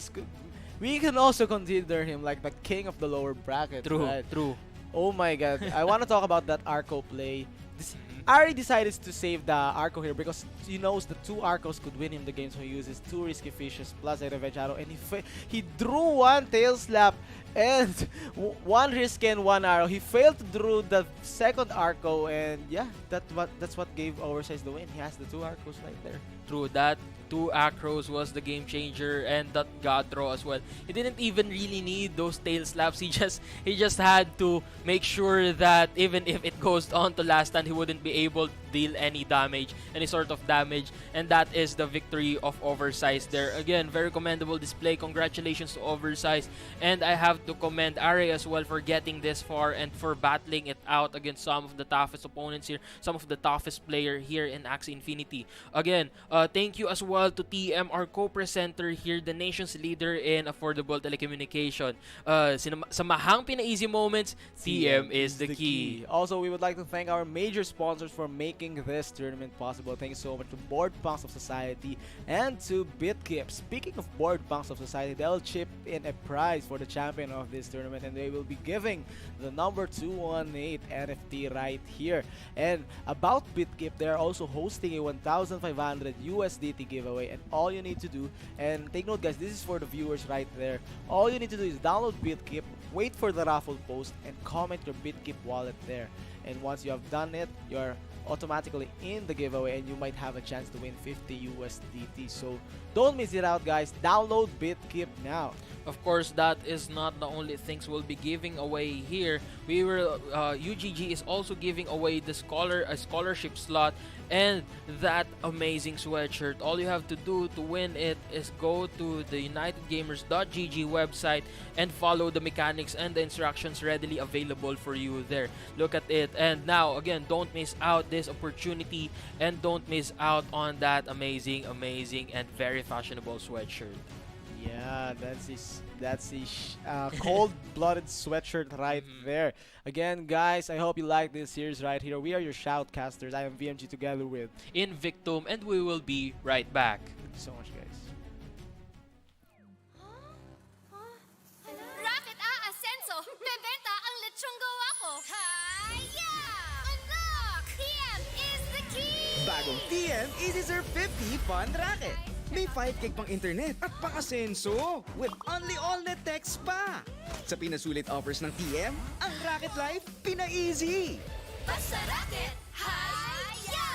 TM is the key!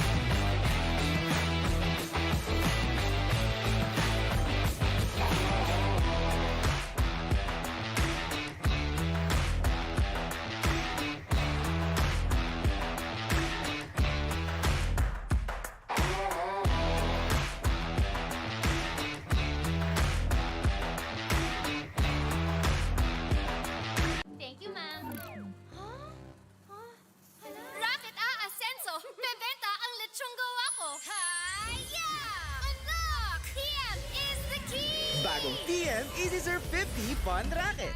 May 5 gig pang internet at pang-asenso with only all-net text pa. Sa pinasulit offers ng TM, ang Racket Life pina-easy. Basta racket, haya! TM is the key!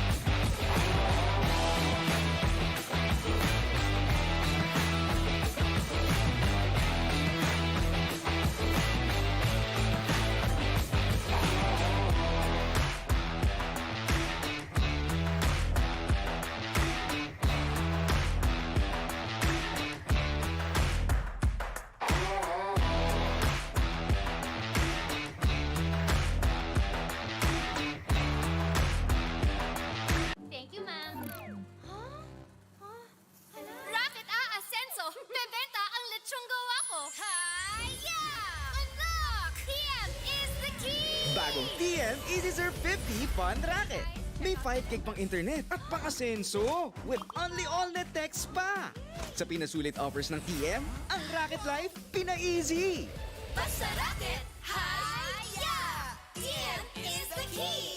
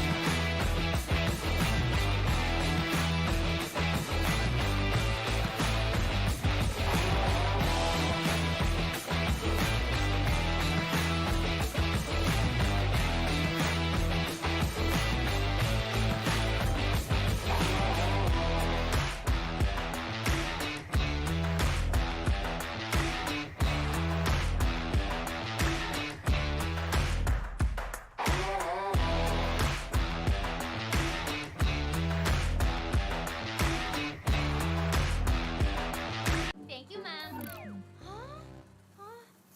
Racket Ascenso! Bebenta ang lechong gawa ko! Hiya! Unlock! TM is the key! Bagong TM Easy Surf 50 Fun Racket. May 5 gig pang internet at pang-asenso with only all-net text pa. Sa pinasulit offers ng TM, ang Racket Life pina-easy. Basta racket, hiya! TM is the key!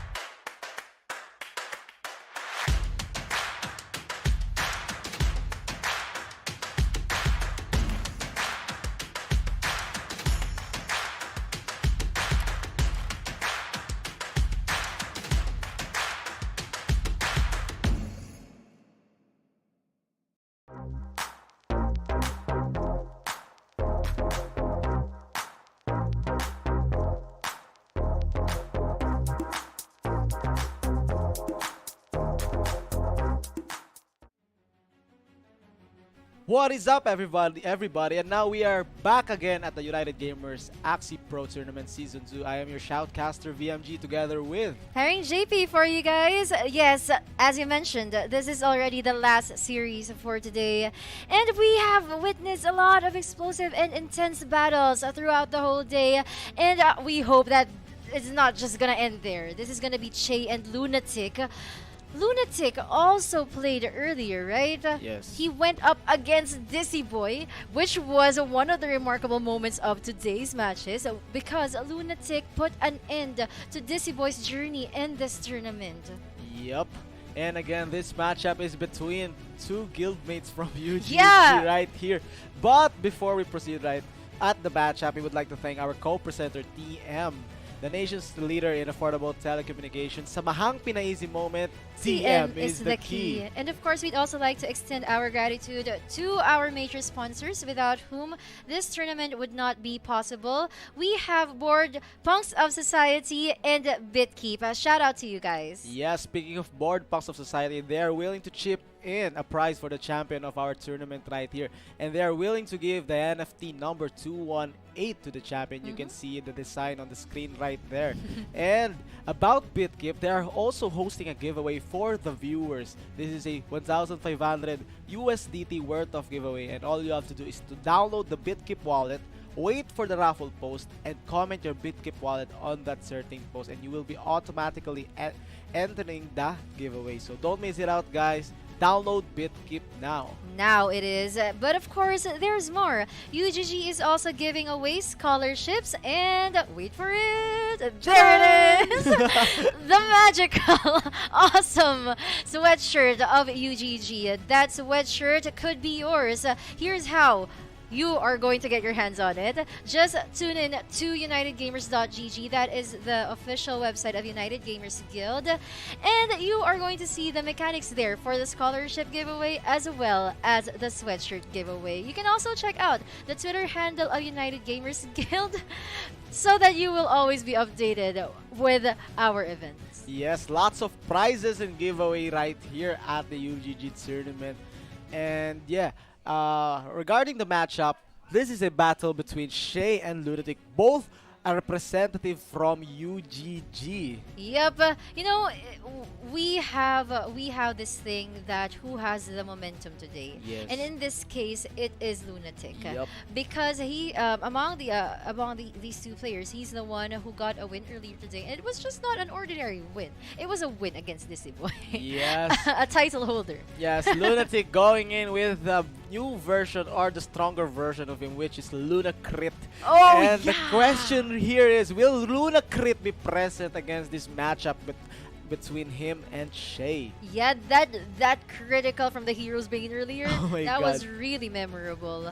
But you know, things will really should really be colorful by this last series, because Shay, he for sure he also prepared. He also prepared for this, and you know. Knowing Che and his preparedness, I'm sure he also prepared not for only Lunatic, but also for Dizzy, because it could have been either of them, right? Yeah. So he prepared for these two players, and that was one quite of a preparation. Yes, Shay actually bought or borrowed a few new Axies to prepare for this tournament, and we might see it in this series right here if it would be present. Same as Lunatic. Lunatic was planning a counter against Shay Dizzy after winning against Dizzy Boy, because we are in the same group chat. So Oh, yeah, okay. both of these players are getting ready for each other because they both want to get this win. Well, either way, whoever wins, right? It's a professional play. It doesn't mean that you're gonna end your friendship, right? Because you just mentioned you guys belong to the same GC, and that actually makes this match a little more light Yeah. than it really is.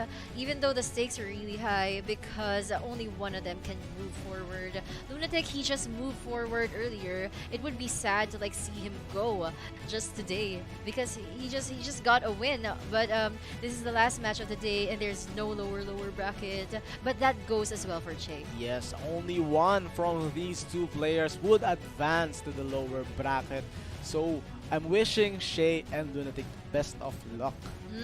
And I'm actually curious on what Axies they are going to use, because you guys mentioned knowing that these two players are from UGG, it's like a lot of Axies that belongs to UGG are like mixed to both. They're distributed to both of them, so they're just gonna have to do a mix and match. Yes. But what's most important here is the execution. But it's still like 50% team and 50% execution. So it's gonna be an interesting dynamic. Yes, Shay is also known for using one of his signature lines, the double bug aqua. So I am predicting for Lunatic to use a single or maybe a double cattail lineup with the front and the middle having the cattail to prepare for Shay. We shall find out on what their lineups are in a few seconds. Maybe they're just taking their time choosing. When I like the idea about was that a double discard you were talking about? Yes. Yeah, because having a double cattail and then sometimes you also use a bone sail just to secure that you're not gonna get. Even if you get discarded, you're still gonna draw some. And that's if you are a discard user, it would be really annoying to like go against cattail users. What more if it's a double cattail, right? You want to discard, you know that's your advantage, but your opponent just keeps drawing back the cards. And in that case, what will really matter is the HP of the Axies. Yes. All they need to do is To like deal damage. yeah, damage. And the main goal for tonight is just to get those 2 wins. They both need to do 2 wins because a single win won't matter if you lose twice in a row after that. So all they need to do is focus on that 2 wins. So yeah, I'm very excited for this matchup. And Lunatic, we have mentioned again and again and again that this guy he always falls short from all of the tournaments, especially in the Axie Pro Tournament. Yes. He was runner up. He was just like 1 win away, and that really took it. He really took that to heart, and he's hungry for a trophy now. And So, what a yeah. prediction here! Jay just used the discard lineup. So a proper prediction coming in from my analysis. This is the perfect prediction. Actually, the double cattail versus the double bug aqua. Yes, yes, exactly. It is. So yeah, Lunatic went for the go, the plus sandal, making that front bug lower to the 151 HP. And now Shay plays a triple discard with the standard double blast, a double parasite. Sadly for Lunatic, no cattle is present. Followed up with another parasite and a fish snack. But now Lunatic will answer a damage of his own with a veggie bite, a wood stab, and a It's gonna sandal. Brings that frog bug to a last stand. Yep, it's still alive, unfortunately, but Lunatic, his front dusk will have to die first, and Lunatic here, he will have to take in a lot of damage from that bug. That was actually a strong move, a very fierce move coming from Shay attacking in the last stand. Yes, because he was faster than the both Well, targets. of course. Yeah, There's no way. Yeah, Shay going in for the double pocket, but now Lunatic will answer the damage with a cattail plus a wooden stab and a sandal, followed up with a blood taste and a prickly. Shay with no energies and is now open for that numbing combo coming in from the backline plant of Lunatic. Now Lunatic will use the Bidens plus the numbing, and Shay will only be able to use those balloons from his aqua. I can honestly feel that this Axie's legs are shaking because of the numbing accretion. Yeah. All you can cast are 2 balloons. Of course, yeah. Shay will have to surrender in round number 8, giving the win to Lunatic in there. Now, this is going to be an interesting match because Lunatic already has a 1-point advantage. That was really quick. Yes. And Lunatic was able to predict that kind of lineup using a double cattail. It's like he really knows what to do. It's like it's his day. It's his day. Lunatic went in with the full-on counter against Shay, and it was worth the risk because he got the first win possible. Now Shay, having more than 2 lineups, is now forced to make an adjustment against Lunatic. Actually, Shay here, he needs to fire up. Well, of course, he would want to turn this thing or this match into a reverse sweep. But in order for him to do that, he'll have to like review all the matches of Lunatic for this tournament. Earlier, we've seen an Aqua plant, and he can opt to use for like a jumping poison instead. Or Yeah. what teams do you have in mind? Shay has For a lot Shay. of lineups, but yeah, the jumping poison lineup would be effective against those triple plant with the dusk from Lunatic. But the question right here is Lunatic willing to change his lineup even though he got the first win? Oh yeah, because he already has the 1 point advantage, Yeah. and we always have this curse, guys. If you like change your lineup, you always lose. But that's just Oh like my 80% god! chance. It's still the same lineup. What is happening here? Maybe Shay was predicting that Lunatic actually lost an earlier match and he managed to steal. Even though Lunatic wins or loses, he's changing his lineup. Yeah. So Shay was predicting that Lunatic would change, so Shay made the decision to stick with his lineup, but Lunatic didn't change, so it's kind of a random adjustment. Oh my god. Still a direct counter though. Yeah, Shay goes for the Scarab here, right here, plus the double discard from his front bug with the Sander, Parasite, and a Sandal. Now Lunatic will follow it up with what? What is going on? He thought that Oh cattail was in front. Oh my It was in the middle, Lunatic. It was in the middle. Now it's already a 3 versus 2 situation. Shay has the advantage, and he keeps on drawing all these parasites, which he will use to his advantage. And Lunatic doesn't have the cattail anymore because he used it in round number 1. I am lost for words. What happened there? He threw 2 cattails from the mid lane. He thought it was at the front. Yeah, it was confusing. I wouldn't blame him because Oh. they're like beside each other. Oh my god. Lunatic pressed that answered quickly. Yep, and now it's round number 5, and Lunatic will want to kill off the front bug of Shay, but he won't be able to because Shay is still on the last stand and will still be able to attack first, but he will just Yes, skip. but- Shay will just wait for his Pockeys or his bug cards to finally end the life of Lunatic here. Yes, Shay spending 2 energies just to discard Ooh. those cards from Lunatic's hand, and he will go for the full burst right here. The problem right here for Lunatic is Shay has the Scarab and he's able He to... saved his range cards. He saved his range cards. Also, he's able to disable the heal from Lunatic, and now Shay would go for the full burst with a double Koi Pocky Balloon, Ooh. followed up with a double Parasite plus a Scarab, and this is enough to finish off Lunatic's plant right here. Shay will take game number 2. In round number 8 again, guys, that was quite a match and quite a misplay coming from Lunatic, attacking a double cattail in the mid, wherein there's really no way for you to take in damage during that round in your mid plant. So that must have been confusing for Lunatic. Lunatic, you need to pat Refresh. your face a Yes. little, drink water.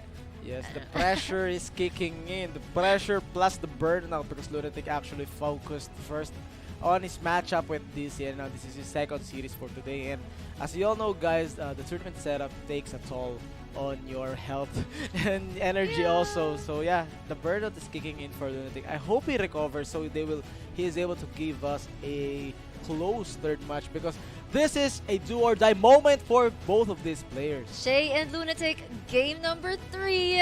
Well, let us know there in the comment section. Unfortunately, we won't be able to read it right now, but we would like you to shout out the player you are rooting Yes. for. Is it going to be Shay or is it going to be Lunatic? As for us, we're just here to tell their stories. Show your support on the comment, guys. Let's for the Lunatic fans out there, go cheer for Lunatic. He needs it the most at the moment. This was actually a direct counter. I thought that it would be like a deja vu from the game number 1, and Lunatic would easily get the 2-0. But yeah, that one misplay costed him the game. That was actually quite a giveaway actually Yeah. for Shay. It was like even if I were Shay, oh okay, so I will never be afraid to use my discard cards on you because you ran out of cattails. You just wasted your chance. And of course, Shay had a lot of advantage there and just kept on going with the momentum. But here in round number 3, they will not change lineups again. No lineup changes again present from both players. We have seen them dominate each other from game 1 and game number 2. And now both players need to adjust their approaches because this Yep. is the final game, unless there's a draw, Unless for there's a draw. this series right here. And of course, looking at their lineups, what more can we say? For 2 consecutive games, these have been their lineups. Now it's gonna be a matter of the card draws. Please don't commit mistakes anymore. Now the Cattail is already in front. Yes, Cattail from the front, followed up with a wooden stump. Now Shay would go for a discard plus a fishnet from his mid lane bug right here, and Lunatic will answer. But yeah, before that, 2 discards again coming in from the front bug, but that Cattail value just showing in, and double sandal coming in from Lunatic's mid lane plant. Well, Shay must have had a hard time breathing there. Thankfully, that bug splat didn't do a critical hit. Now Lunatic's Cattail will not deal damage, but his piercing sound will. And Shay will answer back with that parasite and the bug splat. Was Yes. that enough? It is. Yes, enough to send that Dusk into a last stand. Now Shay will be forced to use a Crimson to clear that last stand. Plus a Scarab to deal damage onto that mid lane. Now Lunatic will finish the front bug of Shay with a single blood face right there. And now with the double this is the proper play to use your double Cattail. Lunatic now gaining 4 cards from those 2 bug damages right here. Goes for the double Cattail plus a double Veggie. Unable to steal any energies, Yeah. but enough to sustain the mid plant right there. Now he will go for the full sustain. Shay goes for the double Pocky. Will there be a critical? No critical present. Now Lunatic will answer with Wow. 2 wooden stabs and 2 sandals to finish up that bug. Sends it to a last stand. Now that bag was able to draw 2 more cards, but now Lunatic would just play the numbing because he has a full deck onto that backline plant right here. Yeah, he managed to save all of his cards just to make sure that all of his cards will be present. And Shay surrendered just like game number 1, giving the series to Lunatic as well deserved. Lunatic, congratulations, you will advance onto the lower bracket. Props to Shay. And yeah, that was the deja vu I was hoping for. Comparing the game 1 to the game number 3, it was almost the same, but that game 2 was like a free game for Shay. It is actually, and he really made up that mistake. I mean, he really redeemed himself there in game number 3 Yes. when he used the double Cattail Cattail in again, the mid. effectively. Effectively. Yes, Yes. You can see it on the Oh, there it replay is, right there it here. is. Shay goes for the double bug damage coming in from the back. But yeah, this is the redemption play right here. Playing the double Cattail, gaining 4 cards and having that numbing combo onto the rotation properly. And now here's a brick wall coming in from the mid plant. Shay goes for the double Pocky, and look at that shield and damage coming in from the plant with a double wooden stab plus the sandal. Yeah, this is actually a last stand in there, but he had 1 bar left. But you know, it doesn't really matter because Shay will want to kill that plant, eliminating the last stand as well. But Lunatic saw through it, dealing this Bidens and a numbing Lucretion against Shay, which means doom for Shay and thus a surrender. Yes, what a win coming in from Lunatic. Props to Shay for giving us an entertaining match. It was a good run, buddy, but unfortunately, you have been eliminated from the tournament. Yeah, my hatest part of tournaments, saying goodbye to players because we've been a part of their journey, and I'm like having attachment issues with them. I'm really attached with players' journeys, and yeah, it was a good run, Shay, but let's congratulate Lunatic. He's still your guildmate anyway, and at the end of the day, you guys are still friends. Yeah. Again, guys, I hope you enjoyed that match. Again, this won't be possible without our co-presenter, TM, the nation's leader in affordable telecommunications. Sa mahang pina-easy moments, TM is the key. Of course, we'd like to extend our gratitude to our major sponsors, without whom this United Gamers Guild Season 2 would not be possible. We have Board Punks of Society and BitKeep. Shoutouts to both of you. Yeah, speaking of board punks, they are willing to chip in a prize for the champion of the tournament, and this is their NFT number 218 present on the screen right here. Plus, BitKeep is also doing a giveaway worth 1,500 USDT, and all you need to do is to download the BitKeep wallet and comment it on the possible raffle post upcoming these days, and you have been automatically entered on that giveaway. So good luck, guys, and I hope you win. Download BitKeep now. That's gonna run until April 3, only 2 days from now, so do not miss your chance. But wait, there's more. UGG is also giving away scholarships, and there you go. Key, open it. There you go. That's the magical, awesome sweatshirt in there. And you can have this sweatshirt if you follow the mechanics found in the official website of United Gamers Guild. That is unitedgamers.gg, or you can also check out the Twitter handle of United Gamers. That is at UGG Network. You'll be updated about our upcoming events. And yeah, that concludes our day. And again, this is the prize pool for the tournament with a 180 AXS total of prize pool. The first winner up to the 8 would get different kinds of prizes, starting it with 70 down to 40, 25, 15, and 10 each for the 5th and 6th, and 5 each for the 7 and 8. So lots of prizes right here.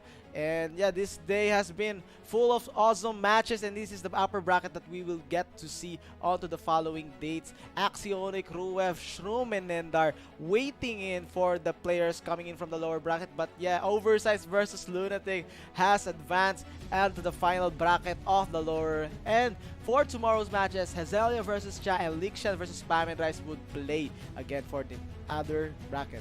Yeah, guys, we just have our top 10 here in the United Gamers Axie Pro Tournament Season 2. Top 10!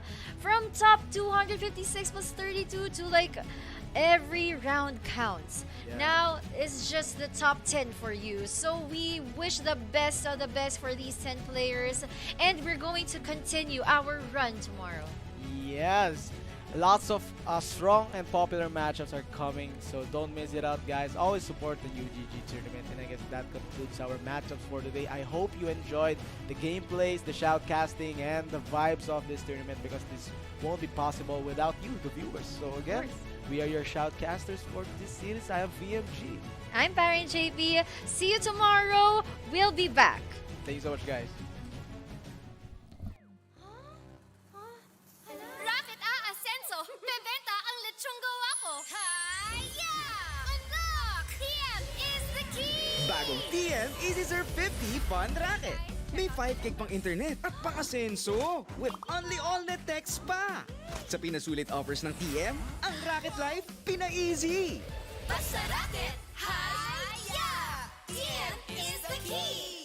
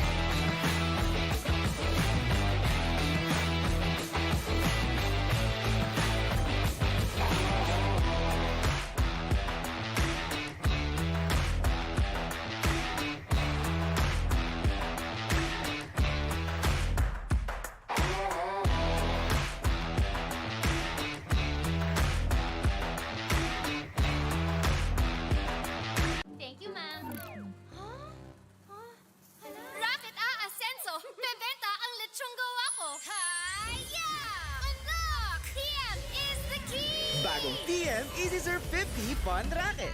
May 5 gig pang internet at pang-asenso with only all-net text pa. Sa pinasulit offers ng TM, ang Racket Life, pina-easy. Basta racket,